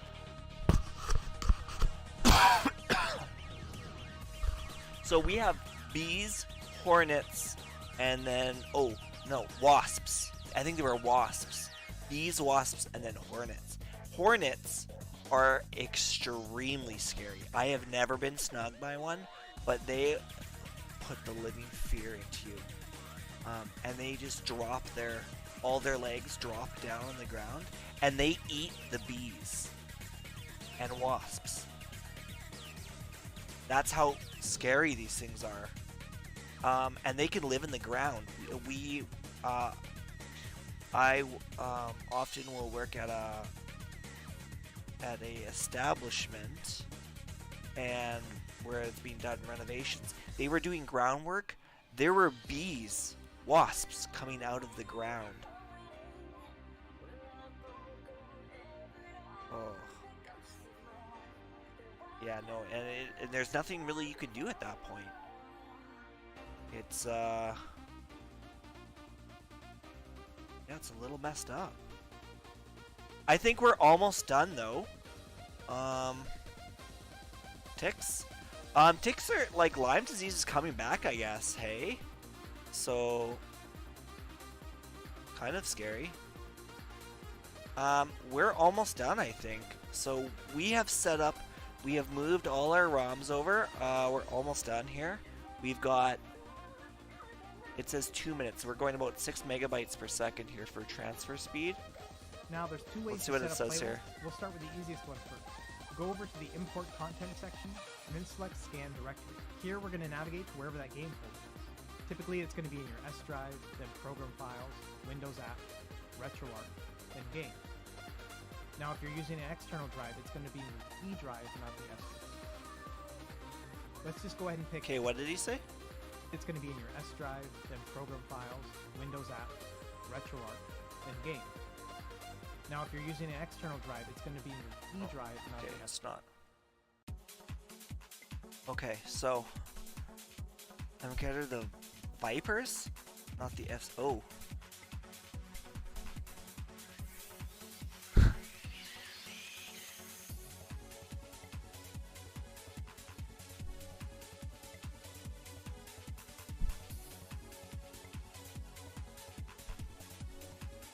Borrelis and TBE. I don't know if they call it different in English. TBE.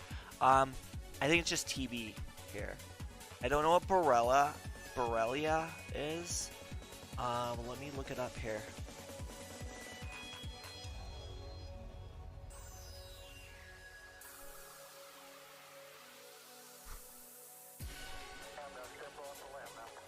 Spina bifida. Oh, it's Lyme disease. Borrelia is Lyme disease. So, and TBE.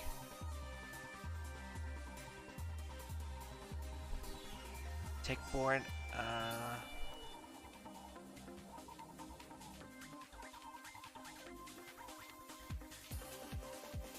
Oh, I guess I've got an immunity because I've probably gotten the whatever it is.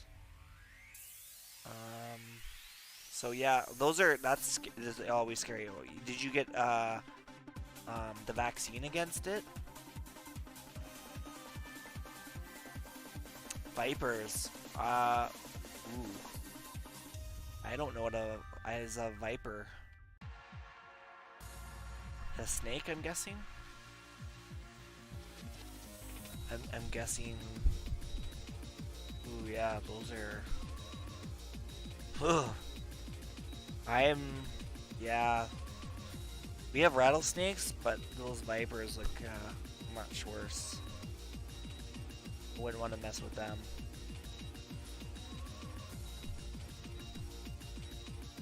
Right, that's kind of like.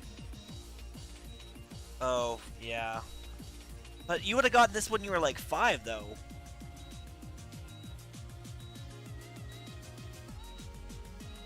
Wouldn't you have? Let's just go ahead and pick Nintendo 64 for this example. And then you select scan, then game. Now if you're using an external drive, it's going to be in your E drive, not the S drive. Okay.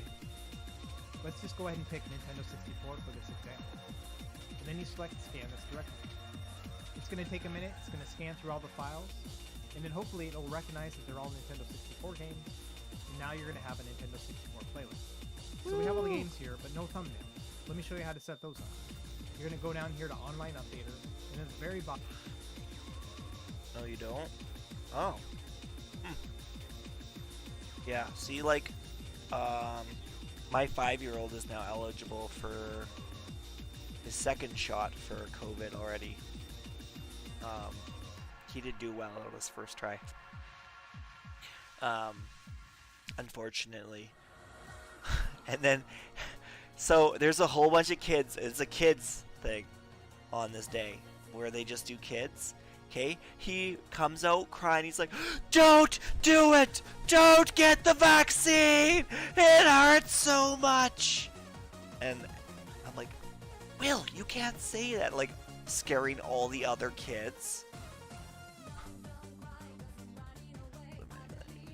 Oh, okay, nice.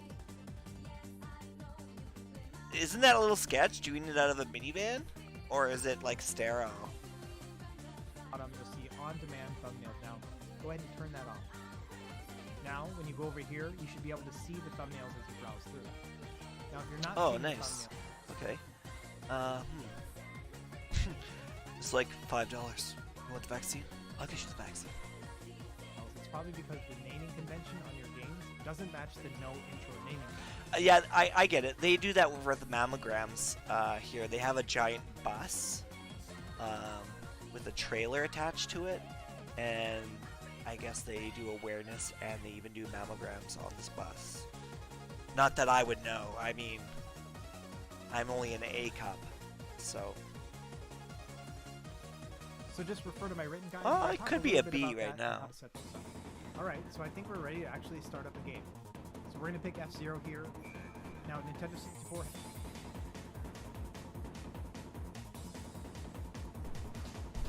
Okay, yeah.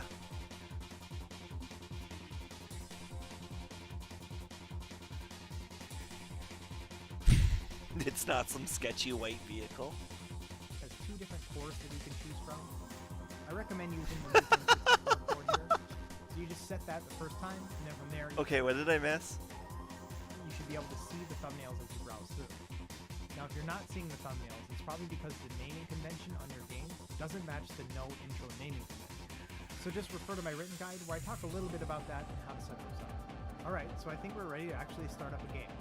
So we're going to pick F-Zero here. Now, Nintendo 64 has 2 different cores that you can choose from. I recommend using the Loop N64 core here. So you just set that the first time, and then from there you can just select Run, and it'll boot right in. Which one did you say to use? So you just set that the first time, and then from there you can just select Run, and it'll boot right in. Start up the game. So we're going to pick F-Zero here. Now, Nintendo 64 has 2 different cores that you can choose from. I recommend using the Loop N64 core here. So you just set that the first time, and then from there you can just select Run, and it'll boot right in. And so here's the game here. It's running great, 60 frames per second, but it's at a low resolution. It's only running at 480p. Ugh, so let me show you how 480. to increase the resolution to upgrade it to 1080p. Assuming you set up your hotkeys, go ahead and hit Select and X, or hold down Start for 2 seconds. That'll bring up the RetroArch quick. Wait, Select and X is your frame rate though. Within here, navigate to Options, and then you'll see a bunch of different options available for this specific core. In this one, you want to go into the Glide N64 section, and then you'll see 4:3 resolution. Here. So no, wait, RV. Here, change it to 1440 by 10. You guys are awful. After that, you need to close. Oh wait, what was the options that he gave? Section, and then you'll see 4:3 resolution. Here, change it to. Could you be 1920 by 1080? Oh, there is no 1920 by 1080. 1920 by 1440. 1440 by 1080. Okay.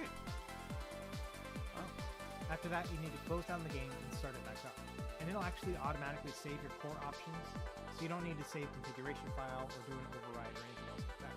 And there we go. Now we have a 1080p game. Whoa, now, that looks so much better. On certain cores, when you close the content and you close the game itself, it actually boots out of RetroArch and goes back to the dashboard.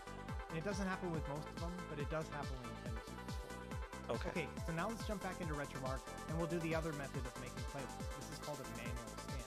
Now this is very similar to the other one. Okay, we're You're gonna set done. up all the I'm gonna see if it works.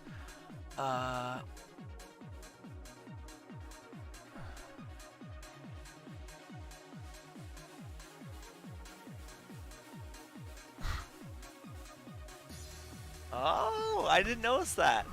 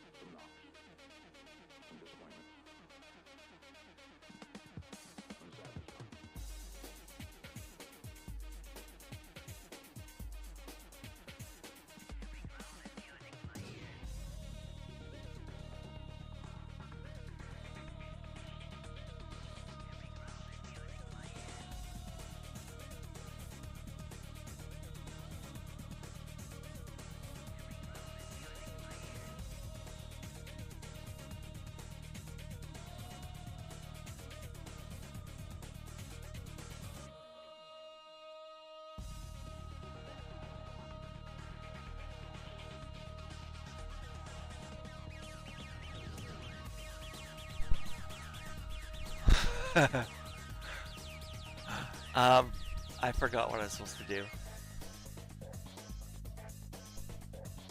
Okay. Won't wipe anything on your drive, and then you can plug it in and out of the Xbox to load games as you like. Now that being said, there are some limitations when it comes to loading games on an external drive, and that's because RetroArch actually moves that game over onto the internal storage in order to load it, and that will cause some delays when it comes to booting up your game. Let me show you what I mean. We're going to start up a GameCube game here, and the file size is about 1.5 GB. And as you can imagine, it's pulling from the external hard drive, moving it onto the internal drive, and then booting the game up. And it does cause a delay when it comes to starting your game. As you can see here, it takes about 17-18 seconds to load up a GameCube game. Now it'll be a lot faster for things like Nintendo games because they're much smaller. So now Jacob let's boot up that same Cage? GameCube game using the internal storage only. And look at that, it boots up in 2 to 3 seconds. You probably scared him So away it's now. really going to be up to you whether or not you want to store things on an external drive and have a little bit of a wait, or put them all on your internal drive. So for the purposes of this video, I'm going to store everything on the internal drive. So I'm going to go into the RetroArch folder, and then... Okay, so now, let's... there's 2 ways to set up playlists. We'll start with the easiest one first. Okay. Go over to the Import Content section, Okay. and select Scan Directory. Here we're going to navigate to wherever that game folder is. I was Typically, way it's off. going to be in your S drive, then Program Files, Windows Apps, RetroArch, then Game. Now if you're using an external drive, it's going to be your E drive, not the S drive. Let's just go ahead and pick Nintendo 64 for this example. And then you select Scan this directory. It's going to take a minute, it's going to scan through all the files, and then hopefully it'll recognize... I already did.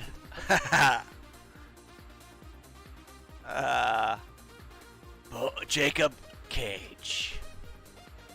4 games, and now you're going to have a Nintendo 64 playlist. So we have all the games here, but no thumbnails. Let me show you how to set those up. You're going to go down here to Online Updater, and at the very bottom you'll see On Demand Thumbnail Download. Go ahead and turn that off. Now, when you go over here, you should be able to see the thumbnail. Okay, 2 seconds. I'm gonna see if I can get a game to work.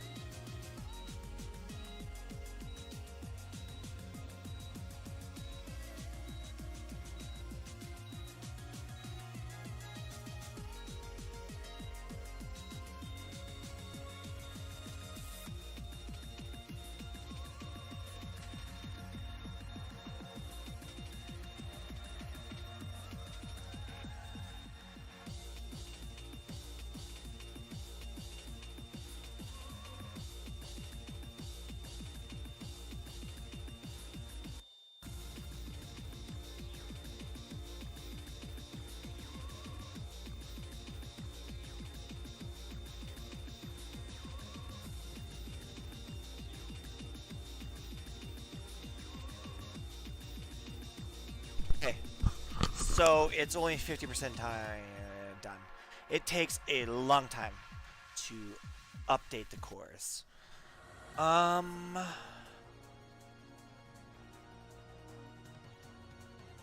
Forensic gene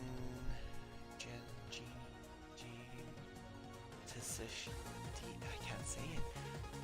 Gene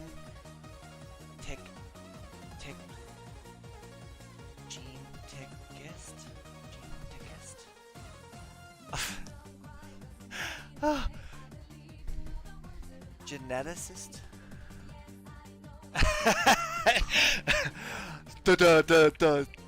Come on, today, Junior. I took a little bit of forensic science myself, just because I've dabbled in that field. It's yeah, it's tough. I had to do a forensic rundown of a trailer park, and we had to do very basic stuff. Gene Tickist. Yeah, it's a weird, man. It's just a weird. It's yeah. What's the prerequisite for something like that? Okay. Yeah, so do you have to be a police officer to do that kind of stuff? Oh, so if you want to know about death, I know all about that kind of stuff.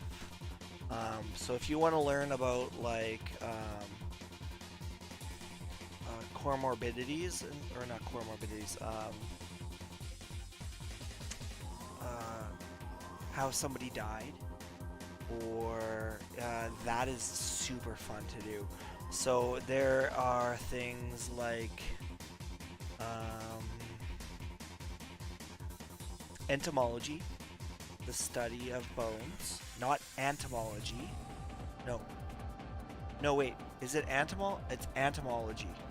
Entomology is the study of bugs. Entomology is the study of bones, I believe. Let me just make sure. Entomology.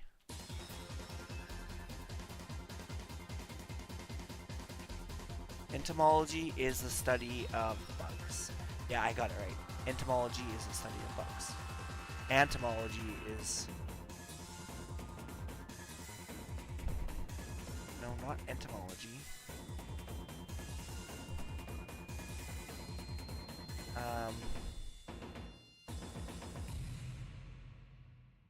Oh, okay. Nice.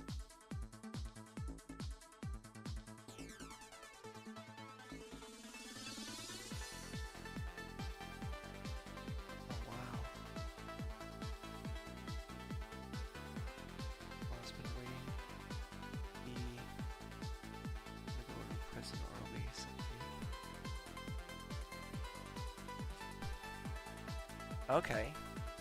Yeah, like DNA is one of those things that's been like, you know, it's hard to disprove. Like, good luck.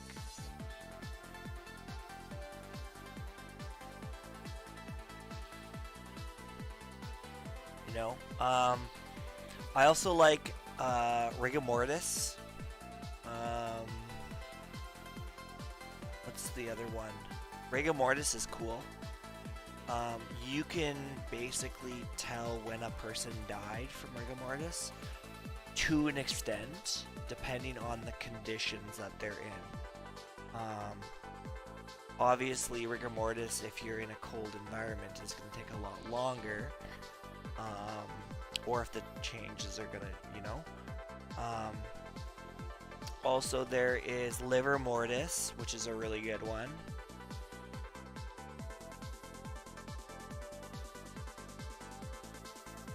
So livor mortis is the separation of the blood cells. I don't know too much about livor mortis, but basically your red and white blood cells, they separate. So when a person dies, you can tell on what position they died in if they weren't moved, because the red blood cells are going to be heavier than the white blood cells, and they're going to separate. And then entomology with the bugs. Ooh.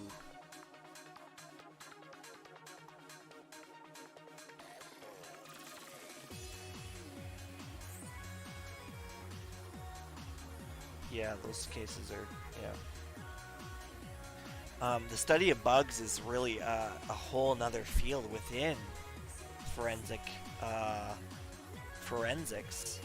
because you have to know the life cycles of the bugs, and how many life cycles. Let's say you find a body, and you find larvae.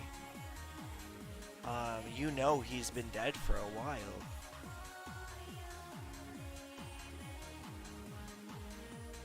Wow. So yeah, there's a lot of different things out there, and I mean,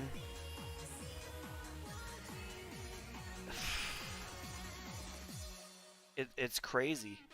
It's hard to get away with anything nowadays. Eventually, you're gonna get sloppy. You're gonna get caught. I mean, it doesn't matter how methodical you are.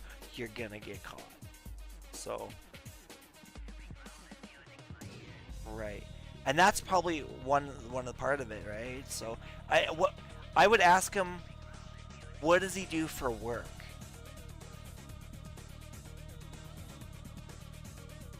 That's something I would be looking at. You have to know his mentality, and the thing is he habitual, right? If he's habitual in what he does, because people feel compelled to do stuff. You can't just stop. You know, if someone has murdered several people and they like that feeling, or they don't even have a sense, but they are compelled, they can't help but not to do it. So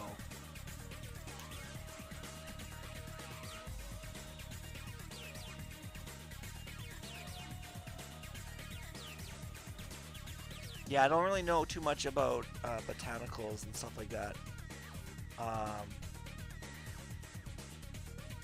We didn't really go into too much detail with that, just because, well, I guess you do like dirt samples and stuff, but and stuff like that. But I mean, I don't know.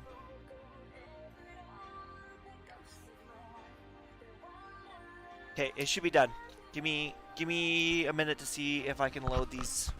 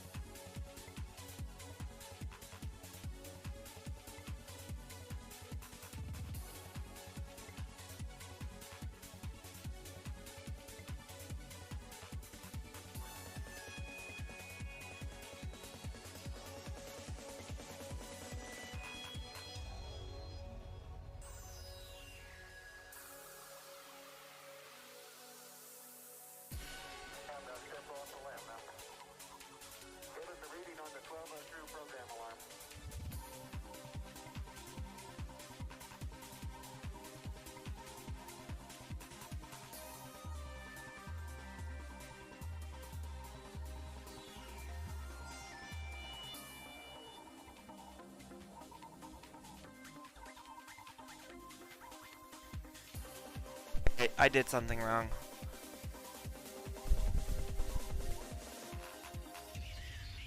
Yeah, death penalty, it's...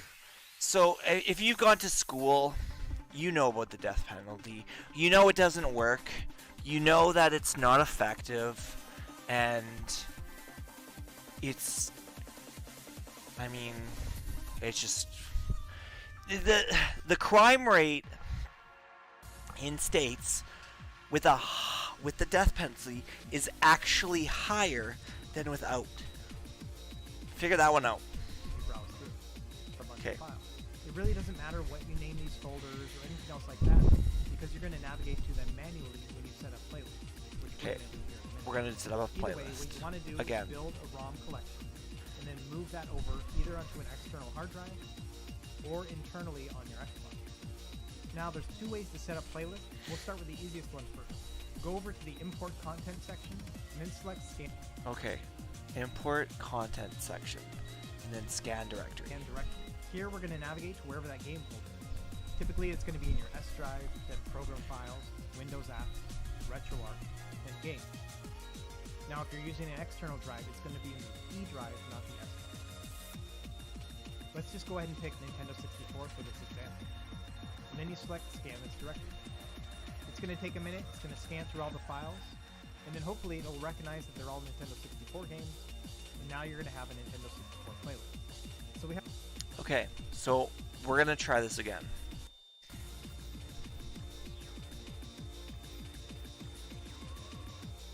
Oh, yeah, that's awful. Do you guys have Netflix? I have one on that shoot.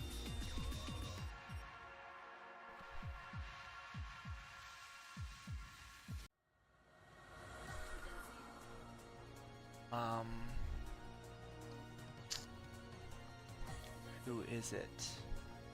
Catching Killers? No, that's not it.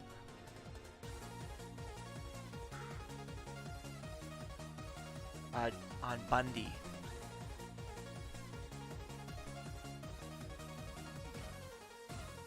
It was really good. The Ted Bundy tapes or something, or yeah.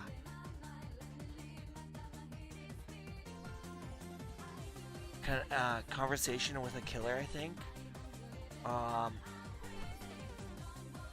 Anyways, it's with Ted Bundy. I don't know if you know about Ted Bundy, but it is Inside Worlds. Oh, I've seen that. Yeah. I'm not really. I don't really like that show. I feel like it's so fake. Yeah. No, I feel like it's really hyped up. You know, like I watched. What was it? Where it was like three gangs, and the gangs ran the prison. And if you don't get affiliated, you pretty much die, and like you're the grunt. And I was like watching them, and I'm like, dude, you guys are hyped up for this show. Like, you guys are like, I don't know.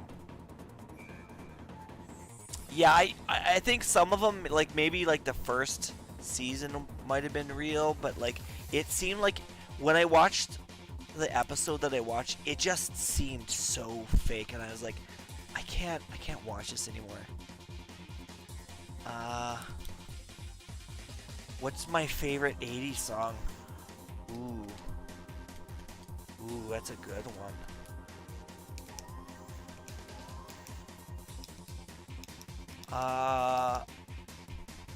What is Flock of Seagulls? Nah, I don't know. I like... Ooh. Best 80s song. I like Tom Petty. But I don't think it's my favorite. Proclaimers, is that an 80s or is that an early 90s? 500 Miles?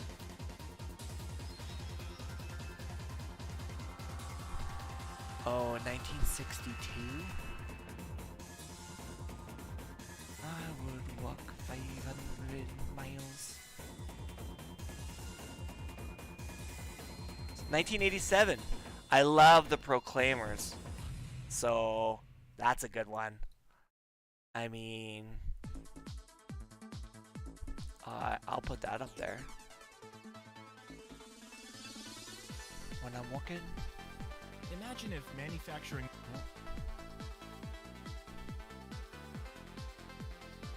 Born to be Alive. I'll be right back.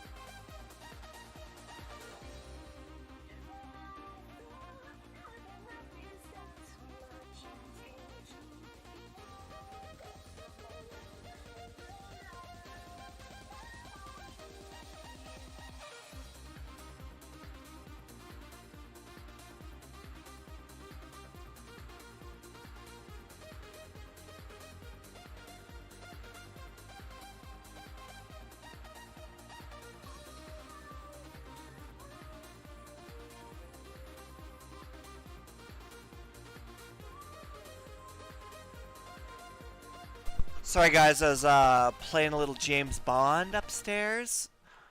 The world is not enough. So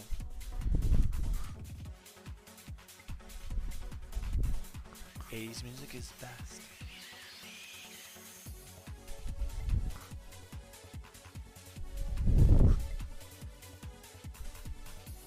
What is it called? What is 80s music?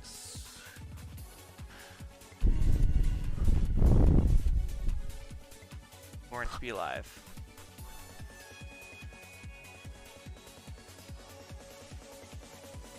Oh, I didn't eat lunch. Shit, guys. Let me get some food.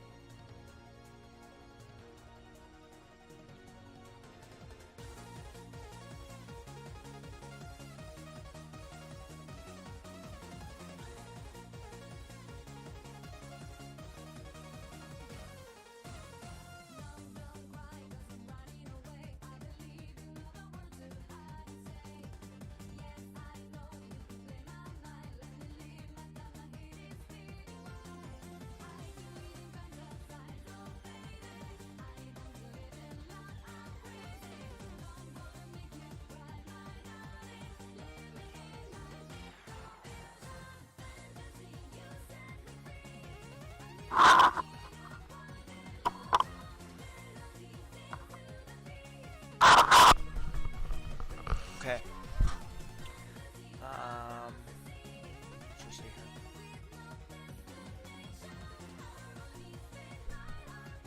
Is definitely goat. Nate Dogg sounds like 90s.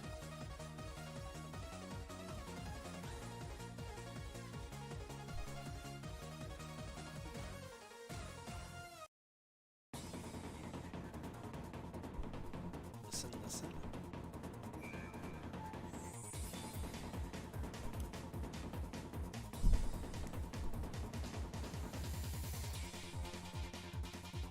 Crockett.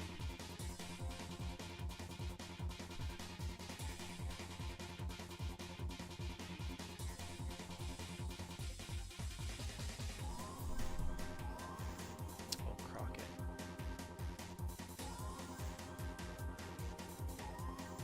San Andreas was pretty amazing. It got banned from selling. You couldn't even sell distributed copies.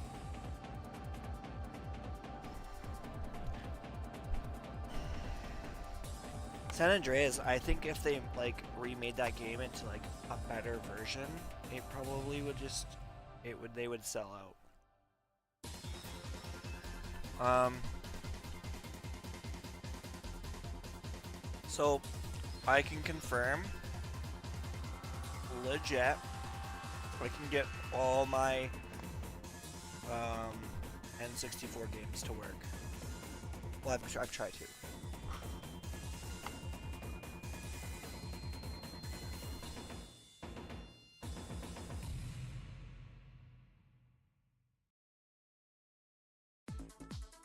I just need to get some PlayStation games now.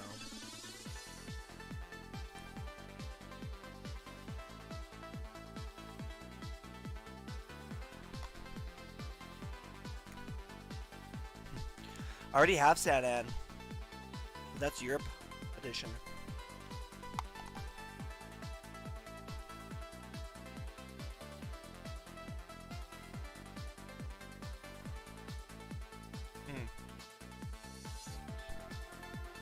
Yeah, you would like San An. Vice City is very good. I did like Vice City. Have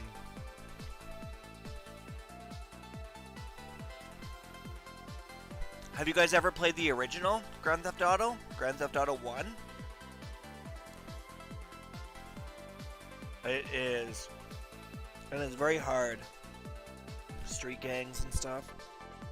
I played it on, was it PlayStation Portable or something else?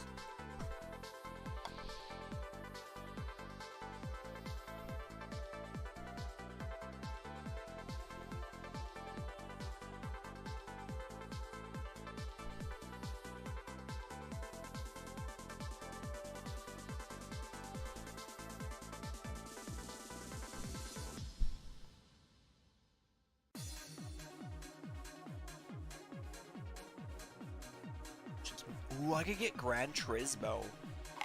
Like, that was like the best game for...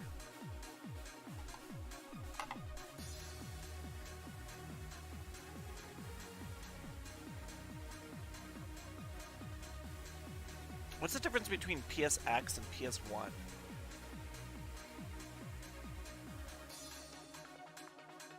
Chrono Cross, that was a good one. Metal Gear Solid. Plus special missions. There you go. Oh, Crash Bandicoot. Gonna have to get that one. Gonna have to get Crash Bandicoot for my kid. I own that. This is the best game ever.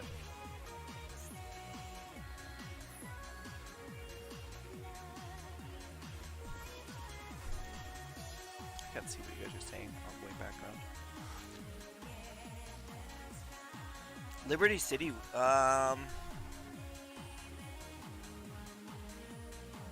one is newer, smaller version of the original PSX? Really?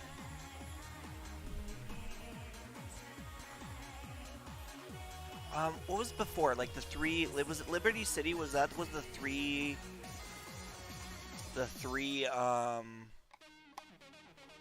islands? Oh, yeah.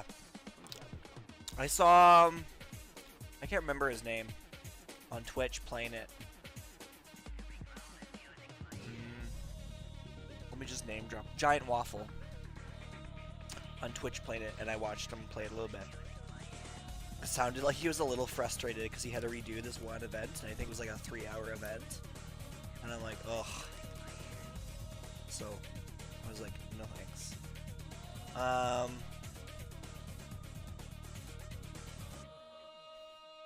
Let's see what else I can get here. Okay, Contra, that's a little too dangerous for my kid. Final Fantasy full collection. Crash Bandicoot 3 and Tekken 3.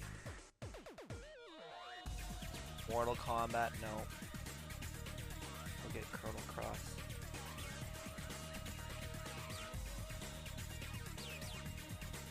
Oh. What's number 3? What was number 3? I just know it was Grand Theft Auto 3, but you guys didn't answer my question. Did you guys ever play Grand Theft Auto 1?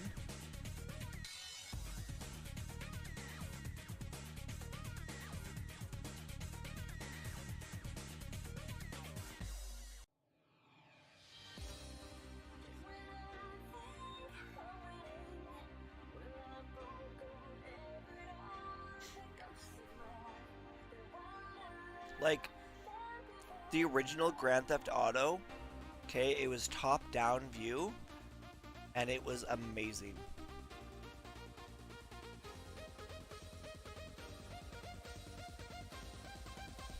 Command and Conquer, Tomb Raider, I could not beat a Tomb Raider game if I tried. Spyro, SimCity 2000, wow.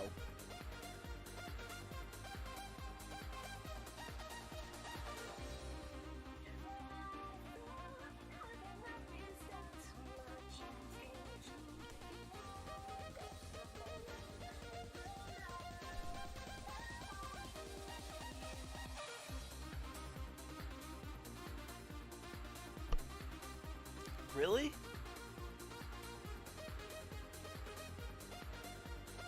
Okay.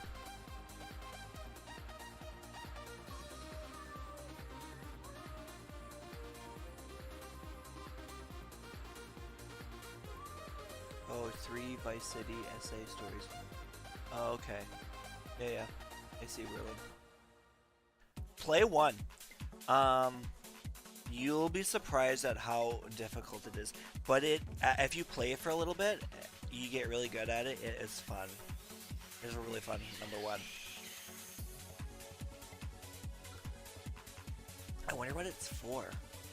Now that I think about it, what's the original Grand Theft Auto 1? Is it just for...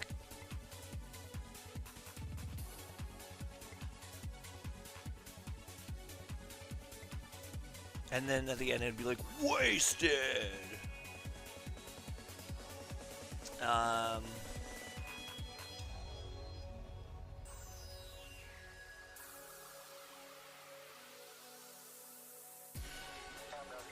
Released on.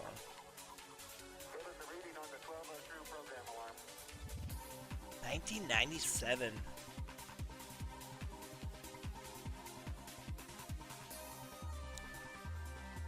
Oh, it's for PlayStation and Game Boy Color.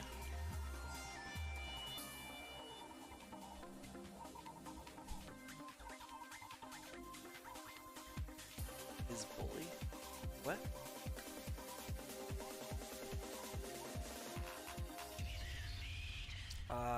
There's a game called Bully. Is that what you're saying?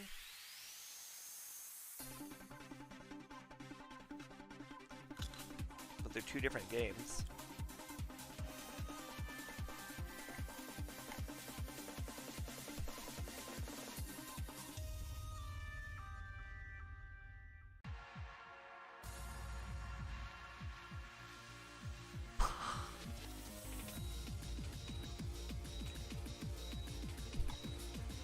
Is that what you're asking? Think I should do some Tarkov, guys? You think I should die? 2006? Oh, Bully, okay.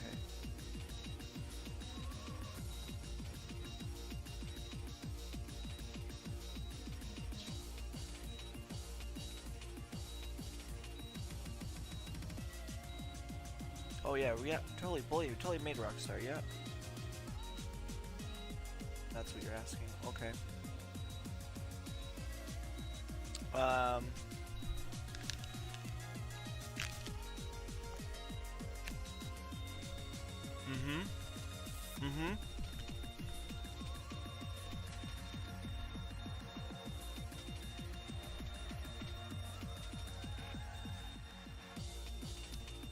Yeah, 6 stars was a thing.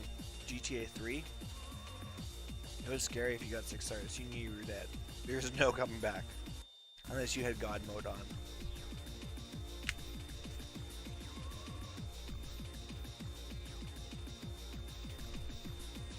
The only reason why you got 6 stars was to get a tank. I think.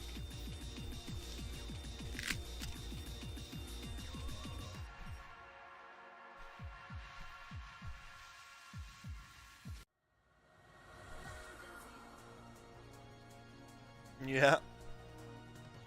Helicopters flying all over, and you would turn the gun behind you, and then you would fire while going in the opposite direction to make you go faster.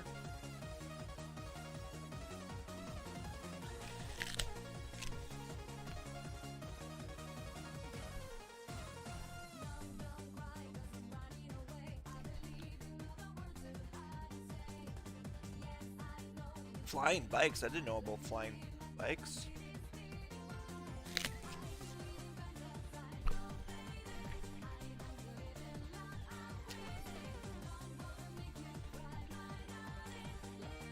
Red Dead was pretty good.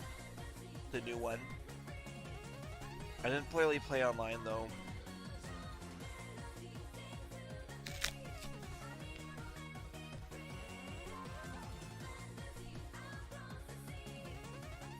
Okay, PlayStation 2. Oh my god.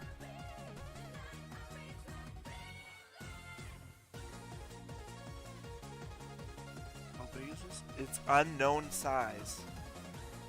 How is it an unknown size?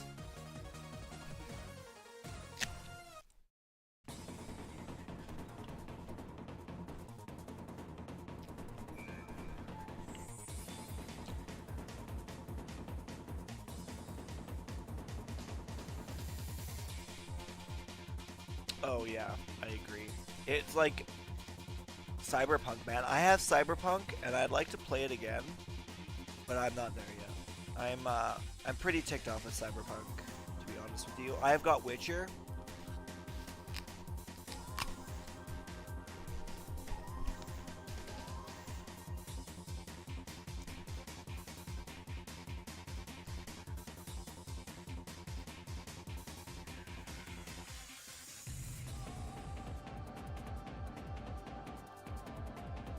Get Grand Theft Auto SA San An. Shadow of the Colossus.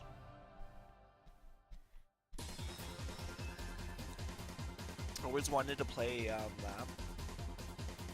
NASCAR, that was a good one. I had that one. Crazy Taxi, Gran Turismo 4. Michael Jackson's Moonwalker.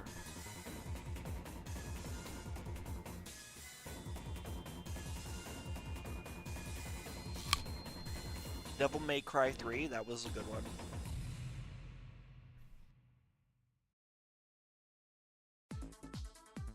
PlayStation 2, I don't know. I don't know if it had a lot of good games. I guess that's when like Guitar Hero and stuff was coming out, right? Which was good, but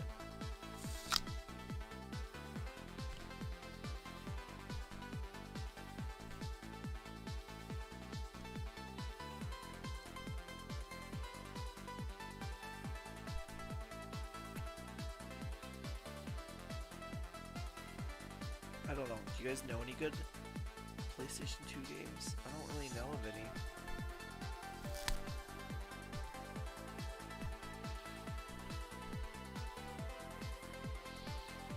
Red Dead Revolver, Yu-Gi-Oh.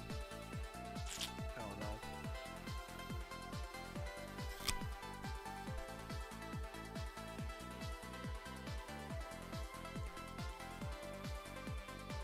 I don't know about any of those. I guess we could do some Tarkov now that I'm done.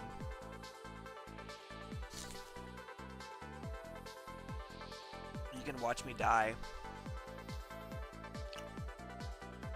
I feel like I want some more training with slugs because I am absolutely horrible And Boca watched me die, lose all the loot that I had. I was trying to extract. Oh yeah, man. I have like 10 windows open.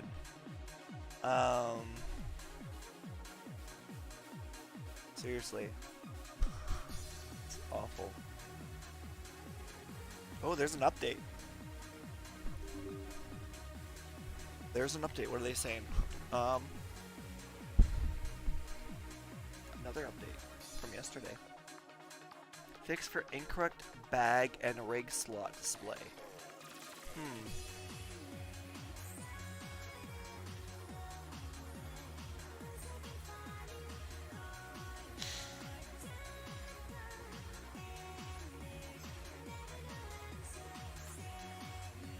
Oddworld? I've heard of it, but I don't know if I ever played it.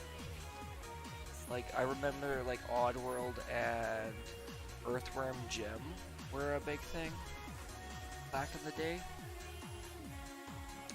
My favorite game of all time, and it had a story, and you guys are gonna think I'm flippin' nuts. It was called Breakthrough, or is it Breakdown? Can't even remember the name. Breakdown? Breakdown.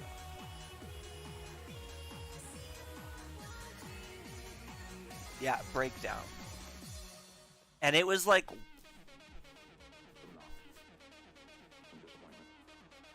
it was iconic in the way, but it never got the attention it deserved.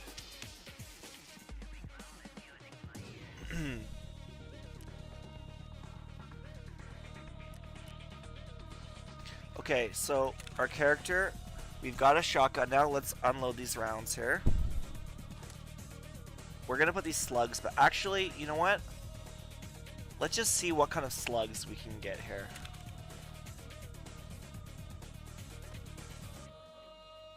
Ammo.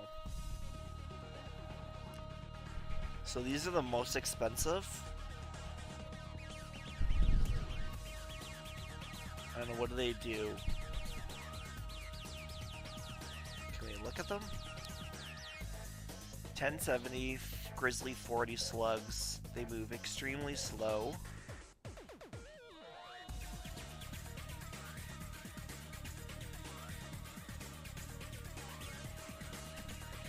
That's funny. You're trying to find it, aren't you? You're trying to find it, Boca.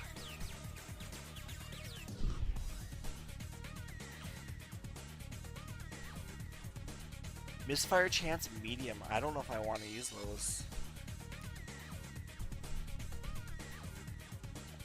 And these lead slugs, they don't even have ammo for them, or like, I think the buckshot is better. And I can't get the fillettes. They're expensive, but I can't even get them.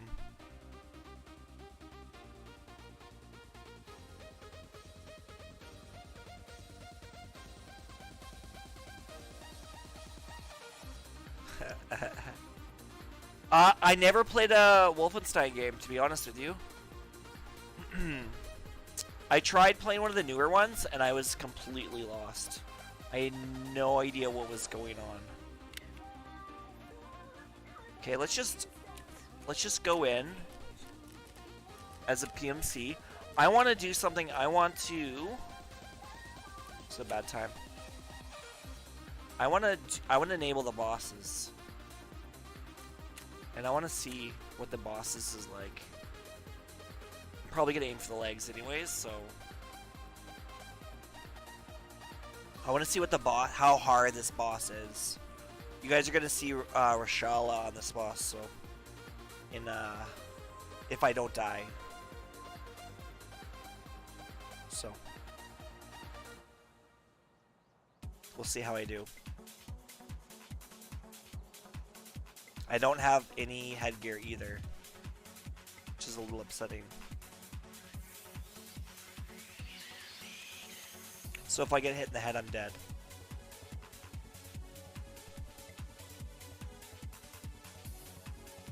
gonna die.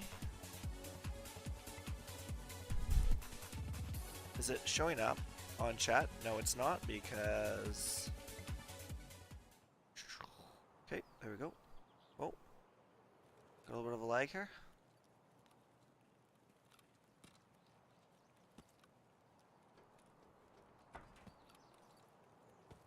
Where am I? Okay, I'm here. Oh, I was never into street fighting games. I just button mashed, man.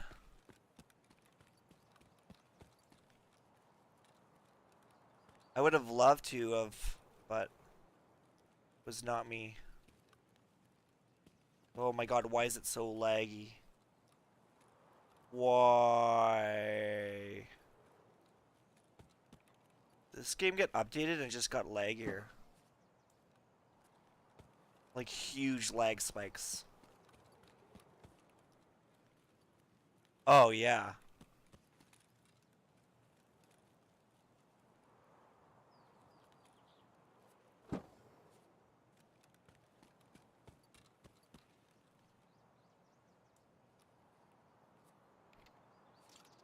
I don't know why, but I'm getting incredible lag from this game all of a sudden. And I was like averaging like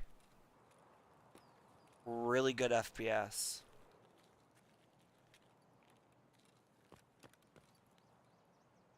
It's locked, eh? Don't I have a car key that'll unlock it? No.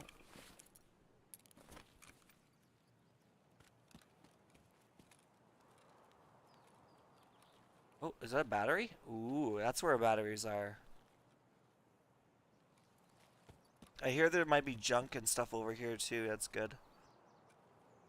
Doesn't look like it. And this is where we spawned, halfway down. So we're gonna see if we can survive Reshala.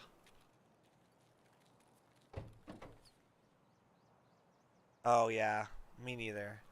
You know what? I do like Studio Ghibli though. If you don't know who that is, I'm sorry, but Studio Ghibli is amazing.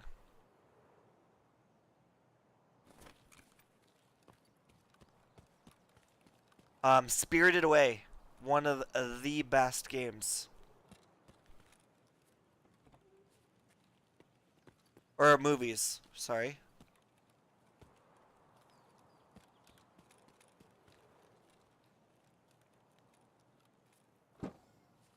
So I know there's a good spawn right here in the back of this truck or trunk.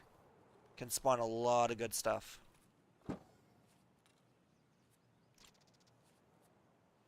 And I wasn't wrong.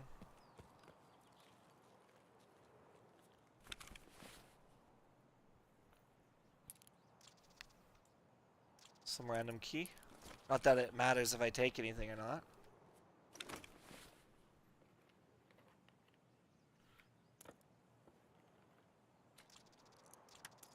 Goggles. What is this? Night scope? Oh.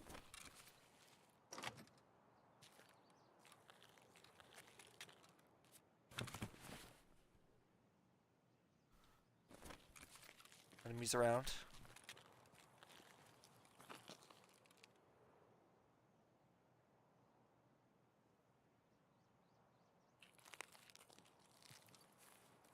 So definitely enemies around here somewhere.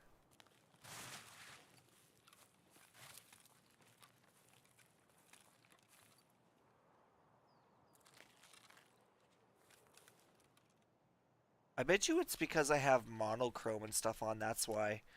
I bet you if I were to change it, the post FX and disable it,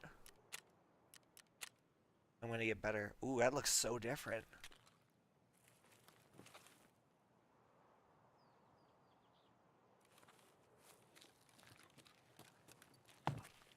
Oof.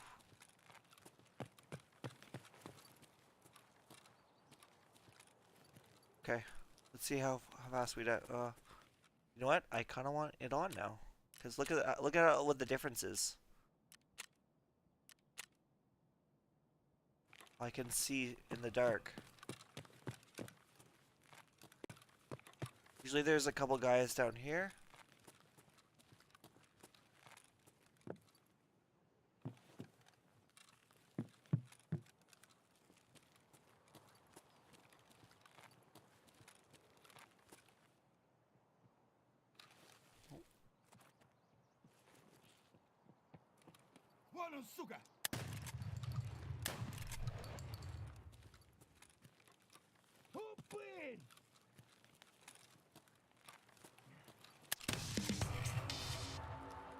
Dude, I just blew that guy's leg off, but the lag is awful. Awful. Okay, let's put the slugs here. Let's go to 3. Can we go and... Wait. Can we unload this?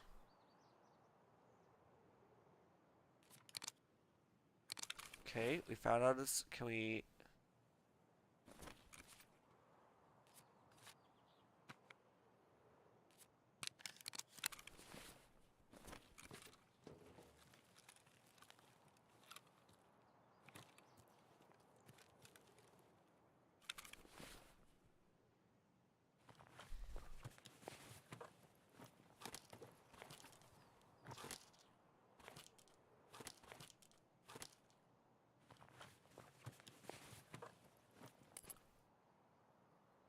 World War II? Intervention?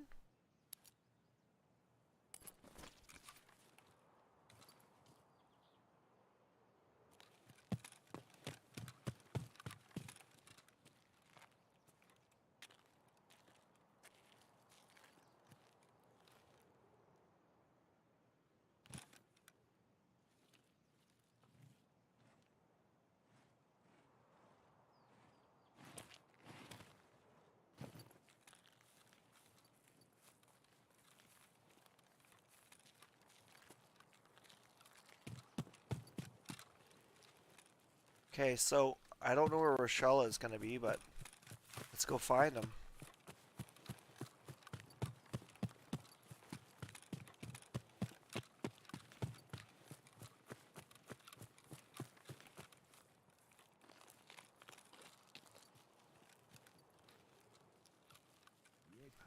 Oh.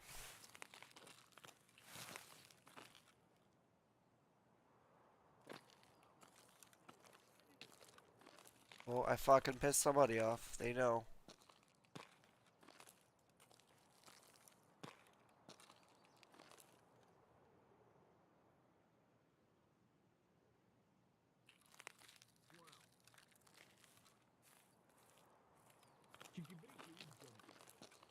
It's coming from up above.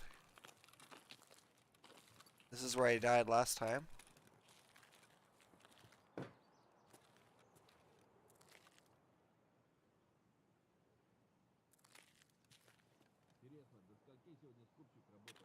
There's 2 of them.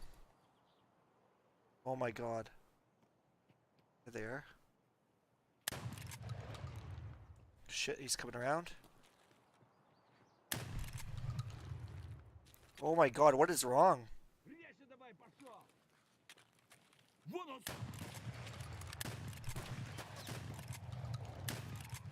Okay, so 4 shots to the legs, not great. And the lag. What is going on with the lag? It's like this update and it is giving me amazing bad lag. Oh, fuck. Oh my god, I can't even move. That's how bad it is. What is going on?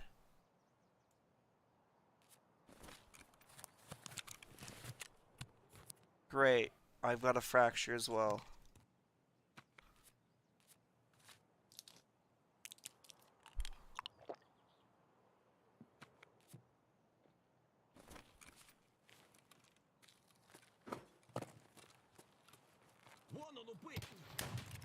Fuck me. There's 2 of them.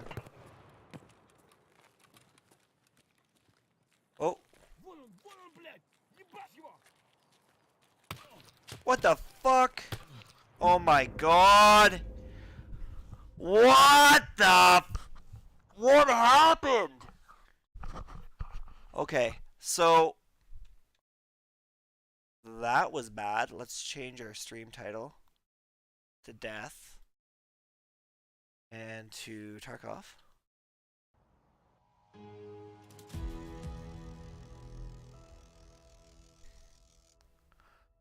Something's going on. I don't know what it is. But I am getting an immense amount of lag. It is so glad I am not playing right leg, playing online. Because the lag is... It's impossible. And I've never had such bad lag before. And I turned down my settings. So I should be getting like 140. And instead of like 140 like I was getting, I'm getting like...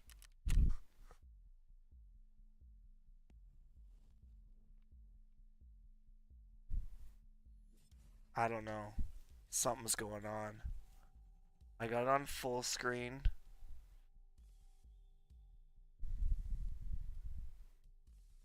Let's put it up to 1,000.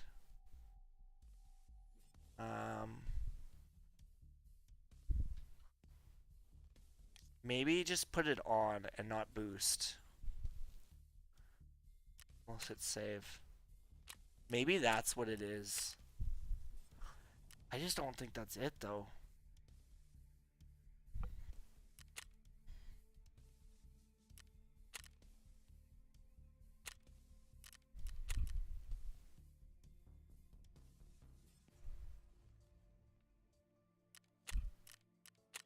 I don't know what's going on.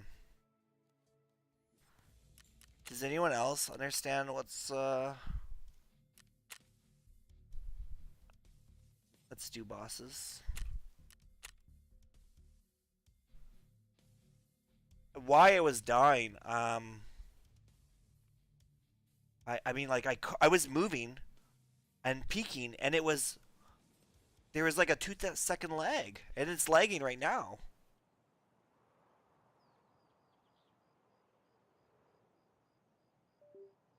I don't understand what's going on.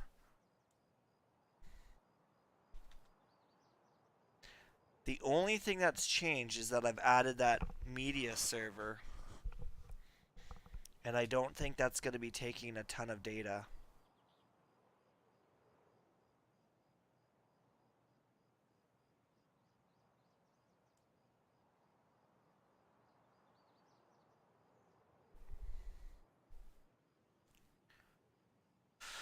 Oh, okay. Let's try this again. Oh, it's still lagging. Incredibly bad. Like, what is going on?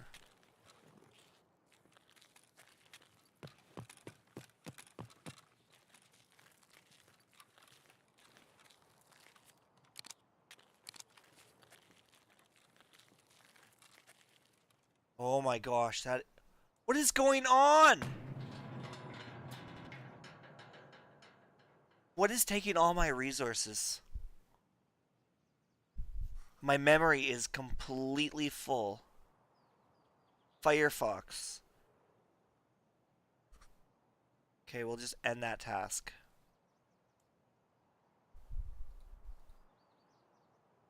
OBS is doing nothing.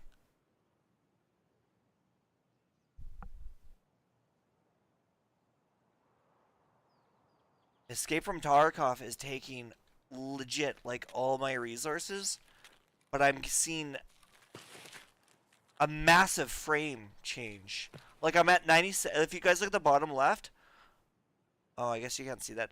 I'm at 70, 80, and then it'll just stutter, and I'll be doing.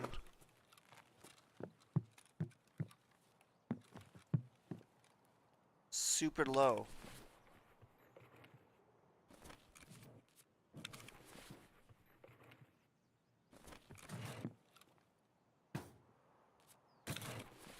I don't know what's going on.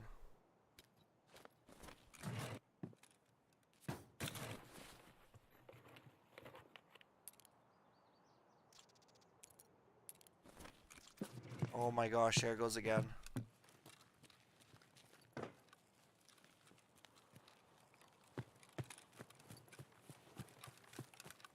What? Come on.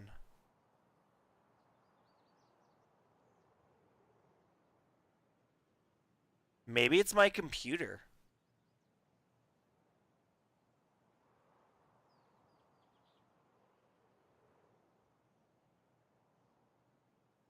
I don't understand.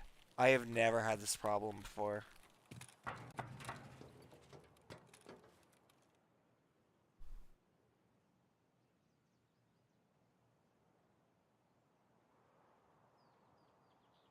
I do need to update my computer, it says.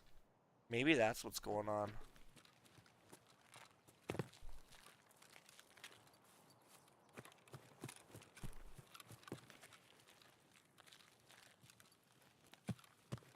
Let's try that. Oh my god, it's doing it again.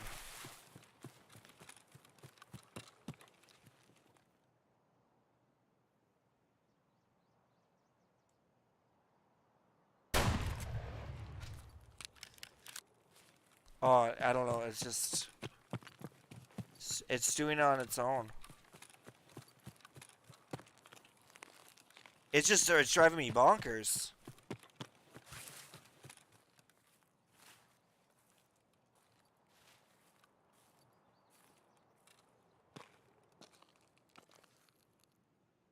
Why can't I reload?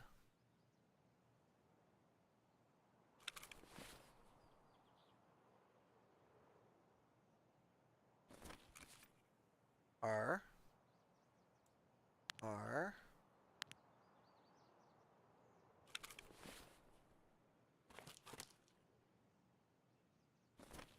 R. Okay. Alt T. Now I'm full with a lead slug. Somehow.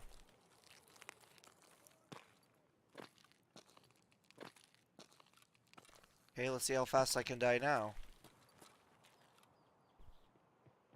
This one.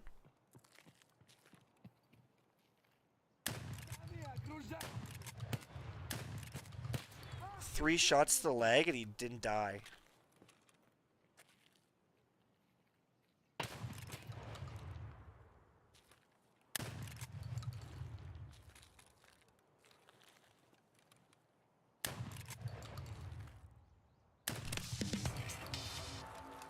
Died to that face shot though. Okay, we got slugs going in now.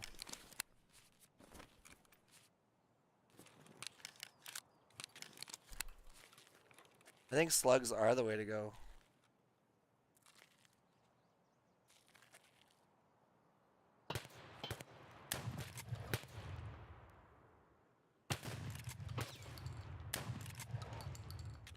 There's no way you're still alive. Yeah. Oh, what the fuck? What? That must have been a headshot. So maybe I just need a helmet.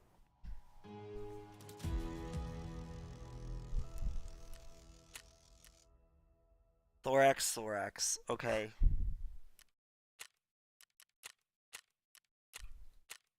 How did I die though?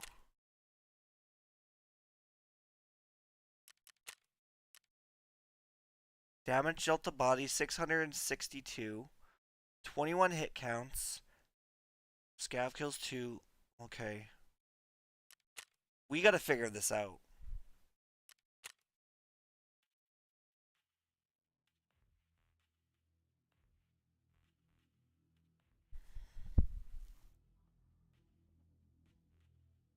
And now I'm not even getting 60 FPS in my game.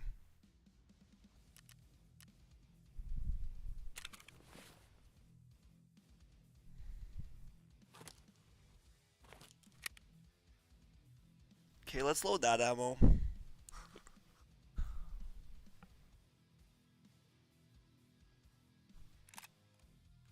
Can load the 7.62.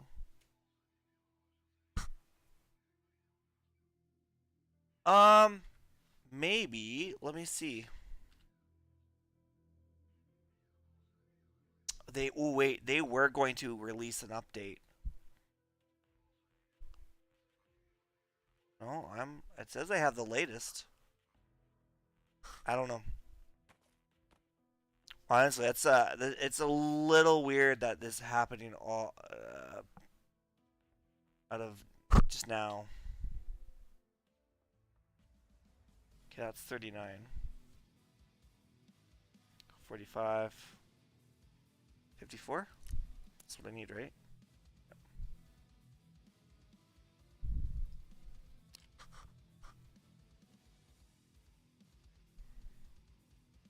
So, I wonder what is the... Let's unload this.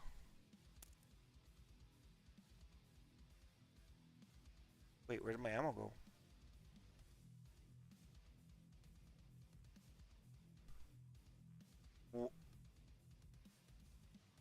Did ammo just disappear on me? I had... I'm confused. I had more shots, right?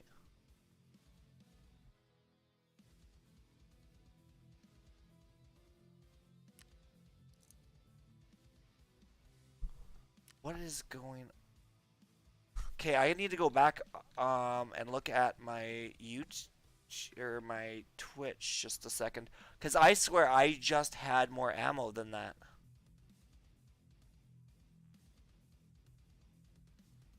Did ammo just disappear?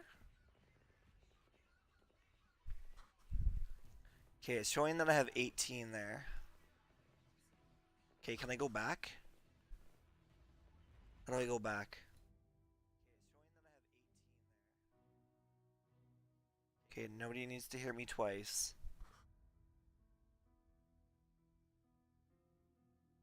Okay, how do I check my previous...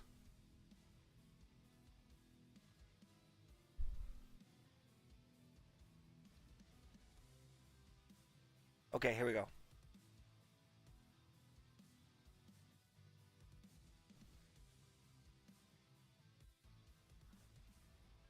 Can I watch this one? Okay, I'm gonna watch this video and I'm gonna look at my ammo and see if ammo just disappeared. And see if I'm just crazy. 5 out of 5. I grabbed the ammo. Oh, was it 13? I swear it was 50. That's so bizarre. Mind play trick on me. Tricks on me. So, this is LPSGZH. So let's find out where that is on the spectrum. And let's spell ammo wrong. So this is 756 by 54. Which is a pretty big round. Okay, here we go. And what was that? What round was that? RLP LSP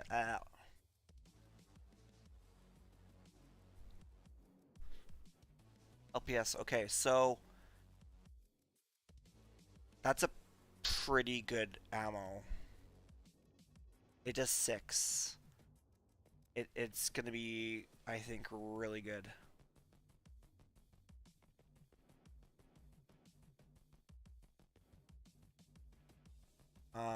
Okay. Let's put that in there.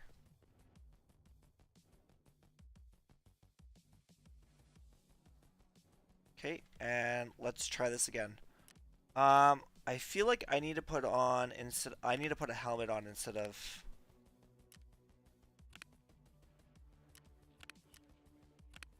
Do I have a helmet? Seriously? I don't have a helmet? Period? Okay, here we go. Take this off. Put this on. Just can't go on. No. Okay. And we got some Glock just in case. So, just go in again. Let's see if we get that lag spike again.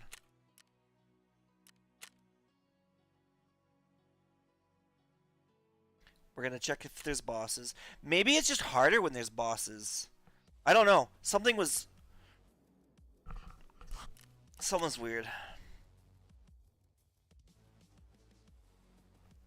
My Windows driver does need to get updated, so I don't know if that's it. But that was very, very weird.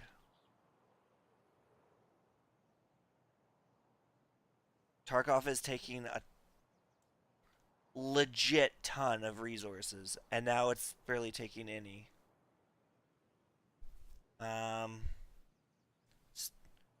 Everything takes up so much memory. And GPU, it's taking up 60% GPU? It's not even that graphically... Okay. Oh, this is a weird spot to spawn. I don't know if I like this at all.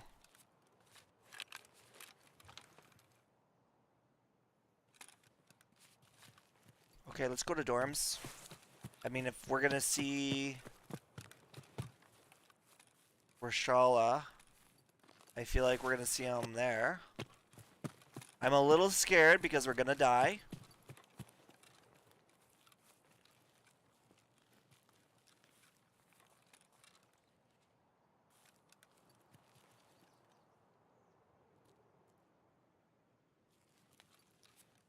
I know it takes a little while for them to load in, so...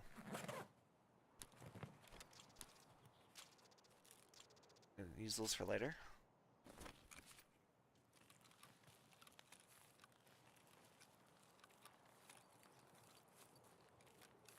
Yeah, I'm getting crazy. I was doing 110, and now I'm at 80, now I'm at 70, now I'm at 50. I'm getting these ridiculous lag spikes. Or frame spikes. That I never should be getting. Okay, this is second floor. 2-story.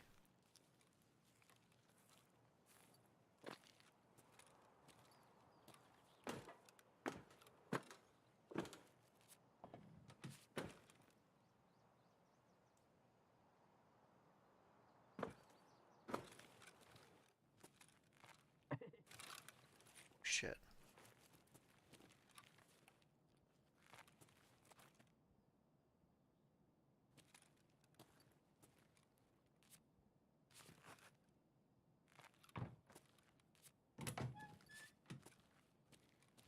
They won't be in closed doors, will they? No.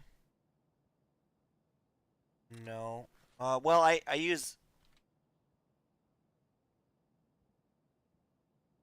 this, which tunes, and I have an FPS overlay, and it's on automatic. But I mean, it only monitors my equipment and like boosts it how it can. But it's never affected it before.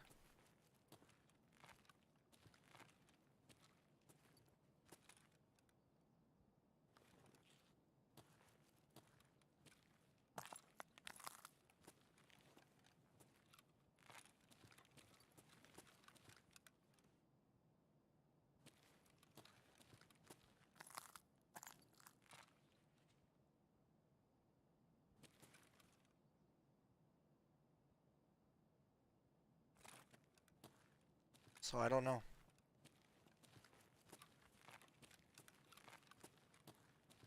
There's a lot of enemies in here all the time.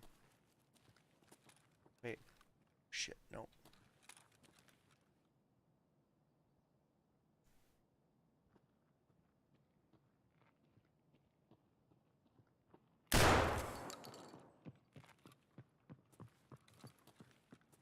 Fuck.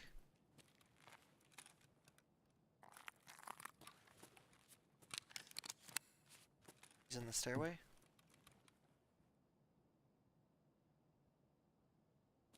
pushing?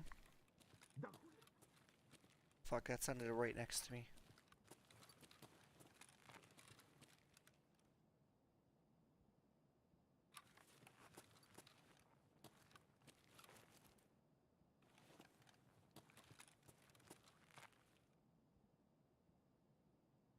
Yeah, like he just disappeared.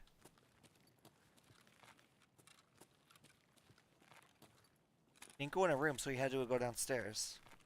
Like, they don't go into rooms, do they?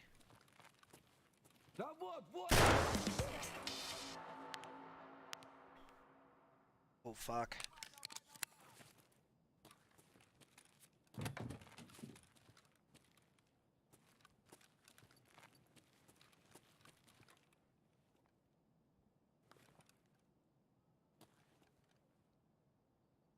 Oh, that didn't sound good.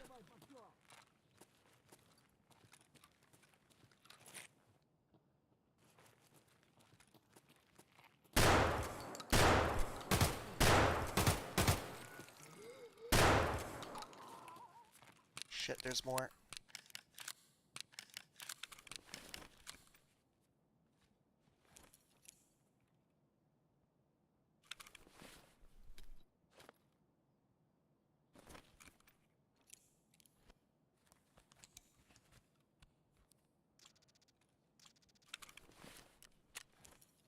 Fracture.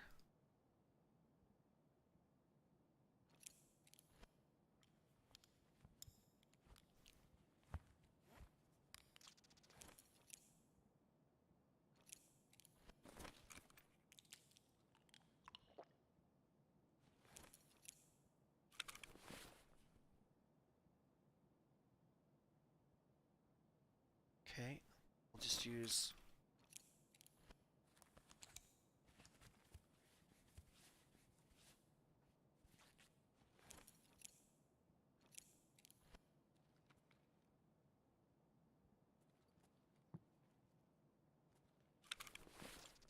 AK-74.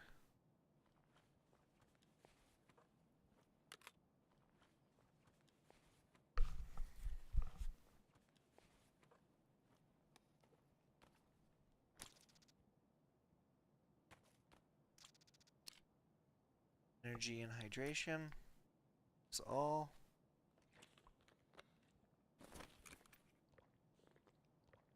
Okay, let's go get some.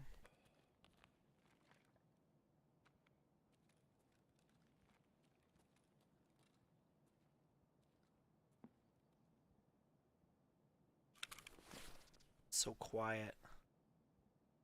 MP133 doesn't have the stuff I need though. It is becoming impossible to find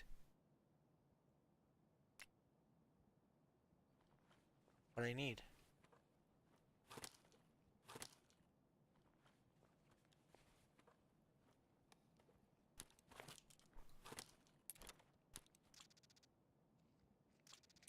Shit.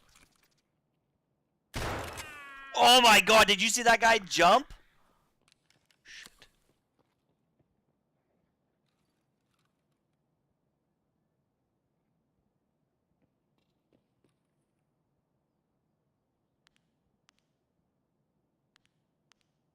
Where is this guy?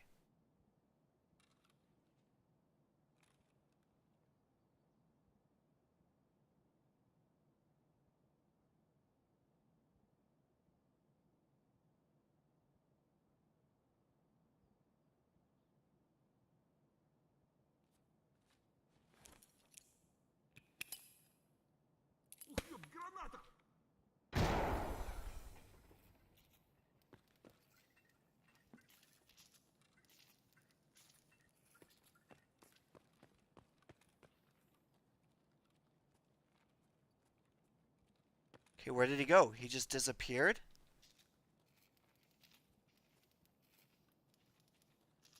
Okay, he's got to be in this room right here. Oh, he's not there.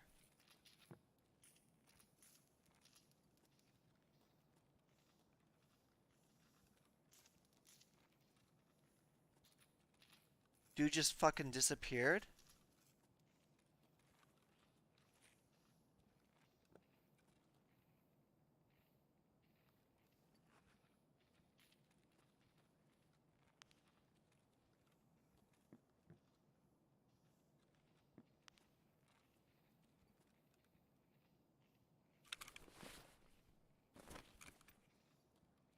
Like, I heard him. He was right here.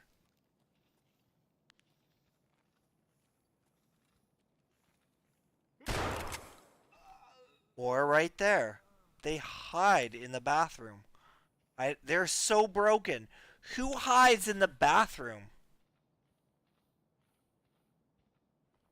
Nobody. Nobody hides in the bathroom.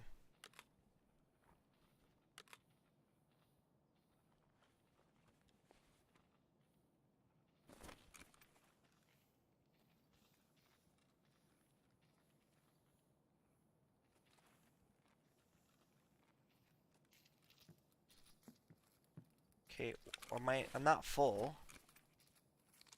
Why does it say I'm full? Am I losing any ammo?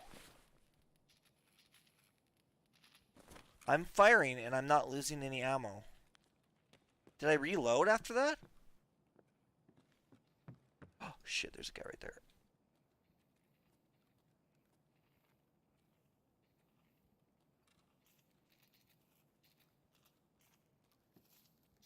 Just went into that room.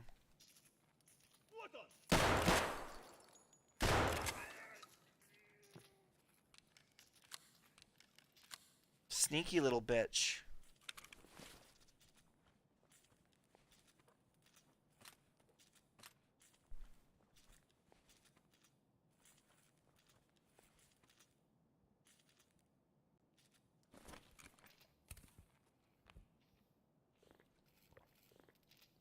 Okay, now did I lose any ammo?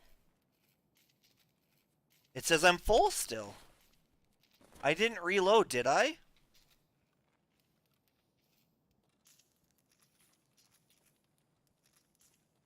I swear to God, I did not reload. Oh, it was a headshot. Sorry, buddy. Okay, don't tell me I'm full now. I'm still full. The game is broken.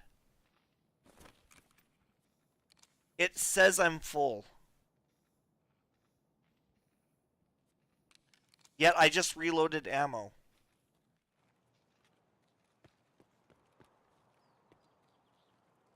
How does that work?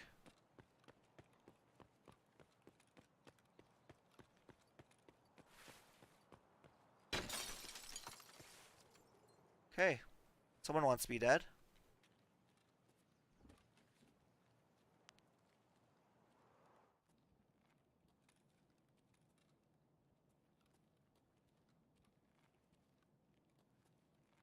I don't understand. Someone fucking shot me. Or tried to shoot me. And they came through a window. So they had to have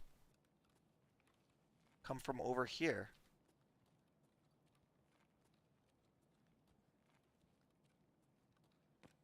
Like, what is going on?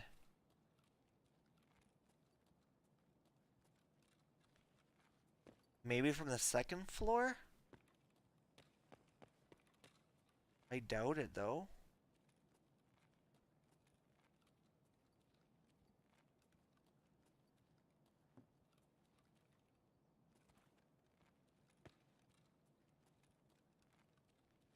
Okay, often there's guys in the bathroom. No guys in the bathroom.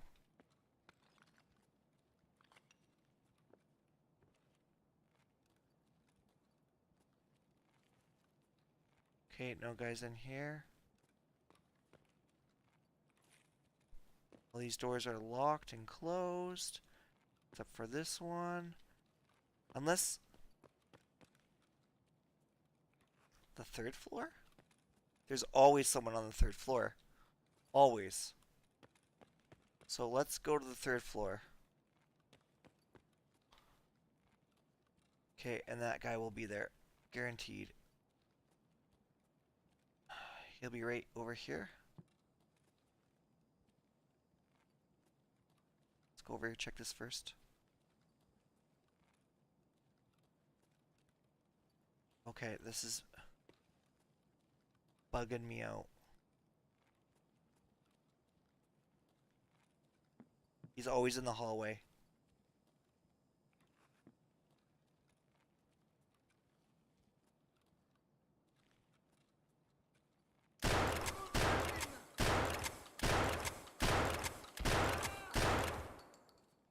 sitting there, just standing there.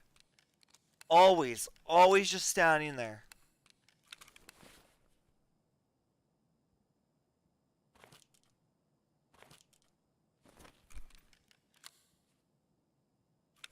Didn't attack me or anything.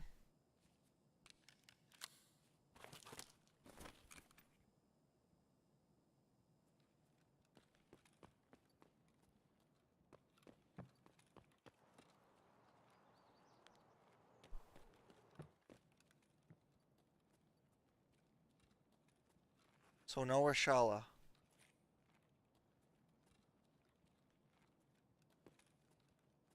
Well, that was a bust. Now what? Now where do I go?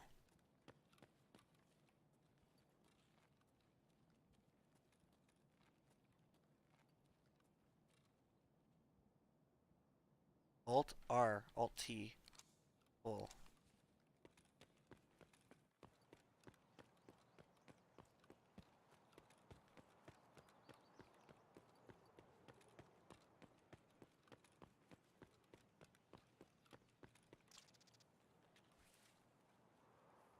What was that noise?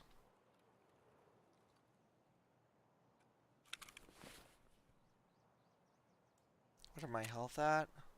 440. I'm overweight. Everything's good.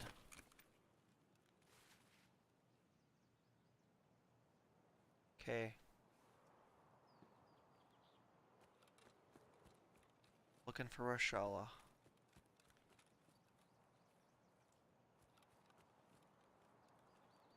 I mean, fuck me, how hard could he be, right? Just a man.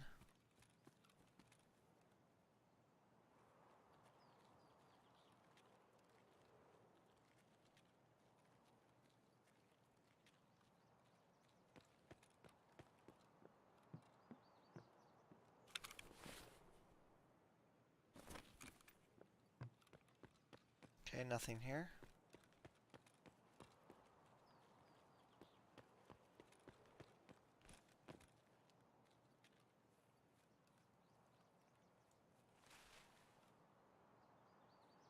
Lots of enemies usually here.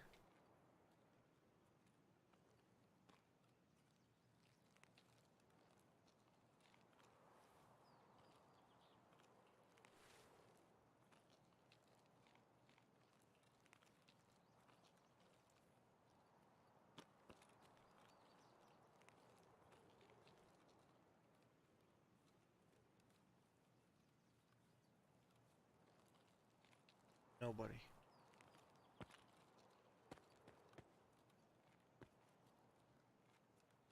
If I could snipe with bore sights or oh.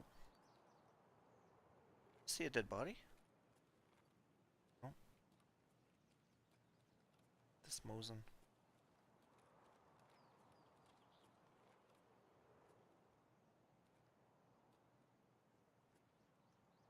Where is everybody? Or one on the roof? There's always one usually on the roof. Oh. Oh, there's one.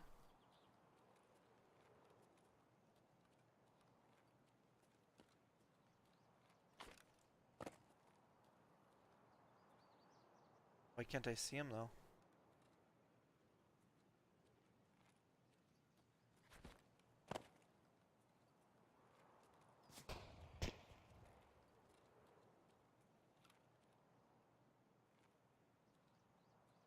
Where is this guy?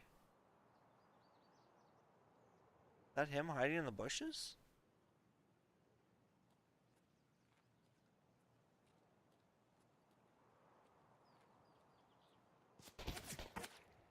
Holy fuck. There he is. That get him?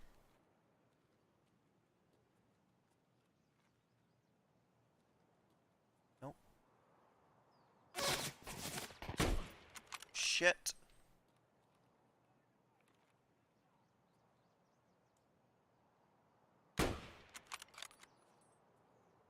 Oh, he's running.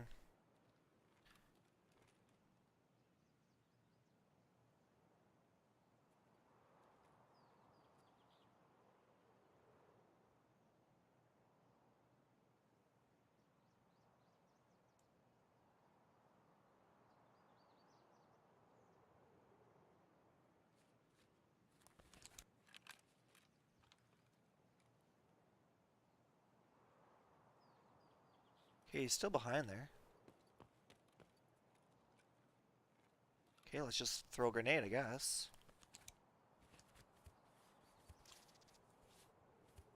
Oh, that's not what I wanted to do, but...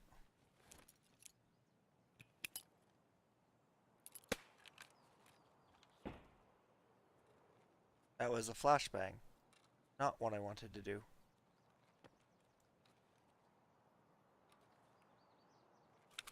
Okay, we've got this one. We can set up for 5. We'll hit 5. Okay.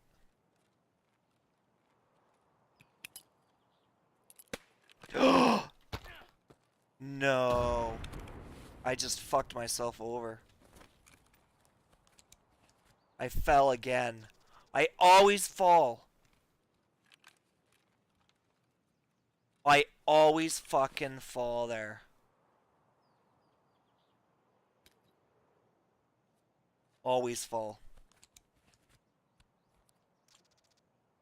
Son of a bitch. And now I have 2 fractured legs.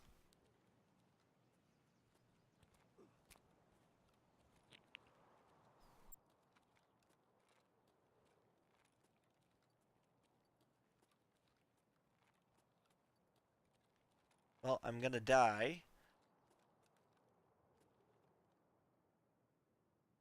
Oh, right?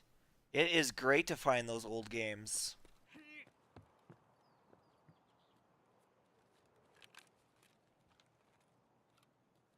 There he is.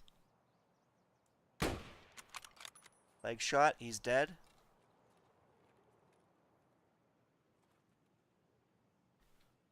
Let's reload. Or not. Can't I just put more ammo in? Oh, I guess not. Or now I can reload.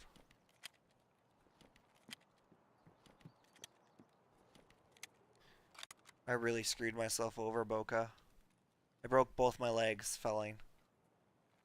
I always fall there. I was like, oh, no, there's no way I can fall. There's 0 chance. No, I fucking did.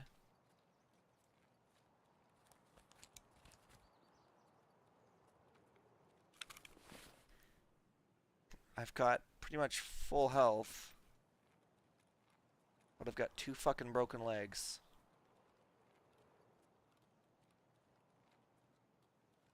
So hopefully this guy's got a fucking tourniquet or splint.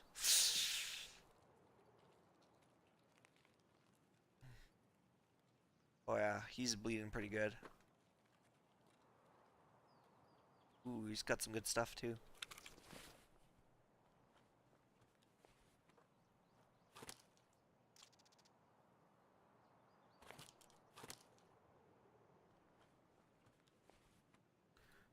And nothing in his backpack.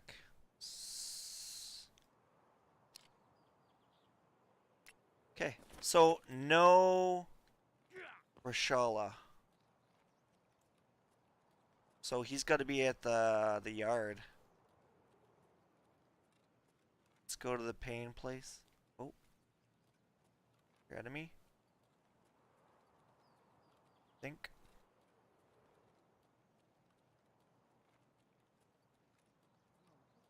Yep.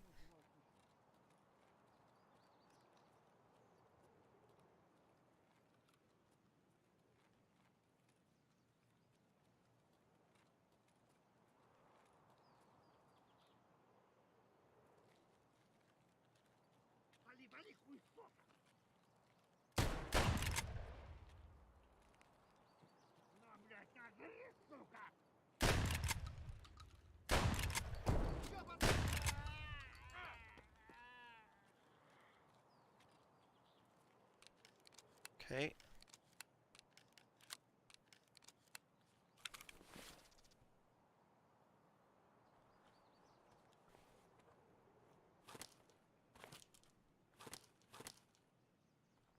Shells for days.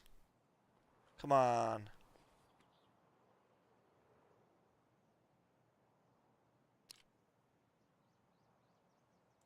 Nothing. Nothing. Okay, let's go to the med room. Oh, and let's go 4.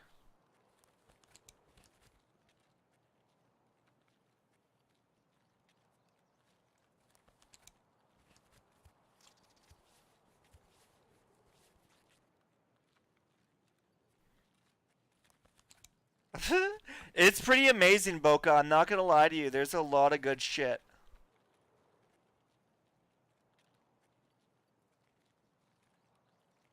Okay, where am I? And where do I need to go? That's the building I want to go to.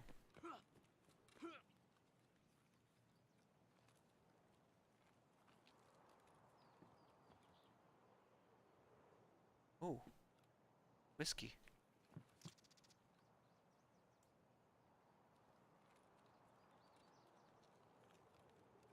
There's no one up there.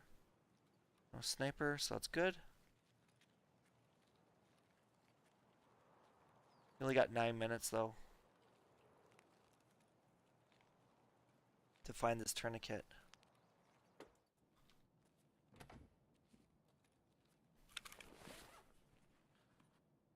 Okay. Nothing.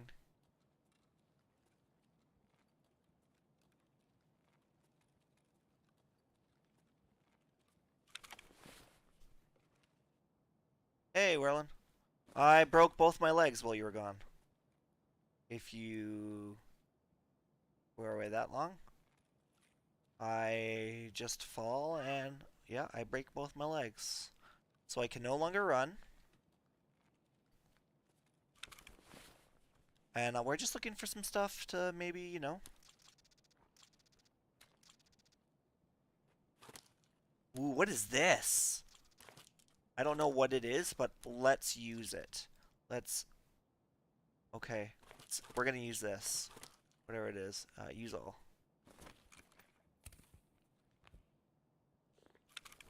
And inspect. Inspect. Star slug. Okay.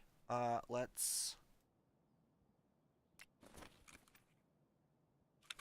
unload. Why can't you unload it?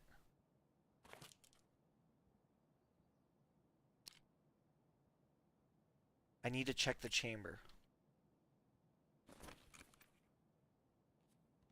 Okay, it's full. Now can you unload it? With internal magazine? What? I don't know what that means. I just want to unload.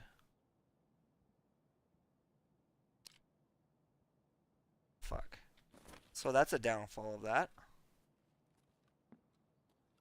And I am in a lot of pain.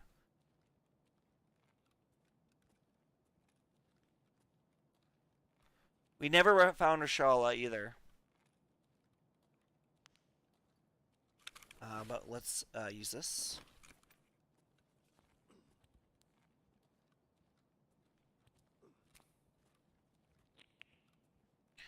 That'll help. Oh.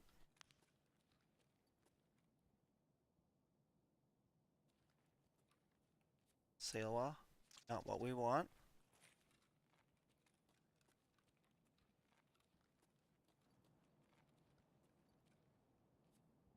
Well, that might be able to help us, but I doubt it.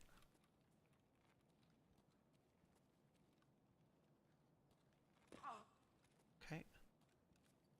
We just need some other stuff. Nothing that we need.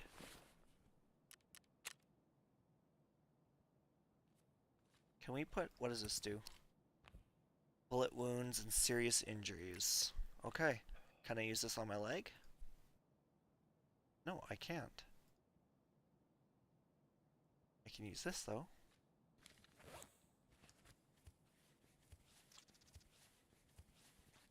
Inspect. Can I use this on my leg? Leg.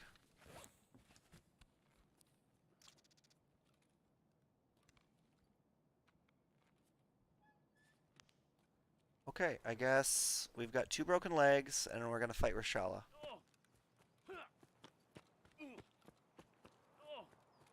And this is where we die every single time with these overpowered scabs over here, so...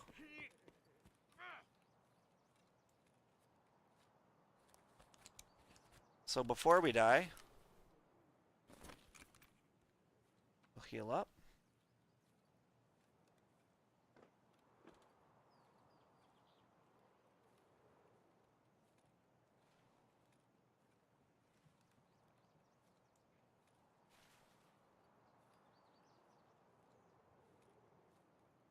Currently being surrounded.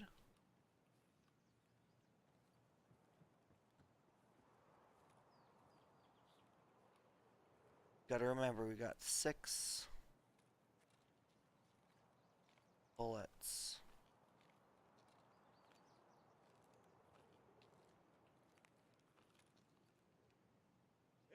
The fuck?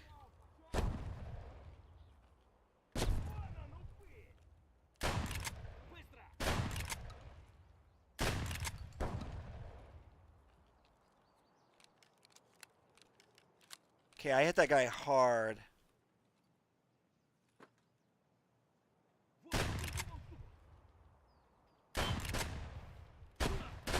No way! No way.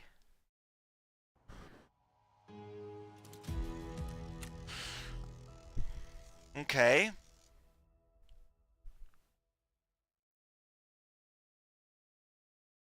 Right leg, infantry, stomach.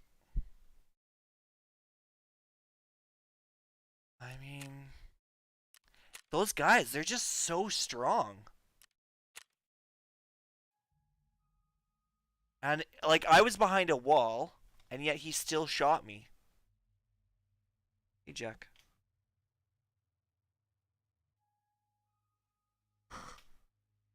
Okay, let's just go traders here. No, let's go characters. We're gonna go unload ammo. We're going to link search. We're gonna get ammo, and we are going to put in some. This most expensive. Let's do 12. 840. Let's do that. Okay. And we're gonna see what these 1270s do for slugs. Okay. What was it called? Grizzly slugs? 6-2 and nothing against body armor.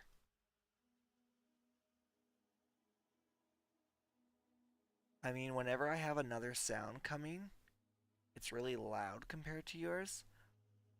The trader guy that was bald with sunglasses looks exactly like the guy from Storage Wars. Yeah, like, I don't know. And I can't get any good... Oh, what's this? I can't get the fleets yet. Let's watch it. Let's see.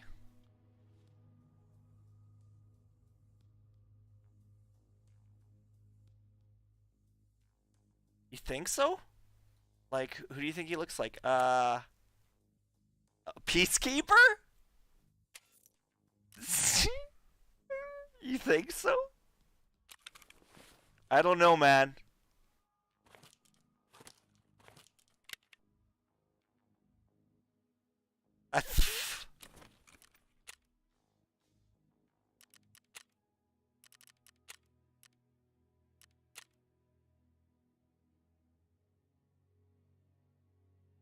What's tagged and cursed means?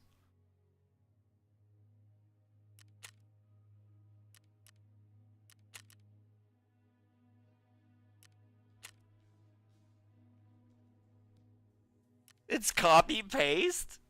I don't know what you're seeing, but I'm looking at this guy. I don't know, man. Oh, Jack, what are you doing? sit down normally, okay? Drunk cat. Okay, we got. Maybe those were his boys. Like, were those the? So the ammo that we're using, these bear slugs, grizzlies, do not have an effective. Are not effective against level 3 armor.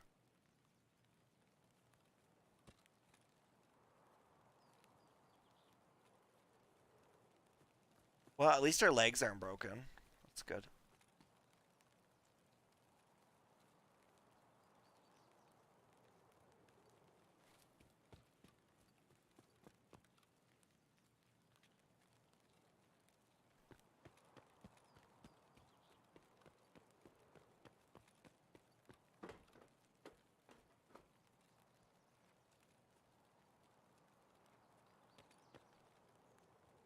He's not in there.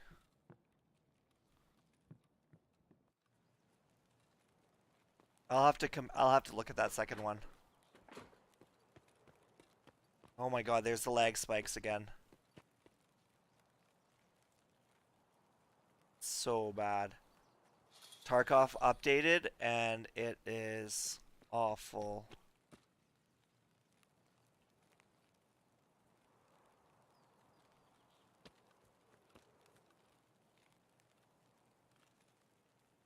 Where's that one vehicle? Wasn't there like a vehicle that's like got computers in here? Oh my gosh.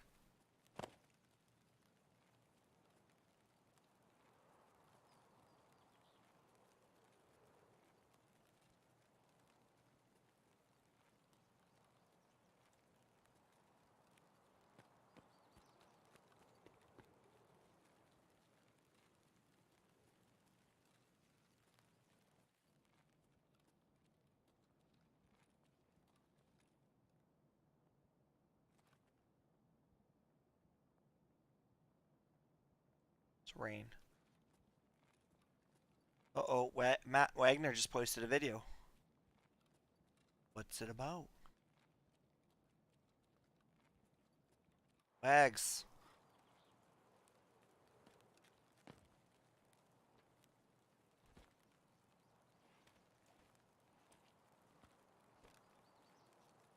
There's always guys around here.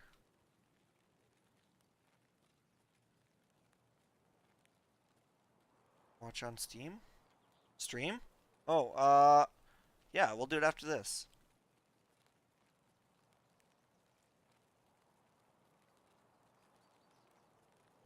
Oh, is it just F16?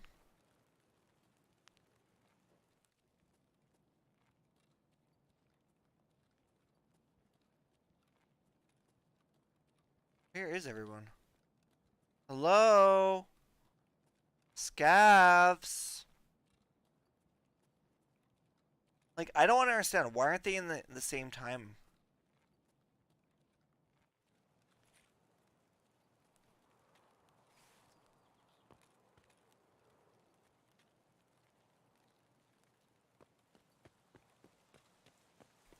Could go through there.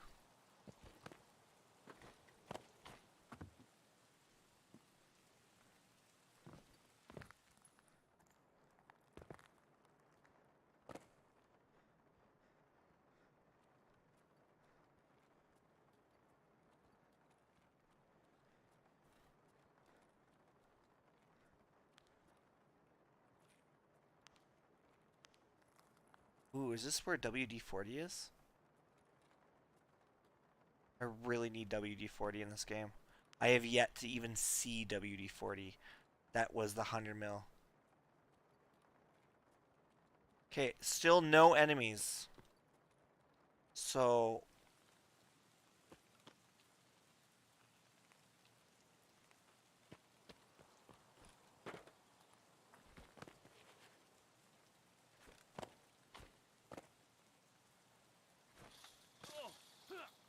Shit. Shit, that's a sniper.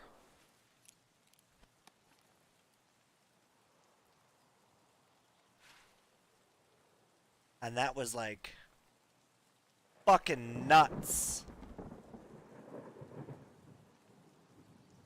I don't even know where that fucking came from.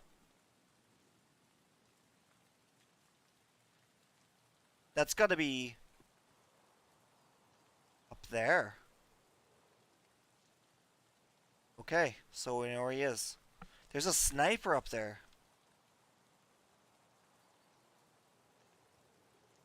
Wow, I did not know that.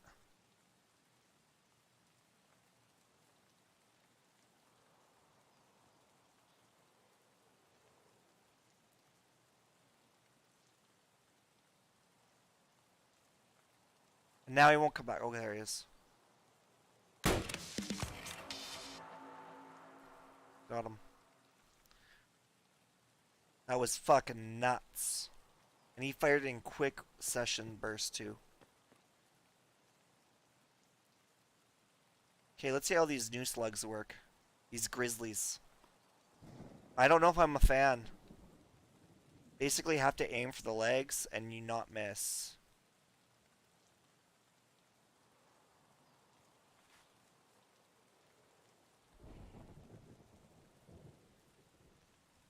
Okay, let's go up. Oh, fuck. Where's my...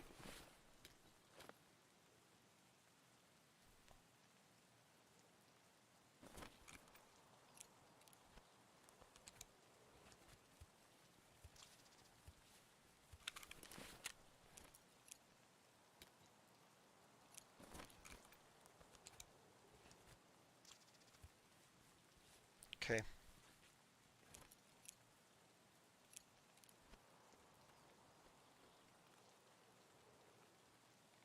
I am not going up there again.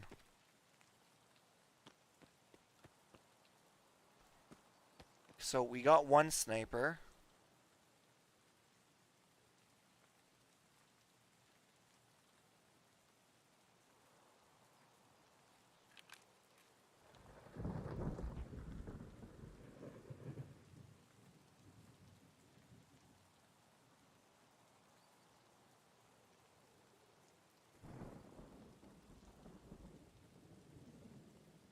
I don't want to be here, man. I'm cold. I'm wet.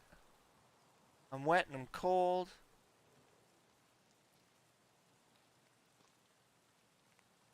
My Mosin is getting wet. Oh, there's gonna be a big thunder.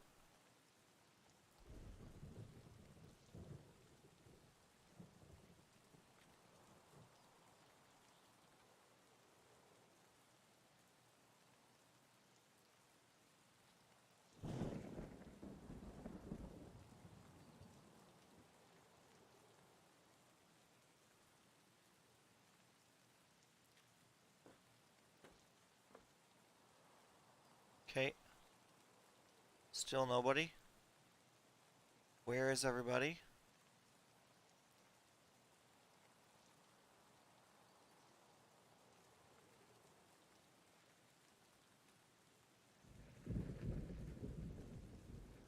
I'd really like to try and use these grizzly slugs out.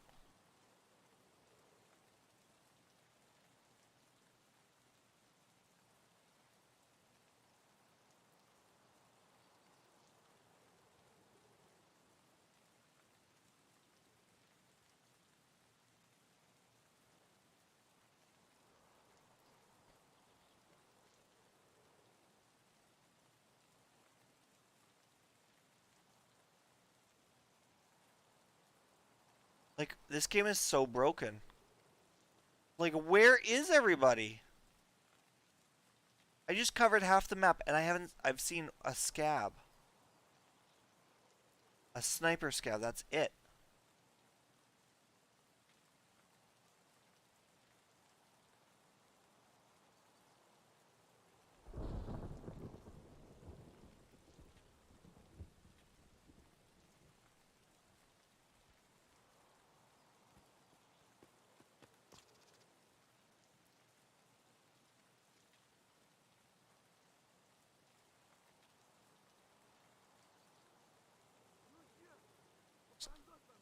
There's always guys here.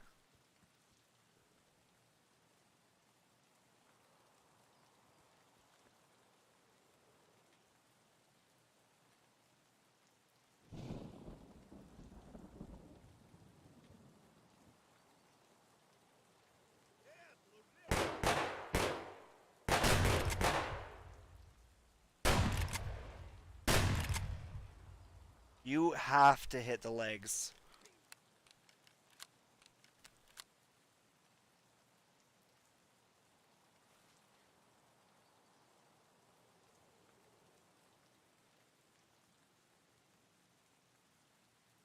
Okay, there's a guy right over here.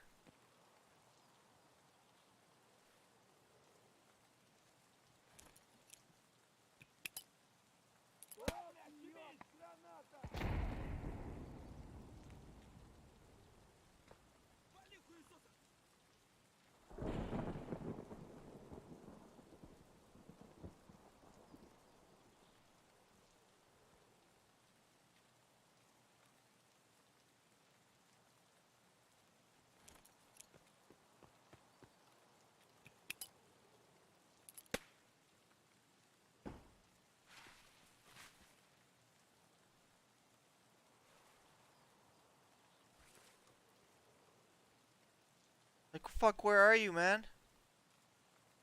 Just hiding?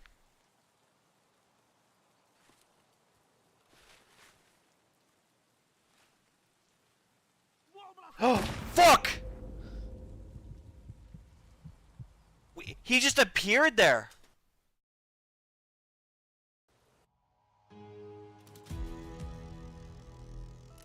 He just appeared there. I was just there.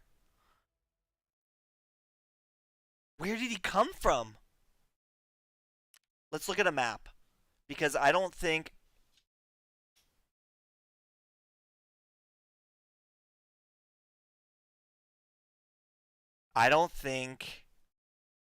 Okay, let's hide all. I was right at that fence.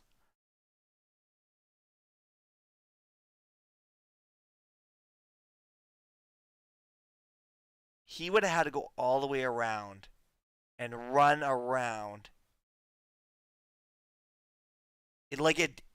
He just came from nowhere. I was there. I ran to the barrels.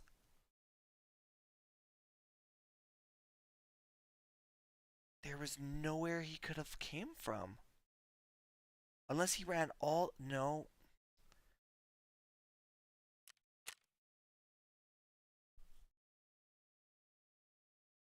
And he got me with the right leg. One shot.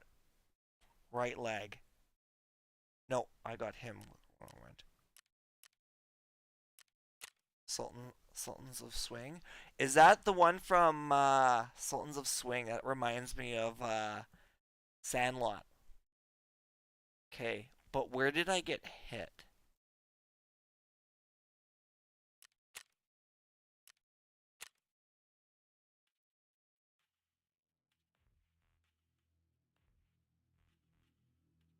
See, that's what the problem is. They don't tell you where you got hit. I don't know if I like...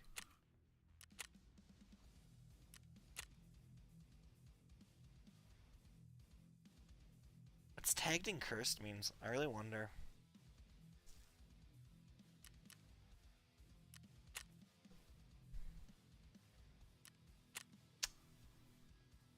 Oh, I don't know.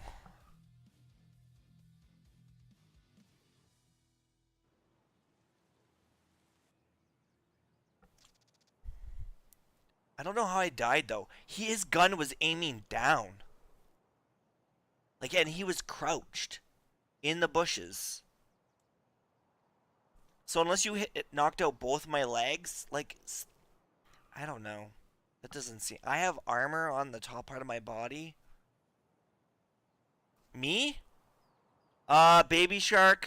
God. Poop songs. What else?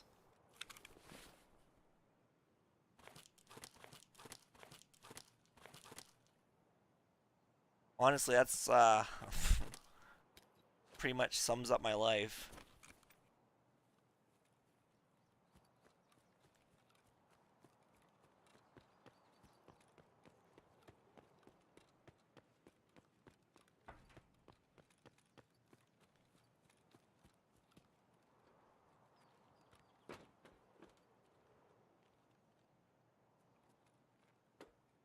Oh, there's the lag spikes again. It's only in the beginning of the game, though.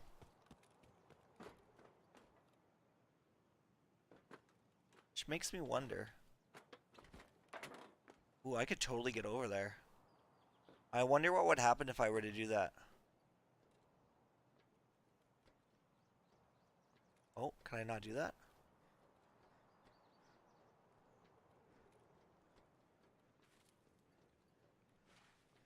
Oh. Yeah, it's a shark. It's a song. You've never heard of Baby Shark?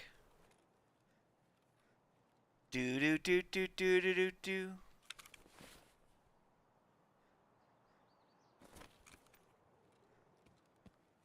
Baby Shark. It's awful. It's an awful song. Don't ever listen to it. Seriously. Don't ever listen to that song.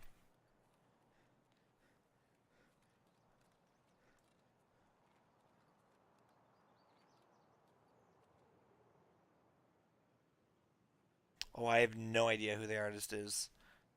I wouldn't even call him an artist as...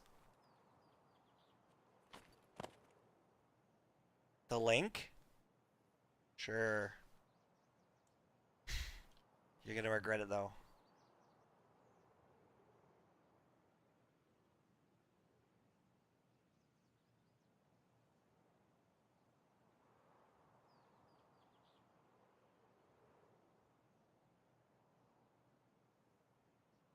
Did we just do the same one? We did do the same one. We're both like... Oh, I missed it. It's awful. Yeah, I know. I feel so bad. Don't watch it. Please don't watch it.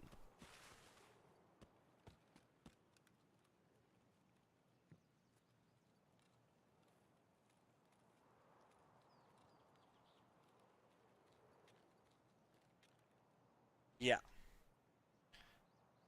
Or a poop song, or you know. Oh, Matt Wagger, another video.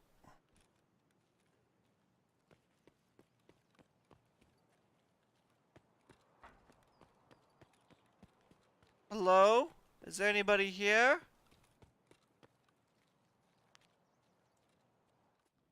Now I gotta watch out for the ground. Oh yeah, it's awful. Okay, it's gonna be a guy on on this tower, I'm guessing. Where? Okay, let's just go kill those enemies over here again, because we just die. What do you mean?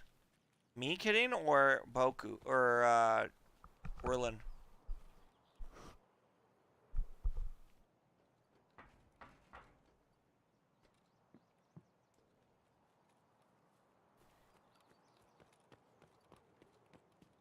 Yeah, it's awful.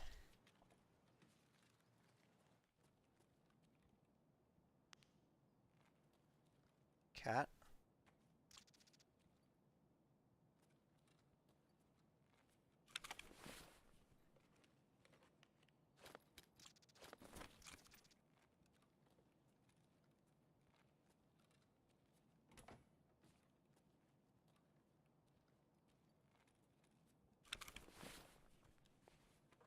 Oh, background music? You know what? I really like Linkin Park. Um, they've been always good to me. I really feel bad about Chester. Um, they were kind of like iconic with me growing up. So, when Chester died, it really kind of upset me.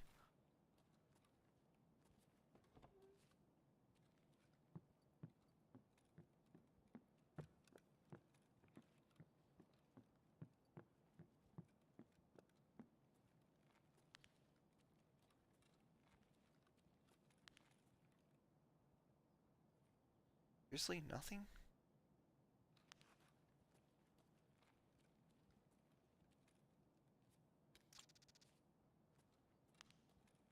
What is going on?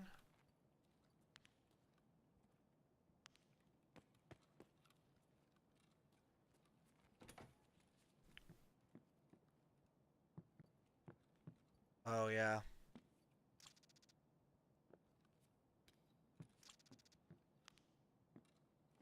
So, I mean, that was upsetting.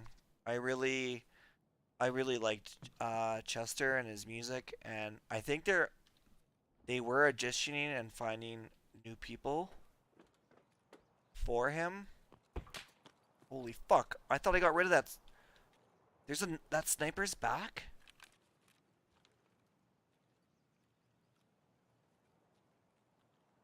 Where the fuck? Where's this sniper at?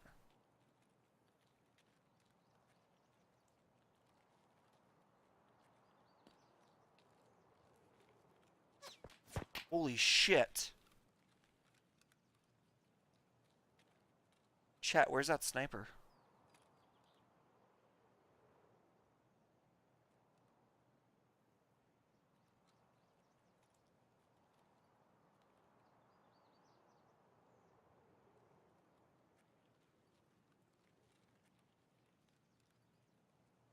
Honestly, where the fuck is that sniper?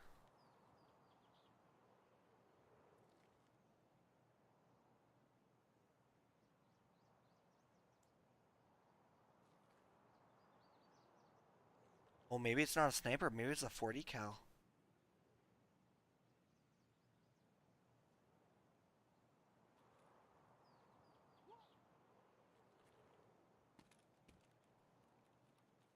Umbrella?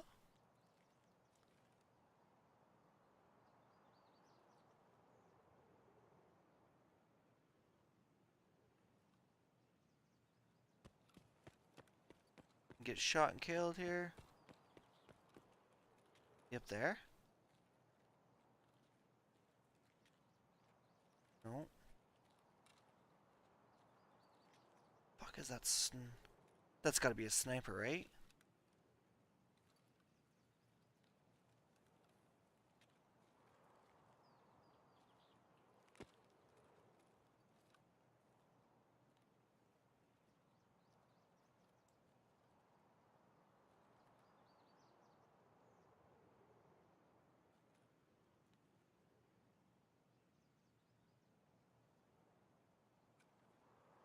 Yeah, I don't know. I also like Queen,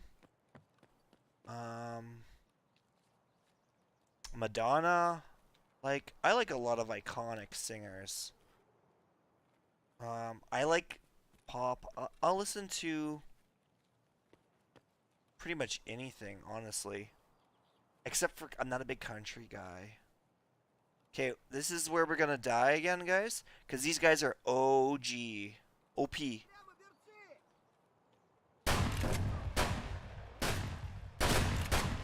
Fucking OP is right.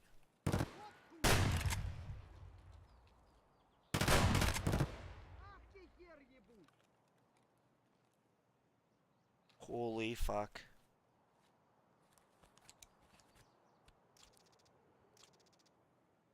Think he hit me in the face? Got a fracture.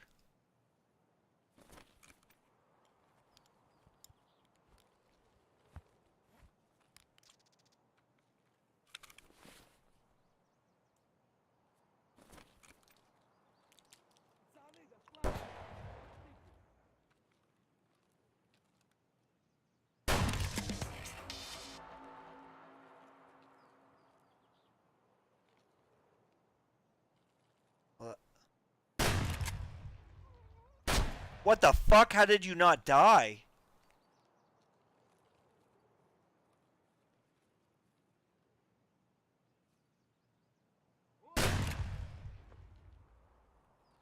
Fuck, that's loud. Like, not even just like a little bit, it's super loud.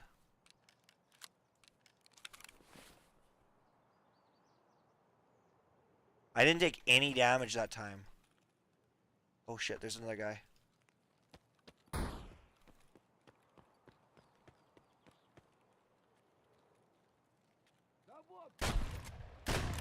Well, I can't say that. I took damage there.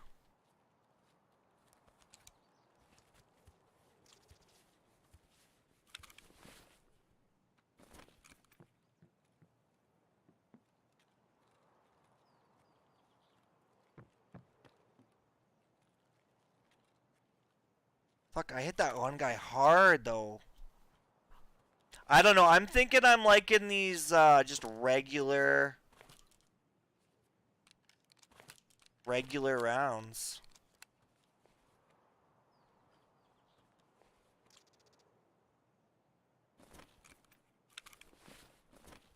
Okay, where did the other guy go?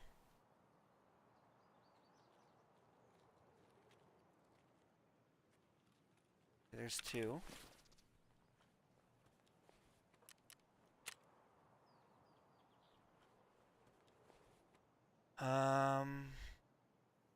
We're still trying to find...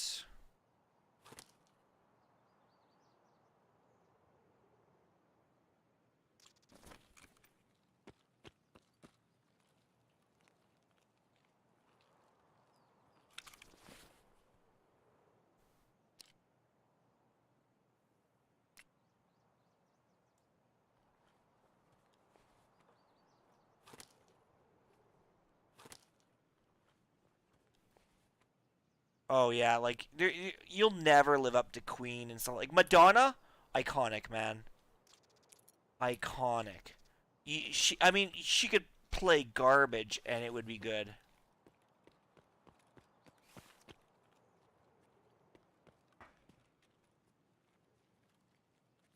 Okay, I don't know.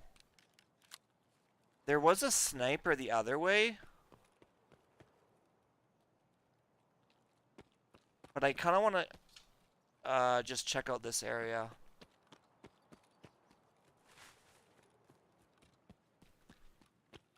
While I'm down here. Like, we did pretty well. Do we not? Were we full on health? Okay. It's pretty good.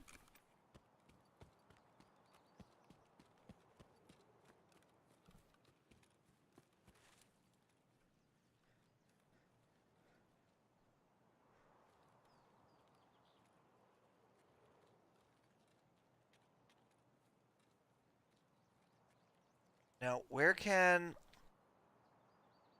the Scav boss...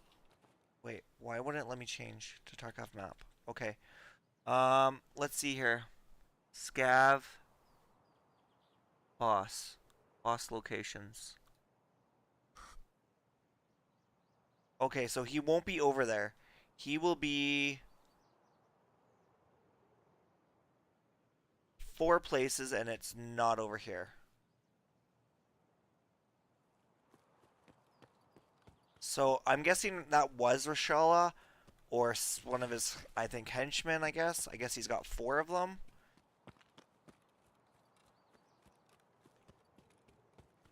But I could not see for the life of me where that guy came from. Let's see, how is... Our gear is doing good. So we're good on that regard. Strength this.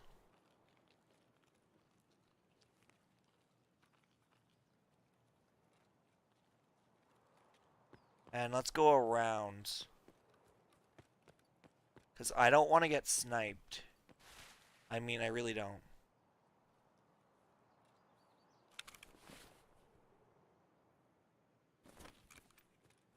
Okay, let's unload this too.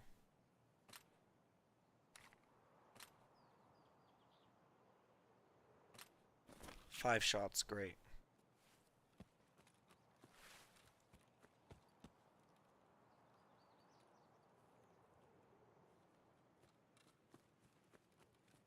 Hopefully we get killed through the bushes again.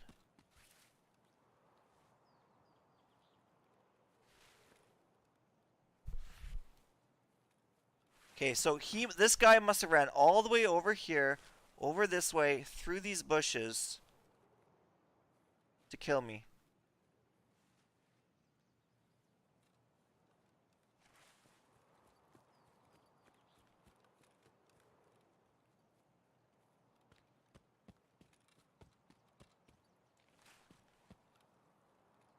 But I've never seen anyone snipe like that before. Like, that was a...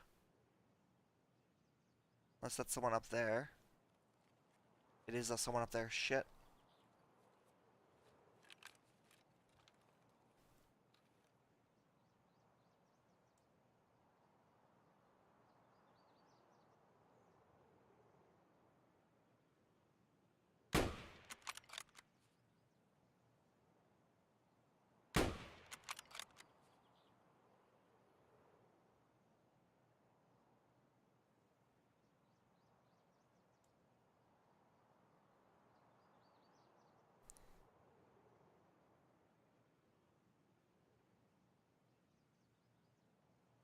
Okay, why can I not?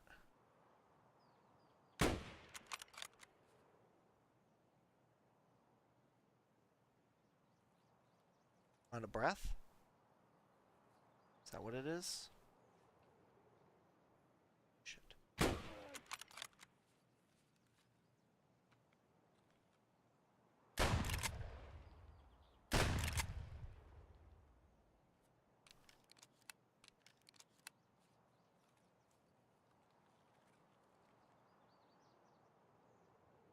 See, that was when buckshot would have been great. Fuck me.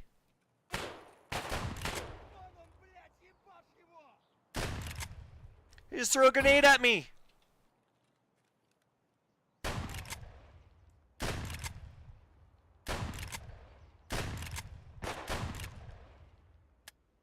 Shit.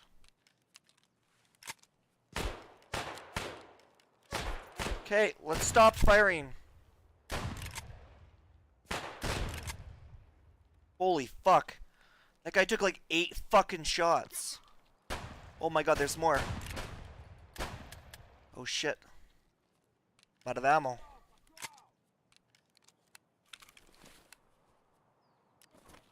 I'm guessing I found Marshall's men. Where the fuck?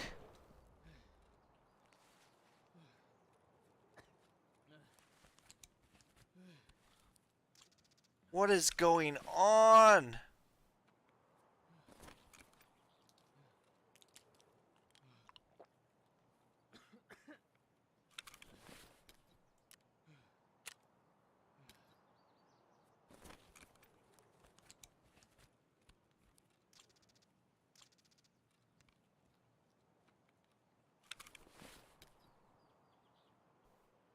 Oh, fuck.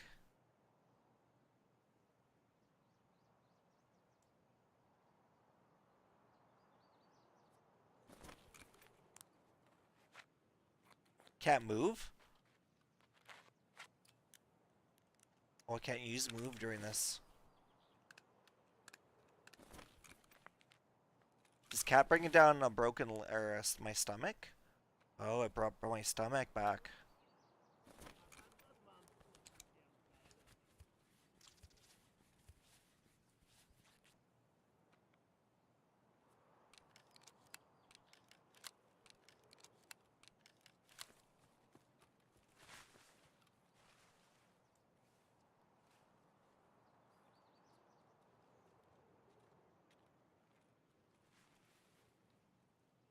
Fucker's hiding in the bushes. I know he is.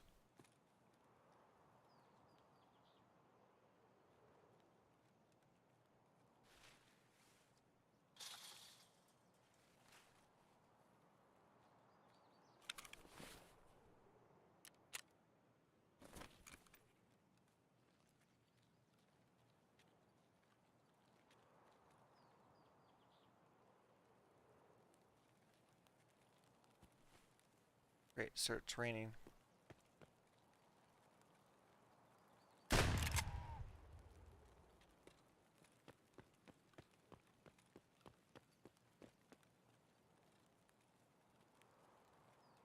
Okay, not a good way to go.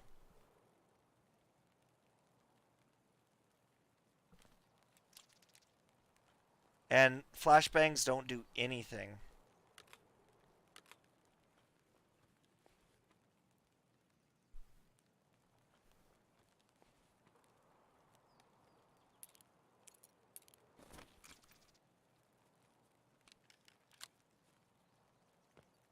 legit don't do anything. That one guy just disappeared. I hit him so hard. And he just kept going.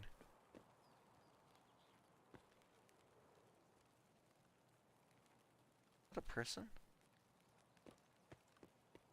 Oh, nice.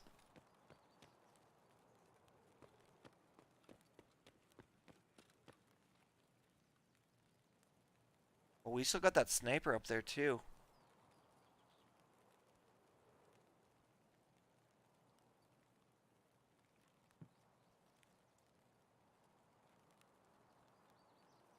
Heard someone. Hey, thanks, Whirlin. I appreciate it. That really helps.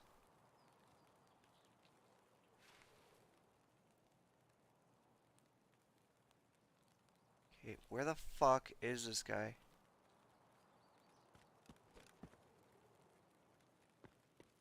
Okay, I hit that guy so bloody hard. Like, there's got to be a huge blood trail. Oh. No, he's dead. Okay. Fact. Let's discard this. Put this in. Okay. Gonna put that there. That there. Okay.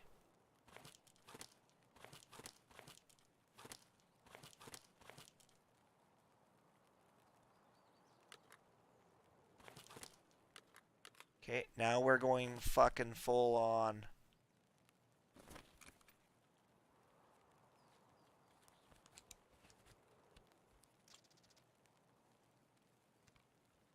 We're going commando here. Ooh, this thing's fucking nice looking. Okay, but how am I supposed to fucking shoot anything? I can't see anything at all. Did the scope fall off? Okay, let's go.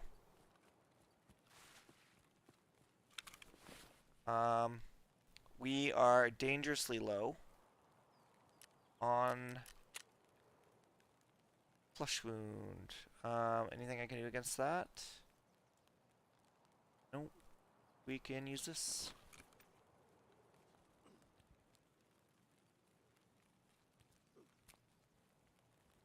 I feel like this is OG. OP. This. Except for this part right here. Okay.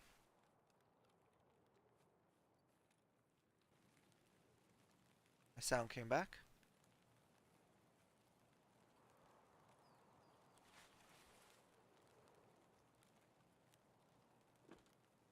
Okay.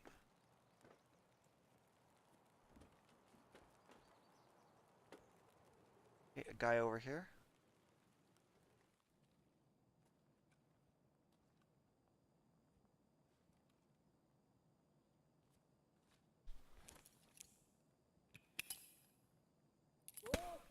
Shit. That went bad.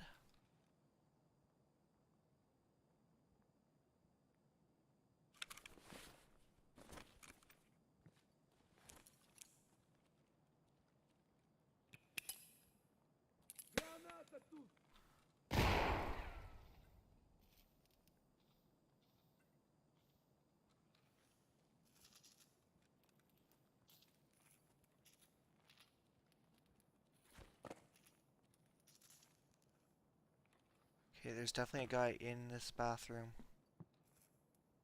Or in this room.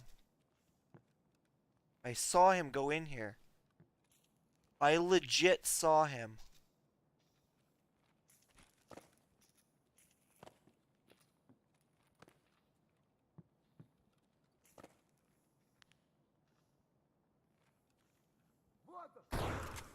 Fuck me.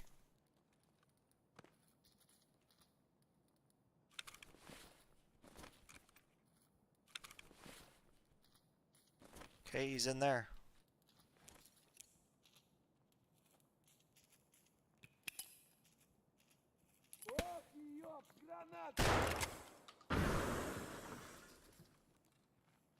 Where did he go?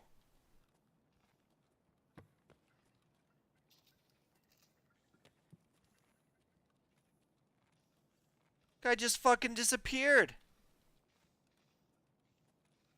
Legit just disappeared. He disappeared into the stairs.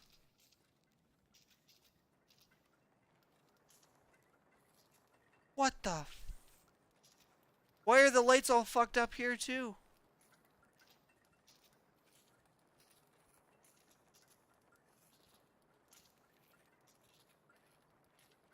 Okay, gotta always right there, always.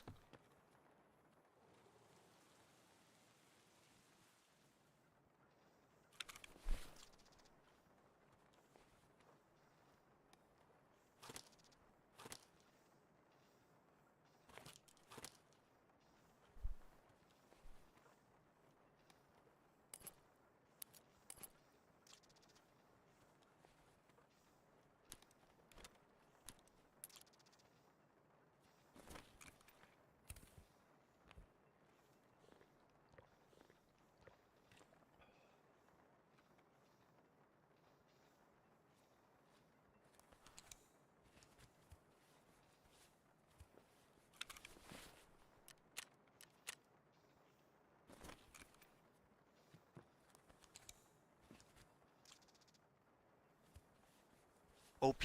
Oh, overpowered.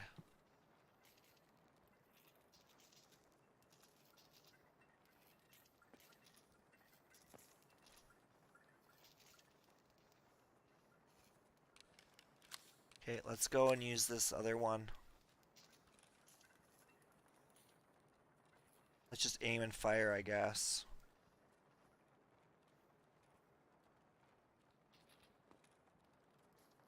There's gotta be guys in here. Always guys in here. Nope. Weird. I don't like this gun. I don't want to use it.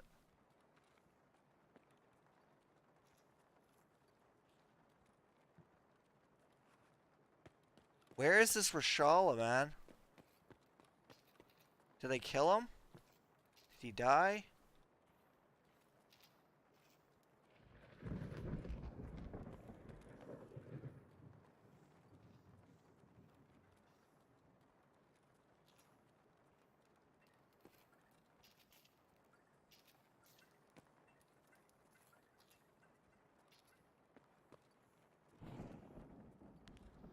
I don't know where he is. So we'll just...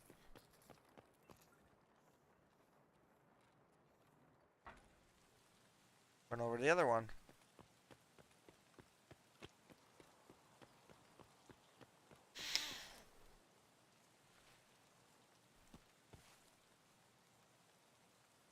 Can't go up on that side.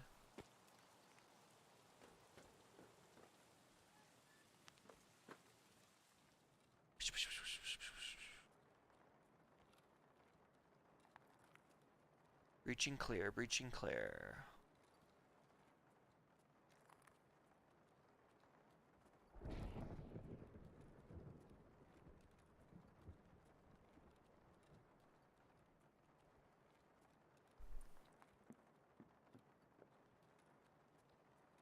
Okay, honestly, I put on Reshala mode and then like no Reshala comes.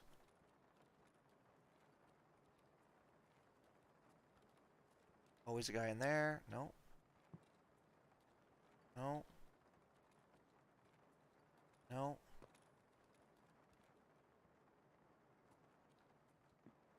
Nothing. What is going on? Usually there's always a guy like just standing in here. What is this? Weapons case? That looks cool.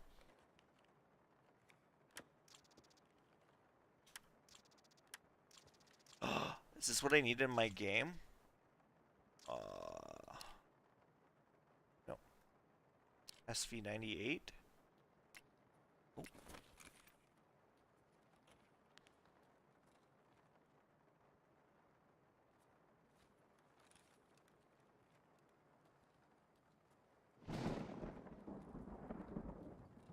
There he is.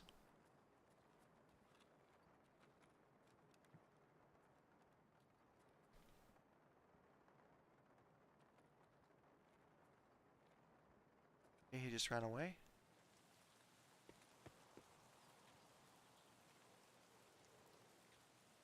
Where did he run to? He just fucking disappeared again. What the f— Am I going crazy?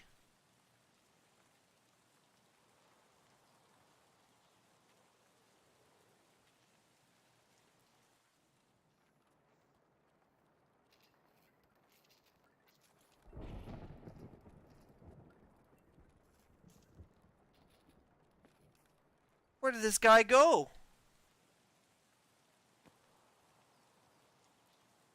Is he stuck in the bushes somewhere? Hiding?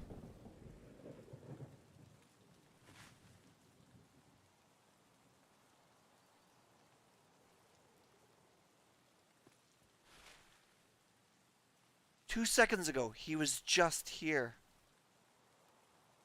I saw him come out. I am not insane.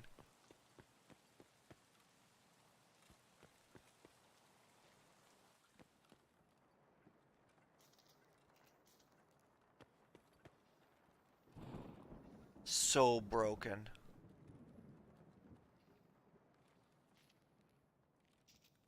What is going on? Here he is.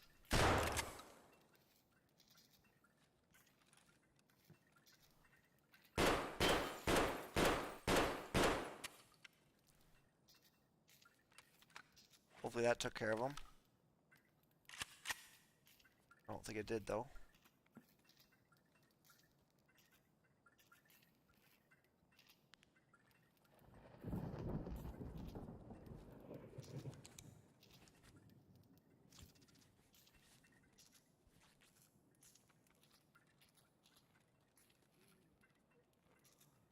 Oh. He's injured. He's just standing in the hallway again. Same place as the other guys. Right on the exact same spot.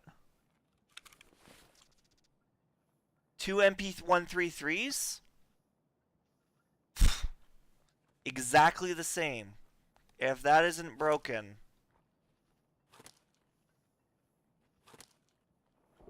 They got a lot of work to do.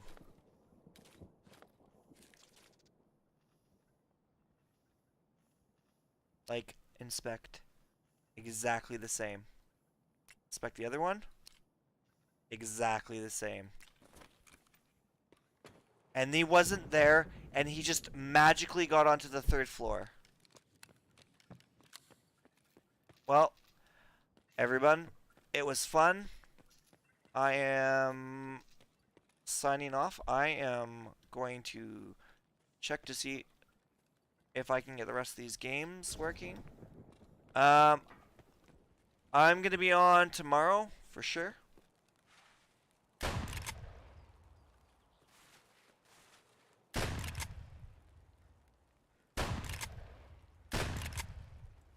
So,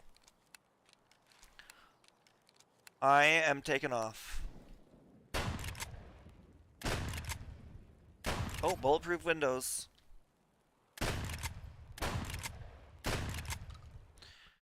So, let's see what we did for kills, though.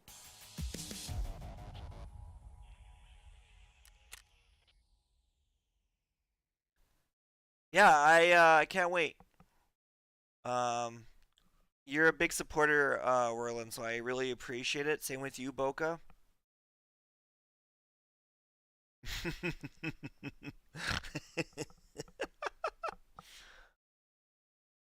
Stomach, thorax, leg, stomach.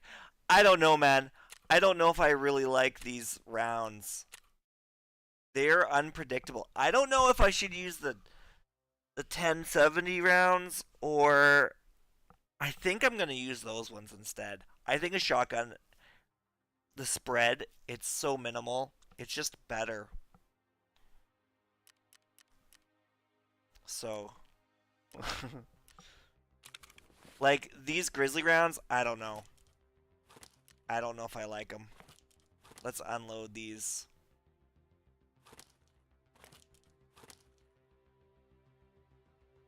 Wait. Did I use the other ones? And how did I get so much ammo all of a sudden?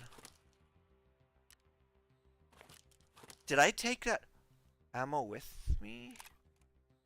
What is going on?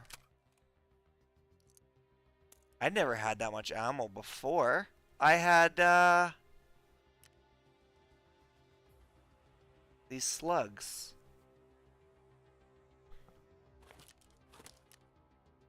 Weird. We need to move that there. We need to put that as 4. What is this? We can do this as 4, 5, 6. Make that a 7. Let me make this an... actually make this 5. 5, 6, 7, 8, 9. Because 7, 8, 9. Yeah. So, that one bandage will take down a limb if you die. Oh, I don't know why those are there. So that's really cool. And Vaseline? Is that what we have right there? Is that difference? I wonder.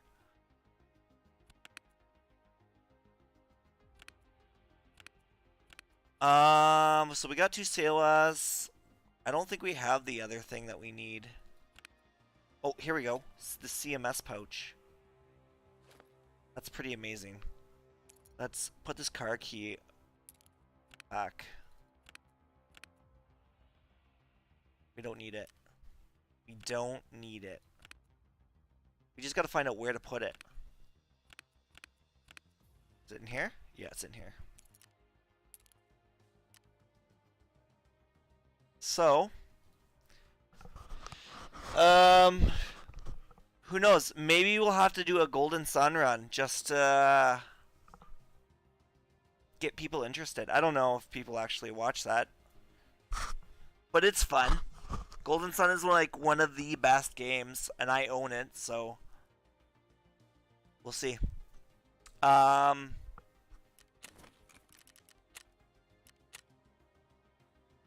a good night, and you guys take care. Boca, Whirlin, everybody. Thanks for sticking by. I know it probably wasn't the best stream. Like, it was just me setting stuff up, but tomorrow we'll have a lot more fun. I promise. We might do some Hind and go to a Tarkov again. So